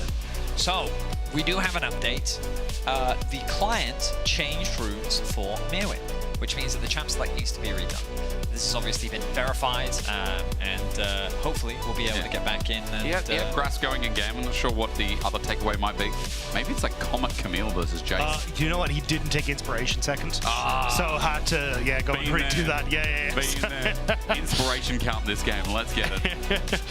But, you know, I think the more I think about this Movistar KOI draft, the more actually I think I just massively prefer it. Like, the fact that you have Ryze to essentially just send in a Mumu as this massive AoE CC into the middle of Fnatic, I think just makes this draft pretty much unplayable for Fnatic as the game goes on, as long as you can get that synergy going. So, one of the things I love about a Mumu is that, you know, earlier we were talking about champions that create space, right? Sion, Cho'Gath, these monoliths that when they walk into you, you just have to respect and you back off. Yeah. It's just Mumu. This little guy in bandages crying at you, and you're like, I can't, because he can bandage toss, he can ulti which thematically is just fantastic. It is. It really, really is. What is he? We don't know. know. Under the bandages. He's a Yordle, isn't he? But Yordles I thought were all animals, because There's a Poppy's song rabbit. about We don't know that. He's just in bandages. There's a song about But he's a boy. All Actually, I know he's is a boy. that he's sad. He's a boy from Shurima, so. Okay. Yeah. But he's now a Yordle.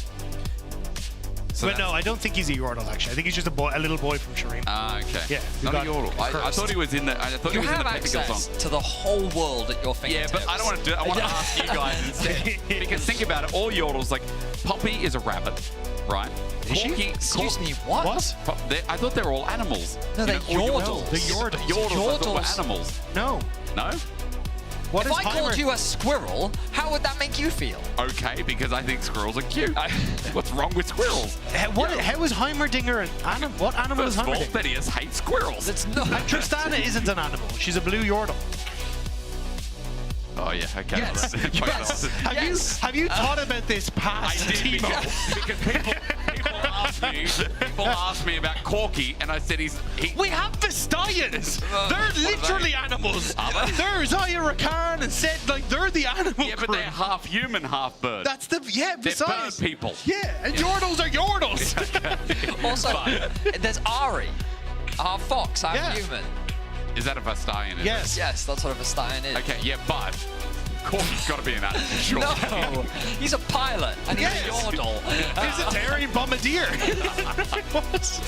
Well, if you were wondering like me, are Yordles animals? I hope that fills up the discussion. Next, I didn't know there was a discussion. tomorrow, I think it's Dracos tomorrow. We're going to ask Dracos, are Vestians actually half animals? I don't think we are. Yes, they I are. think we're gonna leave Vestians, them be. that's the literal lore. No, don't spoil tomorrow's episode. Let's do a new podcast. Let's do another one. Didn't you when we were in the LPL, you wanted to do a lore channel because you loved the lore of League of Legends so much. Were you just making it up as you went along? I did want to say that Aatrox was like a pirate, you know, and he just really hated people who climbed up the mountain. We should go back to the podcast you made during the What was that? COVID era. Oh, yeah. What was it called? What was it called, Jacob? I think about sleeping. Look, I'm not sure if I'm proud of the bet. I wouldn't be. However, it's out there. Yeah, look, if you've got a few minutes to kill, you know, we can go look at Hysterics Cast the Bet. Which is a strange sentence. It is a strange because sentence, but it makes a lot of so sense. much context. But it doesn't make any sense when you see it actually. Episode 2, we're going to talk about Yordles. If you're confused as to why we're yapping, it's because Cadril needed the bathroom and he's paused the game. Yeah, he needed to munch on dinner. You know? Yeah, exactly. Right, his 27th meal. Right? of the day. If he paused every time he did that, we'd never be. We'd be here till 3 a.m. in the morning. Of course, we are kidding. You can see at the bottom of your screens. Movistar KOI, there was a bit of an incline issue. We are remaking Champion Selection, so once it has been remade, we will get back into the game. But that's why we're just yapping. We talked a little bit about the compositions. If we can get the compositions on screen as well, that would be great so our viewers at home can have an idea of what the teams have picked. There won't be any changes to the draft while the draft is being remade. We just want to make sure that everyone is happy when they get Sorry, hand over here. I got a question. Yeah. What is Rengar? Like, is he a Vestian? He's Vestian as far as I know. Is he? He's a Vestian hunter, I think. I don't think. Well, Betty, you have the world at your fingertips. That dude is a cat, right? Yeah, but I think he is Vestian as well. And Kha'Zix, what's he? He's Void, He's right? Void, yeah. He's from the Alien movies, obviously. He's from the same place Kais is from, and clearly you can tell that because they look the same. Yeah, they're brother and sister, actually. What is Rengar? He's got a hunchback. Okay. You want the lore. This is actually gameplay. in-game stuff, which doesn't help us in the slide. I know. He is a champion in League of Legends. That's a good opening. Okay, what else we got? It's not in. No. I don't know. We'll figure it out. We will. Well, that's I'm happening. working on it. But this is lore discussion. yeah, it's like it's Set, it's Zaya, Rakan, it's I've had a great idea for lore. Right? Lore's lore. Lore, yeah, as in lore. Yeah. Lore on the desk. Start lore with lore. Yeah. Or she could be a lawyer. The law with law. She's already done Laura's that. lawyer and And she, lore. she does here as well. Yeah. Ladies and gentlemen, I have been kicked off, and that means that we're going to throw it over to the AD to tell us how law with law. What is Rengar of the Stein? We'll never know. We'll never know. What is Rengar? Yo, Desk, what is Rengar? What is going on? He's a lion. He's an animal. He has to be Vestian. Pretty sure he's Vestian. He's an animal. Yeah, I is don't a think he's Poro an Vestian. He's animal? literally just a lion. No, he's no. He's like a League of Legends lion. Nice. He's like a kitty. Just has a lot of body hair, I think. Yeah. Let's go. Oh, it's trophy. Yeah. Well, I guess that wasn't Well- gluten-free bread. I feel like we have a microphone that may be a bit. Hello. Lore is back on the menu. I'm here. Welcome back to Lore's Lore. Here in the LEC, I actually don't know if he's Vastarian. I'd say a cat. We don't know. He's a cat. You He's a said human you had a cat. hard take on this conversation. Yeah, like, okay, you wanted to chime in. Yordles are animals. Yordles are not Humans animals. are animals. Yordles are furry humanoids. They're very tiny. Well, humans are animals. The humanoid is Checkmate on stage. Points? Yeah, but he's not very furry, is he? I don't know. Are we really gonna go there? Can we have the draft, maybe? Can we get the draft, please? Because Can even we get though my draft? they're remaking Champs Select, Can we actually, get your no, draft? I Can we actually get the want to real take a drafts look. up? Yeah, the real draft, because I want to compare this to whatever you guys have been cooking earlier. think You were ours was right on the Zeri, though. Yeah, there was a Seri pick. Yeah. They did take it a very different direction, leaving the Skarner open and then picking the Sivir Lulu into it, which I kind of Okay. like as an answer. I feel like the Karma pick for me was what looks the most sussy. Seri Karma is very weird to do. Yeah. We don't see it very often. I think usually you see Seri with like these really enchanter-heavy supports. Usually Yuumi, Lulu, maybe Emilio at best. Yeah. But with the Karma is usually paired with it's more lane-dominant carries like a Varus and Ashe. Exactly. And that's kind of like Karma wants to push heavily, but Seri doesn't really have the early fighting power to contest that hard. Yeah. So it's kind of a weird pairing in that way. It's really strange. I mean, Karma, poking champion, you want the poking ADC, and Seri is all about the all-in at level 6 and scaling, right? So for me, that is a big red flag. I could feel that when we were watching it. Fnatic, You were yeah. very puzzled. Both of you were. Yeah. I'll give you that. I'm definitely worried about that one. I do think the rest of their draft, though, is pretty good. I mean, Skarner's pretty OP, so maybe they can do some magic. Yeah, I mean, we have seen Skarner, like, when we, I think, was it, what team was it that let it through? I believe it was G2 that let it through, and they also drafted the Sivir Maokai Lulu into it. But Oh, they had yeah, Maokai, yeah. Yeah, but that's the thing. They had ways of shutting it down where when it came into your backline, you still was like, well, here's a Polymorph, here's a Spell Shield, or the Wild Growth. Like, you don't get to do it the same way as you would against any other champions. Yeah, usually you pick the Maokai because when Skarner E's forward, you can actually Maokai Bramble Smash, time it, so he actually stops. But I've seen, it's so difficult. I've seen people fail that so often where they only get the slow part as well. Yeah, I mean, it is a hard timing, right? You got to be very close, but that's like a logic as well, because you can also Maokai ult, and then the Skarner has to tank it, then he has to insta E out, so it kind of nullifies that kind of scary engage value. Yeah, it's also just like the power philosophy, like Maokai, strong champ. But speaking Skarner of strong, like strong weird champ. picks as well, Yeah, the Camille as Camille? well on 5, because you were like Thank screaming you. Malphite. Yeah, fan. I mean, I'm screaming Malphite. Whenever I see a Jace blind pick and immobile carries, my mind instantly goes to Malphite, because what can they do against a Malphite in teamfight? I see a Mumu Malphite Bronzodia Deluxe comp, but they went a different direction. You said that Camille is really good against Seri, which I agree with. It's really hard to lock down a Seri. I think Camille is one of the only champions that actually can do that. But the Jace versus Camille matchup, Camille is still going to be losing this matchup in the early game. Jace early game is so strong that it really needs, Camille really needs like one item or at least a shield and a phage before she can contest with the Jace. And I feel like that's a little bit too slow for a counter pick. But I feel like it's going to come down to splitting the map, maybe, with what Koi has when you have Ryze on one side and Camille. I don't know if Camille can hold Jace on side lane. That's the worry. Personally, when I have a Ryze, I want both my side laners to be very active, because I want that Ryze to have that option to push and move to either side. But when you split the side into like one half, that means Ryze on his one side to move to, and it kind of becomes nullified in that manner. But I will say for Fnatic, it's less complicated now. And I think that's good for them. The draft they just had was a bit all or nothing, right? The moment you fall behind early game, you don't win that. I mean, to be fair, it's the same for MKOI. But now with this, at least you got something to play around with. Final thoughts here. This could be MKOI's last chance to save their winter split. Is it the draft that's going to do it? I'm a big fan of Fnatic, but for me, this draft ain't it. I think MKOI is going to take this game. The reverse sweep is in session, boys and girls. We have a 9 in front of us. Let's go, Koi. GB, closing thoughts to your line? Man, I don't trust any of them. So like, it's like trust issues both ways. You trust us both, you mean? Yeah, I mean, that's true. Like, both of you, obviously. I trust players. Silver Scraves. I trust entertainment. I trust a 5-game series. Well, So let's that's see. Let's see if they can make it happen. Because for me, Fnatic haven't been convincing, to say the least, so far with what they draft. So I just expect at least a bit more discipline in their gameplay.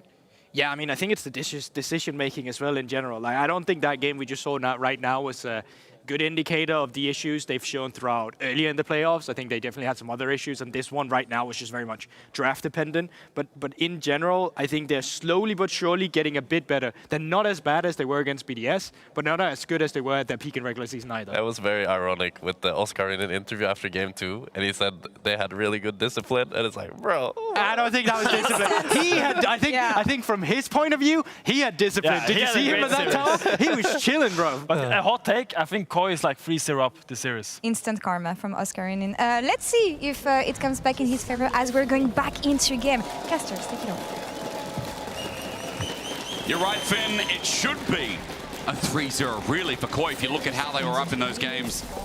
Fnatic fought back game 1, game 2. Game 3 was a stomp, a washout, and now they're saying on the desk, and you guys too, that this draft stomps Fnatic in game 4. I mean, look, they said the same about BDS. BDS won all games against Fnatic, but it's Fnatic who are still sitting there in front of you today. So, coulda, woulda, shoulda, but you should have ended the game. And unfortunately, Movistar KOI didn't. And now they need to start that reverse sweep. One step already in the right direction, having picked up game number 3. But now they must win 2 more to Fnatic's 1. I mean, Alioya at the very end of the previous game, happy birthday, typed that the reverse sweep was coming. He warned Humanoid, his former teammate, and we'll see if they can hold true to that promise. The swap has come through from MKOI. They've sent their Sivir and Lulu up towards the top sides.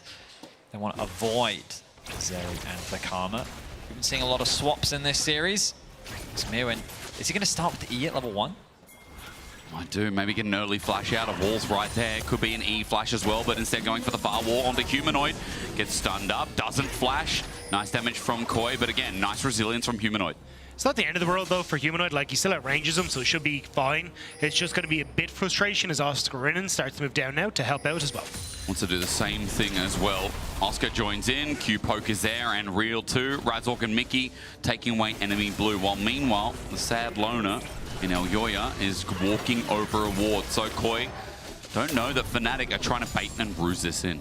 Yeah, I think Alioya's just going to go for the split map though, going to look to try and steal away the blue. Mickey helping on the opposite side to steal the way to pick up the pace for Razork so we can get onto the map a little bit faster. But yeah, nothing too unusual here in this sort of split map scenario. Everyone just playing to get what they can in this moment. Now, while we were hyping up KOI coming into this game, just a reminder, when they've last faced off, this has happened. Every single game has gone to a game 5 in those last best of 5s. 2023 season finals, winter, season finals again. It's been 2 years of this, and it would be funny if once again we get delivered a game 5 as Oscar's just going to zone out Jojo. I mean, it's looking to be heading in that direction. The history between these two teams is that it's always been a battle between them to see who can represent in the finals and challenge the Titans that are often G2. We'll see if history looks to repeat itself, as so far in this game, small advantages, I would say, gained for KOI, just because they were a little bit faster on the swap. Oscar Rinnan still hasn't actually hit level 2, but he should be safe on the top side of the map because now he's going back into standard lanes. And there we go. Yeah, Mirren though will still have the level advantage. So basically Movistar KOI sacrificing half a level on Supa to gift it to Mirren so we can hit level 3 and try and punish in this matchup incredibly well. But you know, to see that Alioya is on this top side of the map, so maybe looking for a little bit more if Oscar Rinnan starts to try and push this lane, especially as Mirren hits level 3, full access to his artillery should be good. Just notice that Alioya a bit behind in CS there, gents. So Alioya's invade is deep venture. It seems like he's a little bit behind as well as Humanoid. Just onto Jojo, good scat of the week, or rather sidestep. Jojo in the end as Razork can't do anything but drift by. Not quite able to connect means that Jojo Pion going to continue kind of punishing the fact that Humanoid had that early misstep against Mirren. And now Humanoid going to reset early to make sure they can TP back in and cash this full wave without much trouble. But on the bottom side, Mickey's trying to sidestep. Boomerang Blade is out, heals burnt. On one side, on both. Looking for the tether. Mickey's going to find it here. The barrier's up, but Alvaro's slowed. Good damage here from Fnatic duo. The thing about Karma is that because her Q cooldown is relatively low, there's little that Lulu can actually do to stop it. So you can just keep harassing, and it's very difficult for Lulu to trade back. And again, we talked about range. There's quite a range difference between Zeri and the Sivir, which means that you're very reliant on getting those bouncing blades, using the minion wave. My eyes on this top lane. Alioya is hovering around, but overall trade's going in favor of Fnatic.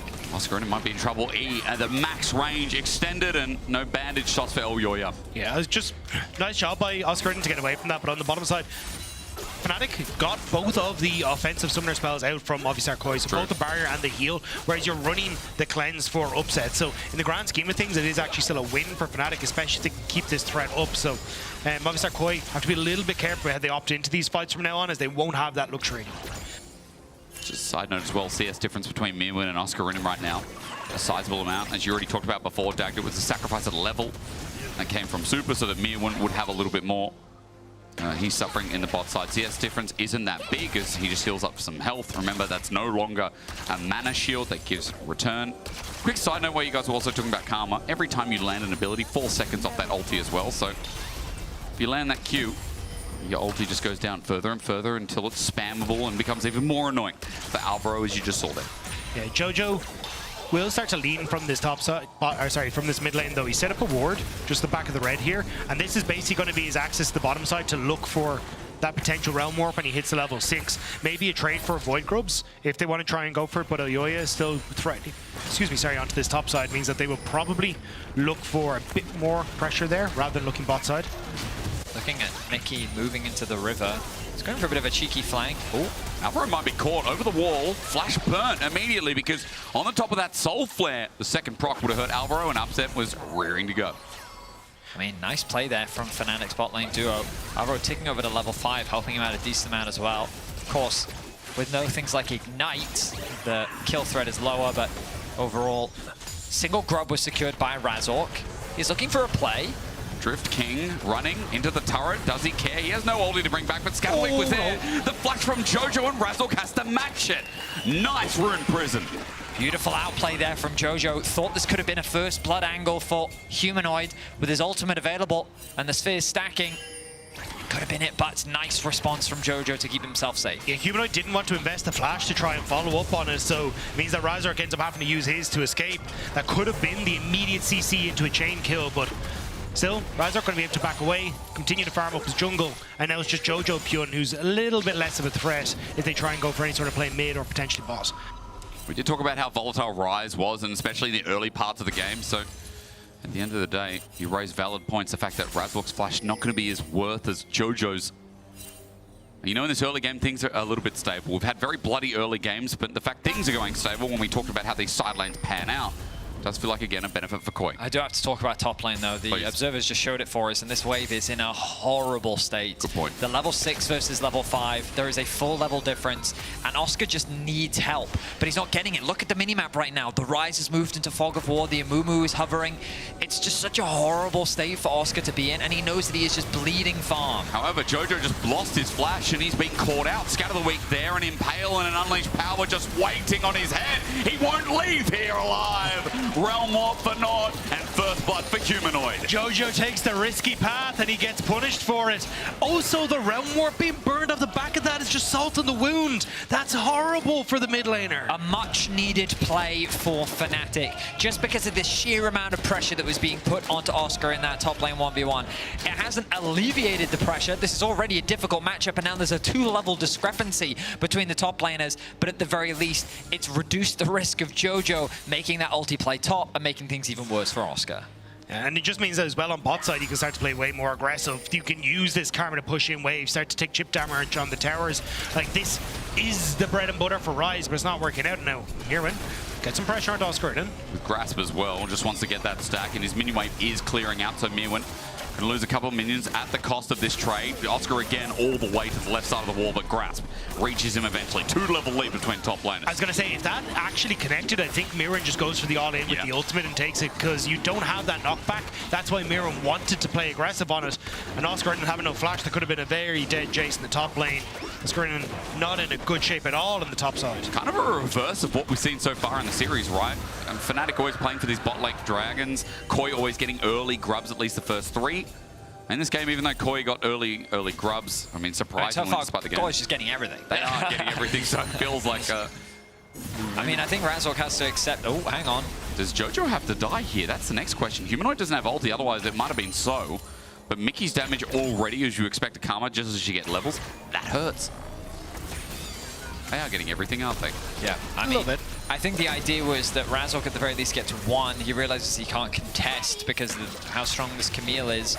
So he denies that first objective, but the dragon going down in the cross map, it's just a bit of an awkward spot. Still, first kill though goes to Fnatic. They have a small lead for the time being. They do. Across the map though, everything is largely even. because with Humanoid getting his advantage in mid, Mewin is getting his advantage in top. The difference is, I would say, Mewin's advantage is a lot more terrifying. I think the thing for Movistar KOI, though, is the lack of jungle support that we've seen in this game versus the other 3 games in this series. Because Alvaro's on the Lulu, he is way less effective working alongside the Mumu. Traditionally, we'd see Lulu and Zinzao, or Lulu and an auto-attacking jungler, but you just don't have that threat, really, which is why Mickey with push has been able to at least lend a little bit of help here in mid. And here he is again, right? And Jojo might be dead because the orbs are down, the ult is unleashed. And Humanoid, it looks easy here. The longer this lane goes, the worse it is for Jojo. I mean, this is the risk when you don't have that flash on Jojo. The setup is traditionally quite simple on the Syndra. But Humanoid didn't even need to use the QE combo. Instead, he just let Mickey set it up for him. The ultimate comes through, and they find themselves another kill. They just wanted to get any grub here if they can manage it. Snipe just out of range there, because you can see Upset looking for plates on that bottom side, and Movistar KOI have rotated everyone up. That's at least alive to try and cover this at the moment, but it is still a 4v4 as Jojo Pyun makes his way to the bottom side. And Mewin joins in as well. He's just trying to help out with the grubs, but Elioya looking for the turn. He's got Curse of the Sad Mummy available, and he's going to make someone surprise party indeed.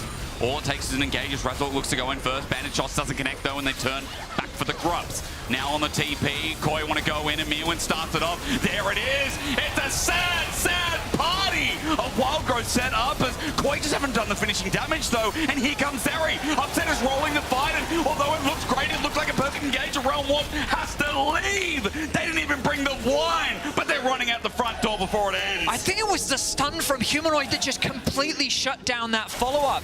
Razzle, oh! Mewin? No ulti here, but Oscarin might be in trouble. However, it's Upset who's still sticking around. Mewin thought he could find it onto Oscarin in the trade, not there yet. Flash! He misses the gun on Mickey! Takes the blast cone! Gets it anyway! That was egregious, but it is a shutdown for Upset. I cannot believe that Mewin got the kill off the backside, but coming into this timing from Fnatic was sick. Storm Surge immediately picked up off the TP from the Syndra in the mid lane, so this is why Razork was trying to commit to it, but here we go, Vedi. Look at Humanoid with the 3-man stun onto the backline, the suppression as well, connecting onto Mewin, reducing the amount of damage he can do, and then Upset with the flash play was crucial. Fnatic, a few individual plays there turned what could have been a massive team fight for KOI, and they find themselves with 5 kills in this early game. And I'll be the first to hold up my hand. I looked at that start of that play and I was like, this is Fnatic running into bad spots again. But understanding the reset timer on Humanoid for the Storm Surge, having that incredible knockback and Upset flashing in at the end. Brilliant stuff from the Fnatic carries. I mean, these couple of early kills I might add for Humanoid that have also made his impact that much greater. They certainly have, and the only thing I wanted to add is, like, we've been saying it all split long, but I feel like we've got the new version of Upset, you know what I mean? The hyper-aggressive playmaking individual that he has become. He plays with nothing but confidence, and the idea to just flash into the face of Super, commit the ultimate, and then clean up the rest of the fight. 3 kills for him. This Zeri is in a prime position to carry. Well, a 2K gold lead for Fnatic, despite not really having the early objectives. We talked a lot about KOI's position. Jojo's scared of his position on the map right now as around the Syndra, Fnatic start grouping up, giving Humanoid space, time, effort, energy. All it is right now for Fnatic is making sure that KOI feels scared to go in. And they do. Super. Super. This is not where you're supposed to be. No, he's not. He just ran into Fog of War and into the enemy, into an Impale as well. Super duper yippity-doo. What happened in the end to you? Elioya as well won't be caught out, but Humanoid just zones. Next Dragon's up in 15. I mean, we've seen how KOI play when they have the early game lead, but now it's Fnatic in the driver's seat. And KOI, they're making mistakes. Super's positioning there. He was too far away from Alvaro to get the ultimate from him to buy a little bit more time. But even if he did, I think that still would have resulted in his death. First tower of the game looking to be secured by Fnatic. Well, Humanoid, at least one grub is going to help out as well. First turret not going to give gold bonus as it used to back in the day for you old timers, but still a turret nevertheless pushes them closer towards 3,000 gold.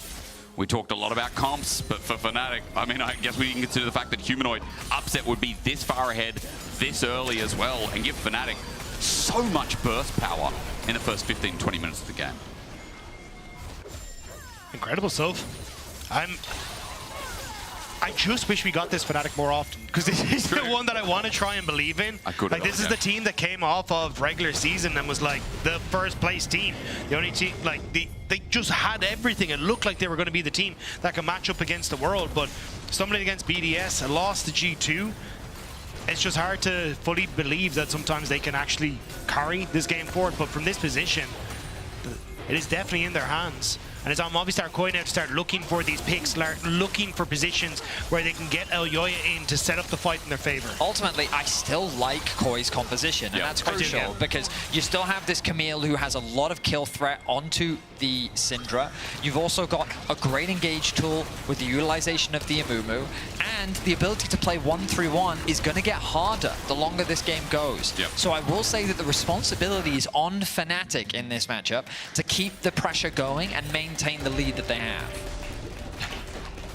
Scuttle Crab chasing Humanoid, or at least Humanoid been bringing it with them, but doesn't want to try and approach that top side. Knows there's multiple members of Movistar KOI in the area, so going to play it safe. Rift Tower up and available, but I'm keeping my eyes on Jojo. Has a position here where he could potentially route more people into unusual positions, but Alvaro sitting on that top side on the reset means that this is going to be a Fnatic objective. And Movistar KOI are going to have to look elsewhere for their dinner. Feels like Humanoid is just so strong. 80 Splinter stacks, by the way. 120 is where it maxes out, and that 15% AP comes in. He's already got Storm Surge, 9 stacks of the Dark Seal. Needlessly large sitting in that inventory, and they've got the boots upgrade. Fnatic have just taken away so much in the early game. First time we've said that this series. 3k gold lead, Herald in hand. They got the last dragon as well. Mid turret is only hair's breadth away from dying. Do you think he's going for a death cap second? Would you? I mean, Shadowflame? Yeah, I mean, Shadowflame would make sense. Yeah. I'm just asking. We'll see. I mean, it would make a lot more sense when he actually goes back to base and buys a second item. A lot of things built out of large rod at the moment. But the problem that he finds himself in is that he's actually matching up against the Camille. I say that though, like, this is the problem they're going to keep running into, is that neither the Jace or the Syndra really wants to be in this matchup, and you kind of always have to shadow them. If you look at his positioning on the minimap, he is hiding underneath his tower. He can't really afford, and Mickey has to hover topside because the threat of a dive is incredibly real. So you leave Jace isolated on the bot side of the map, you've got Upset kind of solo clearing in mid, and he can't really compete with this wave clear yet anyway. So MKOI, even though they find themselves at a deficit, still have easy access to just get control over the map because of the pressure they can exert in the lanes. That little tip of the point, exactly what you're talking about. The wave clip from Super already there is mid-wave might not be the biggest of their concerns. Super's on the hunt already. Razork flashes in. Curse of the Sad Mummy used defensively. His Upset gets the half HP. Impale is spell shielded. Jojo Pyong comes in and Razork's tool is down. Upset is down in the second if he stays in the fight, but Elyoya has to be wild growth. He's running for his life, but he'll be tethered. He'll die. And he saves the play, but he cannot save his own life. KOI end up being caught in the river. They turn it into a fight without Mewin. He's such a crucial piece of their damage in the early game. Elyoya ends up connecting three of his bandage tosses, and just there's very little follow-up from KOI. Fnatic continuing to extend their lead. You just don't really have the damage there for KOI as well. Supa only on that 1.5 items, whereas you look at the 2 completed items for Upset now as well. Jojo Pyun, he's gone Rod of Ages, right? Like, and it's only just completed off of that reset, so he's not really in a position to follow up. So for Fnatic, it was just perfect timing for them with that TP as well. He is going Death Cap. He is going Death Cap, okay. Nice. Well, he's going to have damage. Yes. I mean, wow, okay. Humanoid playing with nothing but confidence here, especially given that he's got 7 stacks on the Dark Seal too. Fnatic riding that wave with a 4k gold lead. Let's look back at the play. Yeah, and you can see here as they go in. So Fnatic trying to start this off. Upset immediately getting access towards Supa and hitting 2 with the ultimate's great. The cleanse to get away from Elyoya, but it's the TP from Oscar Rinnan that makes it so easy because it's 4 out of 5. And as you say, spell shield's there, but Elyoya goes on to Upset, but Supa can't get into position. Jojo Pyun can't get into position, and they just don't have the damage to follow up on what Elyoya is trying to achieve. The re-engage comes through because he sees the Realm Warp, and Camille is on her way down as well, so they think that they can create a turning point. Unfortunately, just when he goes in, he realizes, no, this is not happening. So another fight won for Fnatic. Dragon in about 1 minute 20 seconds. We'll likely see that shift of control towards the bot side, and as I say that, you can see the recall coming through from Mickey. He sets his sights on the mid lane, and Alvaro is doing the exact same thing. Also, just, I like the way Fnatic are playing at the moment. So, as you said, Deathcap going to be coming up for Humanoid as the next, but look at where they're positioned. It's Mickey and also Razork playing up onto this top side, so our Humanoid can actually approach the wave and looking for a potential turret take, more gold funneled into this Syndra, so you can complete that Rabadon's Deathcap as you start to get these big objectives like Atakan and the third Dragon potentially in a few moments up and available. So, definitely Fnatic hyper-focused on getting that Death Clap for Humanoids. Death Clap, I like that because Fnatic, those brushes are so dangerous as well. Those chokes are so dangerous with the Skarner, with the Syndra. MKOI trying to buy time, as we talked about. Mirwin getting some damage down on this bottom side turret while Oscar plays defense. Atakan is top though this game, and teleports are going to be crucial. Mirwin right now has an edge over Oscar, while Jojo and Humanoid are still up in this top lane nearby. Humanoid, I'm keeping track of his gold. He is very close to having it, if he doesn't already. And all he needs to do is go back to base. Dragon is spawning. Keep your eyes on that mini-map as well. I noticed Camille constantly hovering in this river. This is a really big point of power that this Camille can use. You can keep threatening the potential of a collapse. And so Oscar's always forced to follow because he's aware of that. But wisely upset paths towards the top side of the lane, just so that he has that extra bit of distance, so that he's slightly closer to his team and he's further away from the enemy. You can see the way Fnatic are responding though. As Mirren starts to teeter up river, they don't go for anything too aggressive. Now they're actually just going to go for the Dragon into Atakan trade, but playing away from Mirren, because when he finishes the second item, he has one-shot potential onto Upset. He has one-shot potential onto Humanoid. But if he's never able to play the game like Upset was in the Draven, you don't have to worry about it. If they can open up mid here, it feels like the Atakan trade for the Dragon might be okay for a comp that wants to just keep buying time. Super's going to take up the turret, but eventually it drops down. Mid is now open for the side lanes, more importantly. Bot turret as well. Atakan is a trade there. It's Koi. I don't know if I'm unhappy with that. I'm going to say, like, what do you use this Atakan buff for now as Fnatic? Because you don't really have the pressure on side lanes to threaten the side lane turret. Mirwin is too strong. You don't get the wave clear into towards Supa, so you've lost 2 towers and a permanent buff in the Dragon. I just don't really see the value you're going to get from Atakan. Well, Humanoid has death cap, so he's about to say, I'll show you the value right now. At least I imagine that's their game plan. They've set their sights on the top tower. Notice that they are playing as a 4-man unit primarily. This is how you try and shut the split push down. You attack one of those side lanes rather than trying to match them. Of course, on the other side lane, there's a shadow coming in from Algoya as he looks to try and cover Mirwin, potentially to find a target out of position. But that's the thing, you kind of need to win out on the wave clear, but you've got this Sivir, you've got the Rise, the wave clear is gone, and now you've just got Mirwin who continues to push, so in theory, that's how it works, but you just don't get to from here. Oh my god, Alvaro almost dead. Redemption's going to heal him up. I guess that's what they do with the Atakan buff. They're like, well, we've got to push this turret, we're going to find some picks. Humanoid tanks up a little bit as well. Keep your eyes on the bot lane because the TP is going to come through in his Jace. Okay, Humanoid is on vision, so they know he's coming in. Mirwin just trying to get out of there. Wait for the hook shot, walk shot, while the rest of Koi look for the turn themselves, but Razork just does it first. Jojo now coming in from an angle while Super uses in the fog of war this choke to start bouncing the blade. These are good picks while Mirwin dies bot, yes, but 2 kills equals 400 gold over to Koi for the price of 1. At least you get 1, but it's... Didn't they get 4?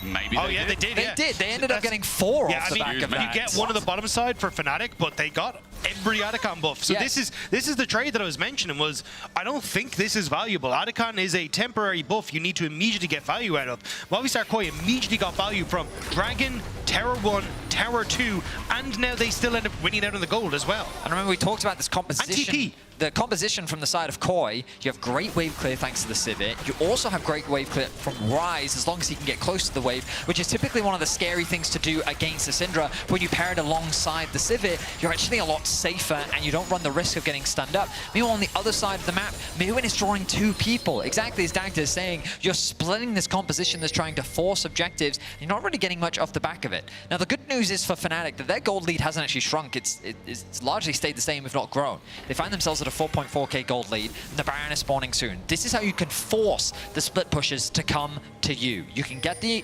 exchange and leverage the fact that you have this itemization and gold advantage. But as I say that, you look at the bottom of your screen, 2 items are being matched on the side of Koi, so I don't know if they're even that afraid of trying to find a fight right now. Super knows that Humanoid's there angling. He was on a ward. Bravely walks by with Alvaro by his side, and Razork just tries to get deep vision. The split push will continue here, waiting for the wave to come in top. I do think this is a mistake from Movistar Koi, though. I think always having Mirwin as a split pusher is far more dangerous than having Jojo Pyun in that position, because he can push, sure, but he's never actually going to threaten a tower take or potential tower dive, and that's why Fnatic now feel a little bit more safe to continue pushing up these waves. Baron is spawned. Jojo Pyun probably has to commit his TP here, although that ward is doing so much work for Movistar Koi and letting them know exactly what Fnatic are up to. Really good point there, Dagdut. Gives them so much control. Look, they don't have to worry. They can back. Jojo gets push. He backs calmly, probably towards his third item. Rodave just stacking up. And again, every moment that we come back to this and we see that Koi are buying time, it's a positive, right? And everyone at home will be like, they're 4K gold up on Fnatic. Yes, that Syndra's very strong, but keep watching the game and keep watching Camille. Great point as well. Ravenous with the wave clear, plus the sustain in the duel is big as Razork walks into this brush. Poke tries to connect. That's a crucial blue trinket there on the top side to spot out the Camille coming in from over the wall. Fnatic are going to concede space in the jungle as Mirwin continues to make progress. I'm not so confident of Fnatic being able to win out these fights anymore, though. 3 items now for Supa. He is quite strong. Plus that Rod of Ages is about to pop over for Jojo Pyun, plus 2 items for Camille. Like, Fnatic are kind of playing this like they still own the jungle, but this gold lead is deceptive. Yeah, it's a little fake. We've already talked so much about this composition, and it ultimately will come down to execution, as it often does.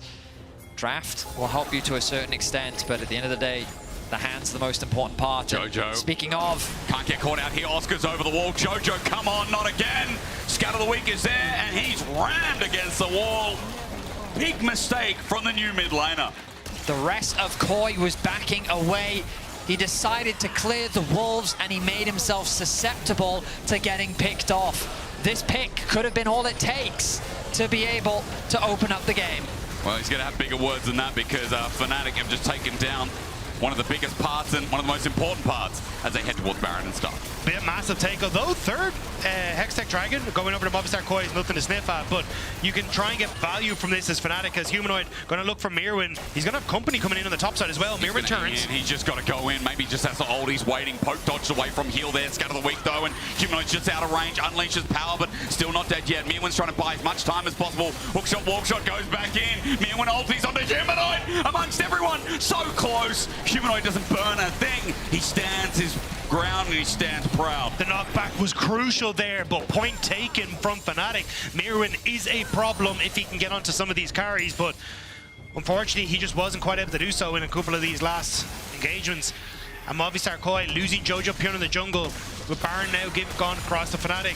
Can Fnatic actually get value again from this temporary buff? They need to push Movistar Koi back into their base, clear all of these outer towers, because in 4 minutes time there's a Hextech Soul available for Movistar Koi. Fnatic found a very valuable pick, but Dagda is right.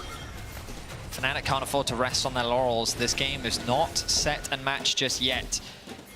And the Sivir wave clear is very much going to be tested right now. True. For those long-time League fans, you'll remember the reckless 500 CS Sivir win condition. Classic. Because that champion was designed to hold the waves. So far, though, Fnatic, they secured 1 tower. They're looking to make it 2. Trying to make those 4 grubs work as well for Jojo in the side lane, but Humanoid, will make it 2 indeed, as last of the minions cancelled out in mid. Fnatic group up as 5 and uses Baron buff to push in, and Jojo now needs to retreat and come back, because this will be an inhibitor turret for sure. And who knows what happens with mid as well as Upset moves over. This is huge for Fnatic though. They struggle against the wave clear, as Betty said, but Baron is making the difference here, and that's 2 towers now gone. Step up to the minion wave. Elyoya is battered. Center wave. Razork is in the base by himself. In super goes, but he's wild growth to kite back, but Oscar can't find him. Good kite, good shutdown as Upset now as well. Battered by the ulti, the Camille. Mirwin joins in. They've still got fight left in them. Flash roar from Jojo. Razork has to match it as well. Mickey running for his life, and they went a bit too far. Man, Koi were there waiting. 1 step too far was all it took for Koi to find a winning team fight. They protect their inhibitors as Oscar goes for a hyper-aggressive play onto the back line. Yeah, and Razork, you can see here, tries to get the Impale down, but flashed away by Elyoya. And then Elyoya goes in, but Cleanse flash from Upset, but it doesn't matter. Upset gets caught again, just on the edge of that bandage toss. And Supa able to follow through. Mirwin dishing out damage, and the AoE is huge in front of that turret. Remember what you guys were saying coming into this just certain champions you have to pay respect to. The Amumu burns the flashes, the Amumu creates space for Vedius. And once the respect is given, Mirwin could tear the rest apart. Gold lead shrinks a bit. Baron power play, thanks to Red Bull, only at 500 after that defense. And Supa is going to be creating holes in Fnatic now. That's the Last Whisper fully completed now. Oh, yeah.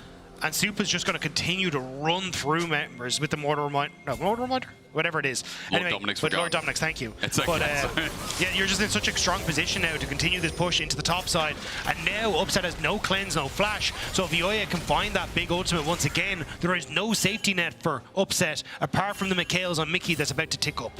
Yeah, I mean, I kind of feel like a broken record talking about the comp from KOI, but it's really important that It really is. you recognize, like, even with this gold lead, it isn't quite enough to guarantee Fnatic's victory. They need to find another pick like they did earlier, as Jojo has now equalized the level difference. And again, you look at those items and the itemization really isn't that dramatic between the two. It's a 2.5k gold lead, but a lot of that's going towards a Blighting Jewel and I guess the expensive item that is Rabadon's Death Cap, right? I'll also add in that we've got Dragon coming up in a minute 10.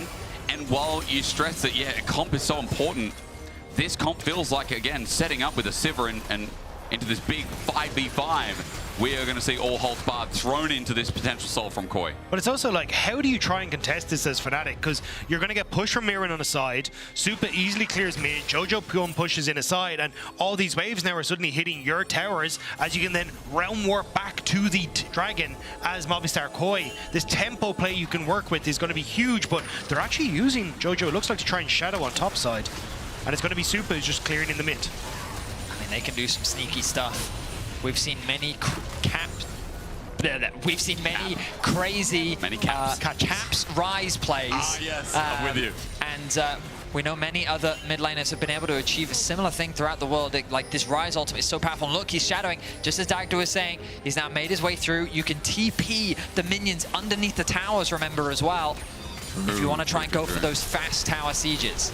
Here we go, the ult from Mirren. Wants to engage. Mirwin not going to find Oscar in a good spacing as per usual, just like this game. Oscar on the J's going to poke out, and he means a bit of business now as well. He's going to chase this up and onto Mirwin. Gets the Sterix Gate shield. That's big before a 5v5 as we speak of it, and Fnatic are turning the play. On bot, they've found Upset with an ulti firing into Elyoya, and Elyoya's ulti doesn't hit. The knockback is big, and Upset, the new addition of Fnatic, is rolling over their reverse sweep chances. He cleans them, he shocks them, and Fnatic just play the map better. Jojo, where do you think you're going? Back to NA! Movistar KOI tried to make the play in the side lane, but Fnatic read it in the 3v3. Fnatic beat them, and now, as they march towards the Nexus, Fnatic might just win it. This was what we were waiting for. Fnatic to wake up a bit, and in this game it seemed topsy-turvy, but the Lion has roared its last, it looks like, in the lower bracket. Top 4 silences. Mirwin was a big hope in the side lane, but silenced as well. Fnatic at us in the first half, but they always find a way back in. Resilience is rewarded, and Fnatic will get a chance to make another finals, locking in their face-off against the Blue World tomorrow. The GGs come through as Upset steps up massively in that final fight. A huge team fight win. And Oscar with a crazy level of confidence after being bullied by Mirwin consistently in the side lane. He was able to sidestep the stun, he was able to chip away at his HP, but he even forced his flash out at the end there. Fnatic, they do end up winning the series 3-1. And it's a good read from Fnatic at the end. Humanoid sitting in behind Oscar Rinnan. They make that play, but Upset again. This man, when he's firing on all cylinders, is just leaving it scorched earth. Reason he's been called best Eddie Carrier of the league as your player of the series. You can vote now at LEC on X. Oscar, Upset, or Mickey. I just think, I mean, Oscar's training in top. But Oscar in general, I mean, Oscar really has had an incredible winter, especially when you looked at the roster coming in. A lot of skepticism was directed towards the top side of the map. Yep. Super team across the board, but like, maybe not so sure on the top laner, but Oscar is silencing many of the doubters. Of course, for there to be a winner, there must be a loser, and KOI, unfortunately, will fall short here against Fnatic an today. interesting roster. There's been trials through mid, but I feel like in parts of this series, we did see some of the best of Jojo. I am curious as to what the developments are towards spring. Remember, again, they're out until we come back after first stand. And my biggest question is, like, you know, what happens in the BO3s with Koi's? Because I think there were some fun drafts here. They made it simple for themselves. And as Finn said on the desk, there was a world where this was a 3-0. There was a world where Koi, you know, start this series. We could have been going into game 5 right now. They you know, a bit overzealous in that first game, going for that Nexus. And truthfully, I really did like their draft in this game. I ultimately think it came down to that single team fight in the river. Humanoid with the great stun. What looked like a bad fight for Fnatic ended up being a massive fight for them. But it was still a very tense, close final game.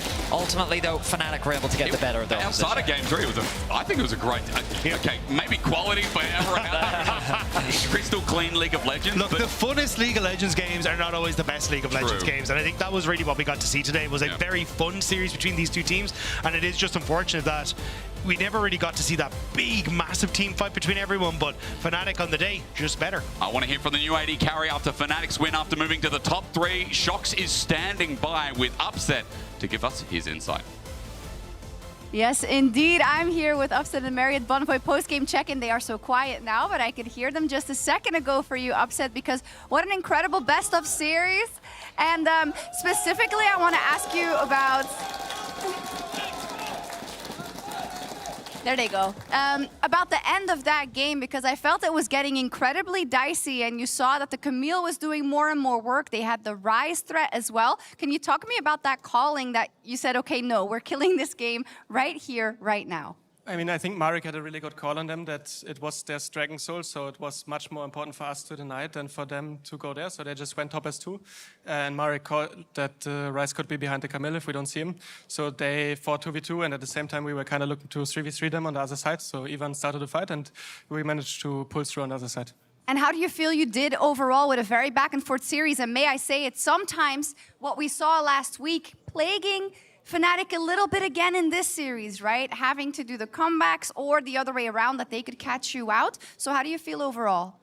I mean, I think no team is really playing perfect right now. I think if you look at all the regions, the games are very chaotic, and we definitely have a lot of things to improve on. But overall, I'm just happy that we managed to pull through, because that's what matters in the end. It's true, and we know that you haven't been feeling that well, and I know that must have been super annoying, because I feel like these playoffs are really a moment where you want to show exactly what you are made of. Top 3 already now, but how realistic do you think it is to make that run to the finals and perhaps trophy dreams here in winter? I mean, we're not really thinking so far in the future. We just really are taking it game by game, right? We have a strong opponent. We had a strong opponent today, and we have a strong opponent tomorrow. So the job was done today, but we need to focus on tomorrow now a lot and prepare for KC as much as possible. And if we do well tomorrow, then we will be in the finals. Yes. Yes, you will be. That is how the tournament works. Indeed, I love how rational you are. But talk to me about KC a little bit. We saw them last week waver a little bit, right? And you, across from Calist, you have an insane wealth of experience. That should mean that you don't waver in those situations. Do you feel like that's going to create an upper hand for you tomorrow? As I feel like the fact that you were so stable in the bot lane today is a big factor of why Fnatic won. I mean, experience will definitely be a good thing for us, but in the end, they're also a very strong opponent, and I think Calist is also very good. So it more depends how we perform as a team, I think, how we can play the map and how good our drafts go, because that's usually the most important thing. So if we have good drafts, probably we have a good chance tomorrow. If you have good drafts? Yeah, if we have grabs and gags, so it's 50-50. Okay, I see. A little bit of spice right at the end. Thank you so much, Upset. So glad to see that you're playing your heart out again. And we'll look forward to Fnatic versus KC tomorrow. And we're going to kick it over to PGL. Thank you.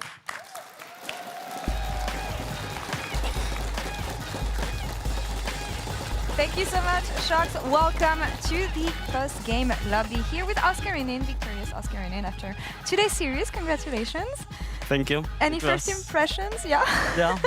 It was a bit of a crazy series because of the first game, I guess, mostly. But yeah, I mean, I think when we were in control of the games, it felt easy to play, even though sometimes we had little oopsies. Yeah, I think second game, I think it was, we were really behind and we came back. I think when we are in control, we take over the game. But sometimes we have some oopsies which make it a bit harder. I think we're gonna come back on those oopsies a bit later. But Jack, I feel like we've seen it all from Fnatic: the good, the bad, the ugly. Yeah. What was today? A bit of today everything. was, I feel. I was cheering for you guys because like Finn was cheering for Koi and I was cheering for you. Yeah. Bro, you guys made my heart beat. Like, oh my god, what were those games? He almost lost faith in you, I have to say, especially on that last draft. I'm sorry, I'm putting you on the spot. I mean, here. I thought the Karma pick, like when I see the Sivir Lulu and you guys pick the Karma, for me, Karma is a champ that just wants to like bully lane, but I don't think she can bully the lane much.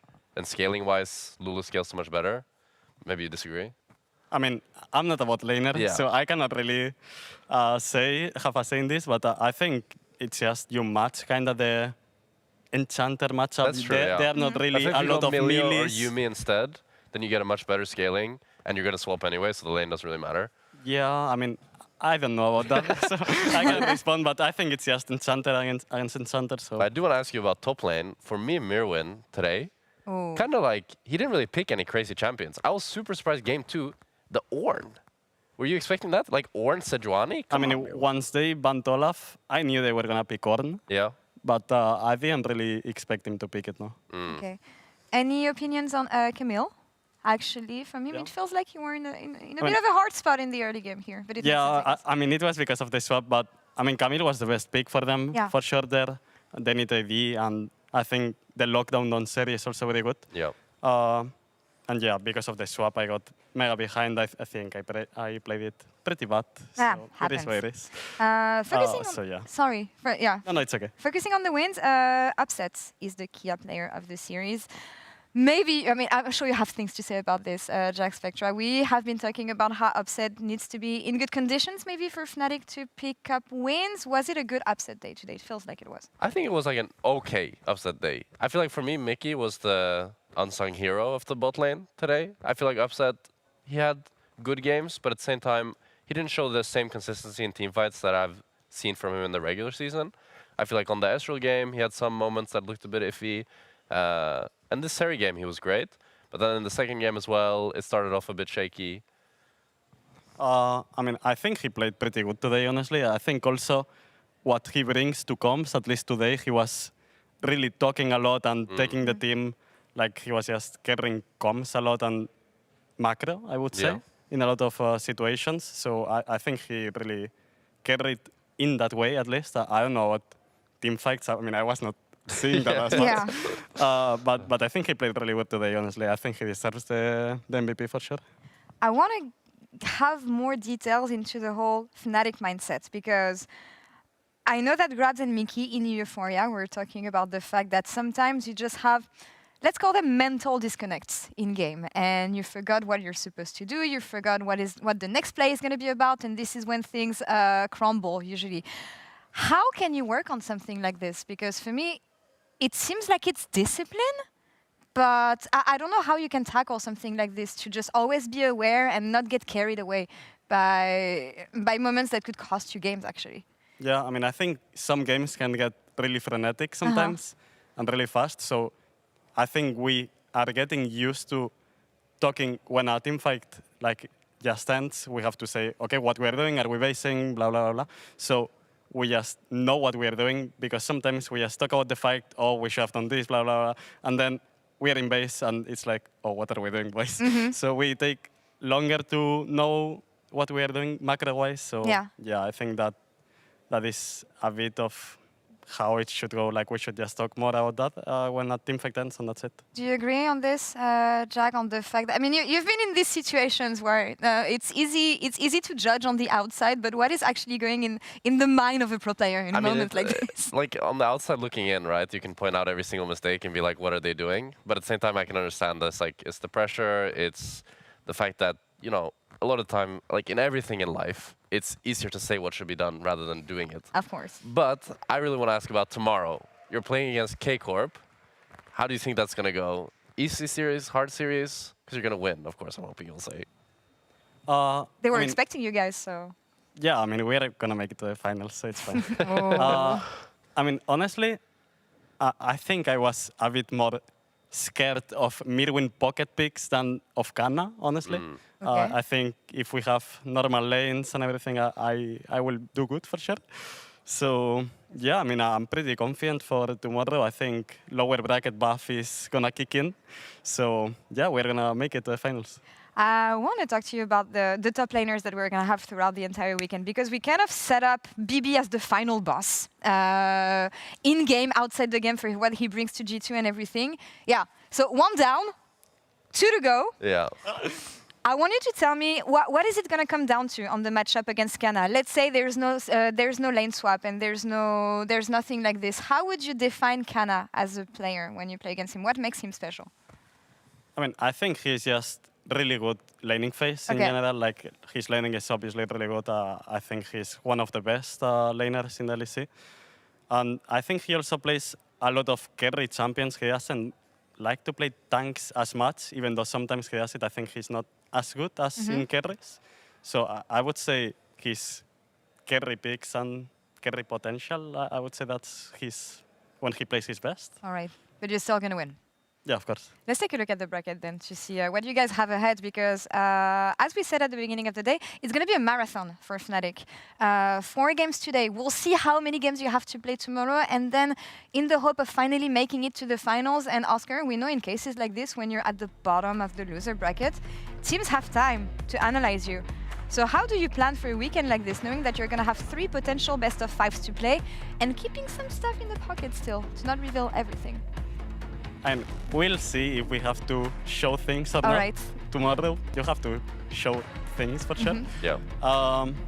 But yeah, I think it just depends on how tight the series is tomorrow. And I think, like, people analyzing you from the upper bracket is not that bad, honestly, because anyway, you are getting so much stage time. Like the lower bracket is actually pretty OP if you are winning. Because if you lose, yeah, you're out. But if you are winning, getting to the finals, to the lower bracket, I think brings a lot of momentum to the team, and just a lot of confidence. I think you just play way better because of the stage games, and yeah, I think it's just OP if you reach the finals. I wanted to ask, so the narrative that Laura mentioned that we set up is that Broken Blade is the final boss, right? Do you agree that he's the best top laner in the league? He can't say this. I think he probably showed it that he's the best. Yeah. Right. I mean, I cannot say I'm the best because I didn't win any LEC or anything. Maybe this time. Yeah, maybe this time we will see. If we reach the finals and win, we will see.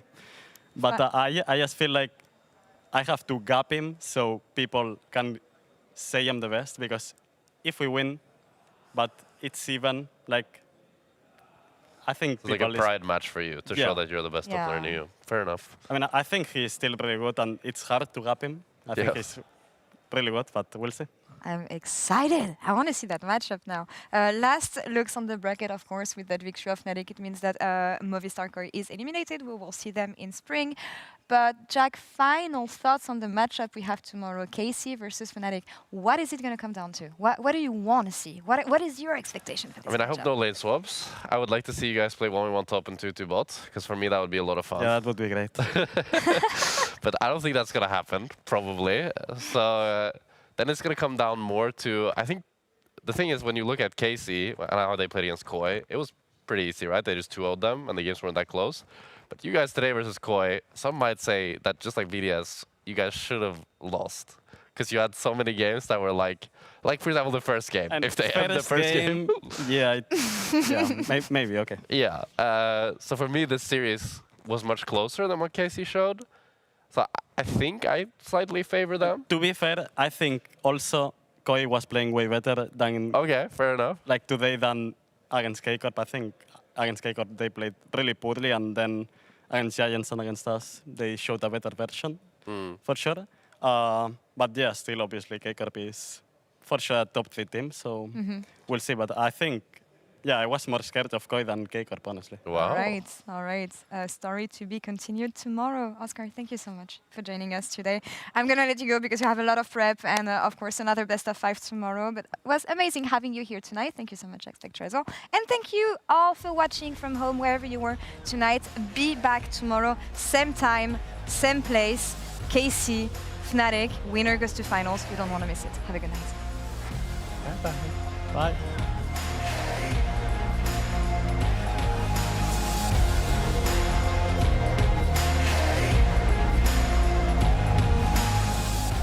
Alright, go. Alright, you ducks. Finally, time to play. He has W still, right? I have W in 1 second. Nice. Oh my god, I dropped in one. Yeah, he's OP, he's OP. Yeah, he's dead. He's full build. Well, it was fine. They don't want to join back in, but Mirwin will do it himself. He flips, he smacks, and yes, Mirwin can. I'm coming with Q3, I'm coming with Q3 if you have anything. You can end, mate. We can end. Nice. We can get Nash and Soul, by the way. Yeah, get Nash and Soul, yeah. They're probably FTPs, guys, FTPs. Jinx, no flash. So is that, I think. I'm dead, yeah. Jinx that. That's fine. We can fight. Yeah, low, no. Yeah, I can. Nice. Nice. Oh, no flash, guys. Oh, no flash. You. Yeah. Just kite. We win. Oh, I can catch this guy. You have to. No flash, say you. Nice. Go ahead. Okay, nice, bro. No base. Everyone press base, okay? It's good fight, okay, guys? Alright, no flash. Look clear. I still look clear after stun. Look. I turn. Alright, no flash. Kill this guy. Don't give him Gersti. Don't give me Gersti. I agree that. Okay, statement, guys. The game is won. Just use your brains while win, okay? On to Oscar in the trade, not there yet. Flash! He misses it! Got on Mickey! That's the blast going! Gets it out of the lane! That was egregious! Scanner, guys. Look, guys. Scanner. Roll. I pull him off. I'm leaving. 0-1 HP. Okay, I'm not. Look, Sandra. Go in mid, protect the wave. Rise, no flash. Yeah, I can flash this guy. No flash. I can flash on this guy. Oh, Nice! I think we ended. Mid. Holy. Camille needs to play, okay? Just make sure she can't.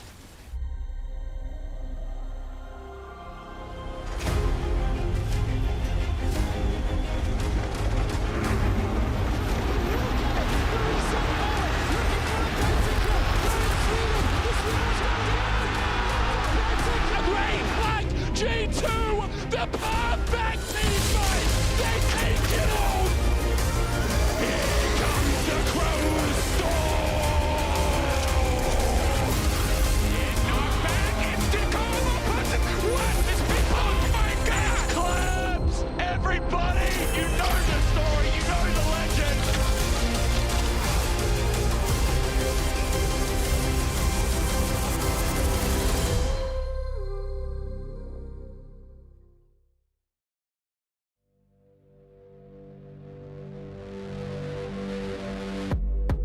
Who told you it was down here?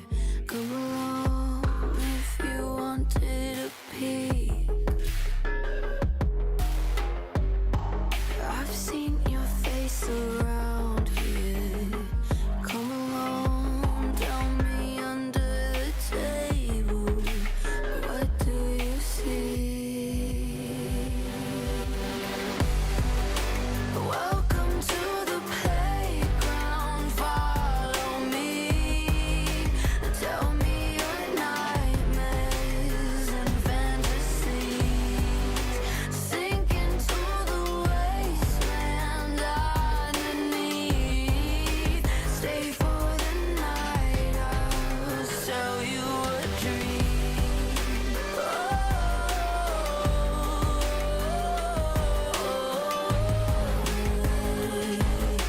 Welcome to the playground.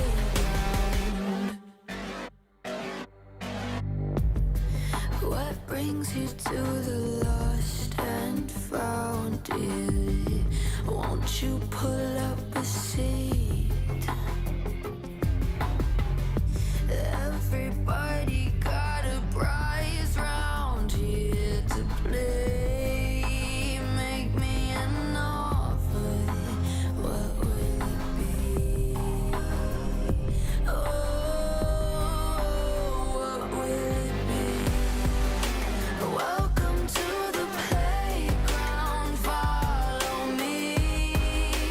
Tell me your nightmares.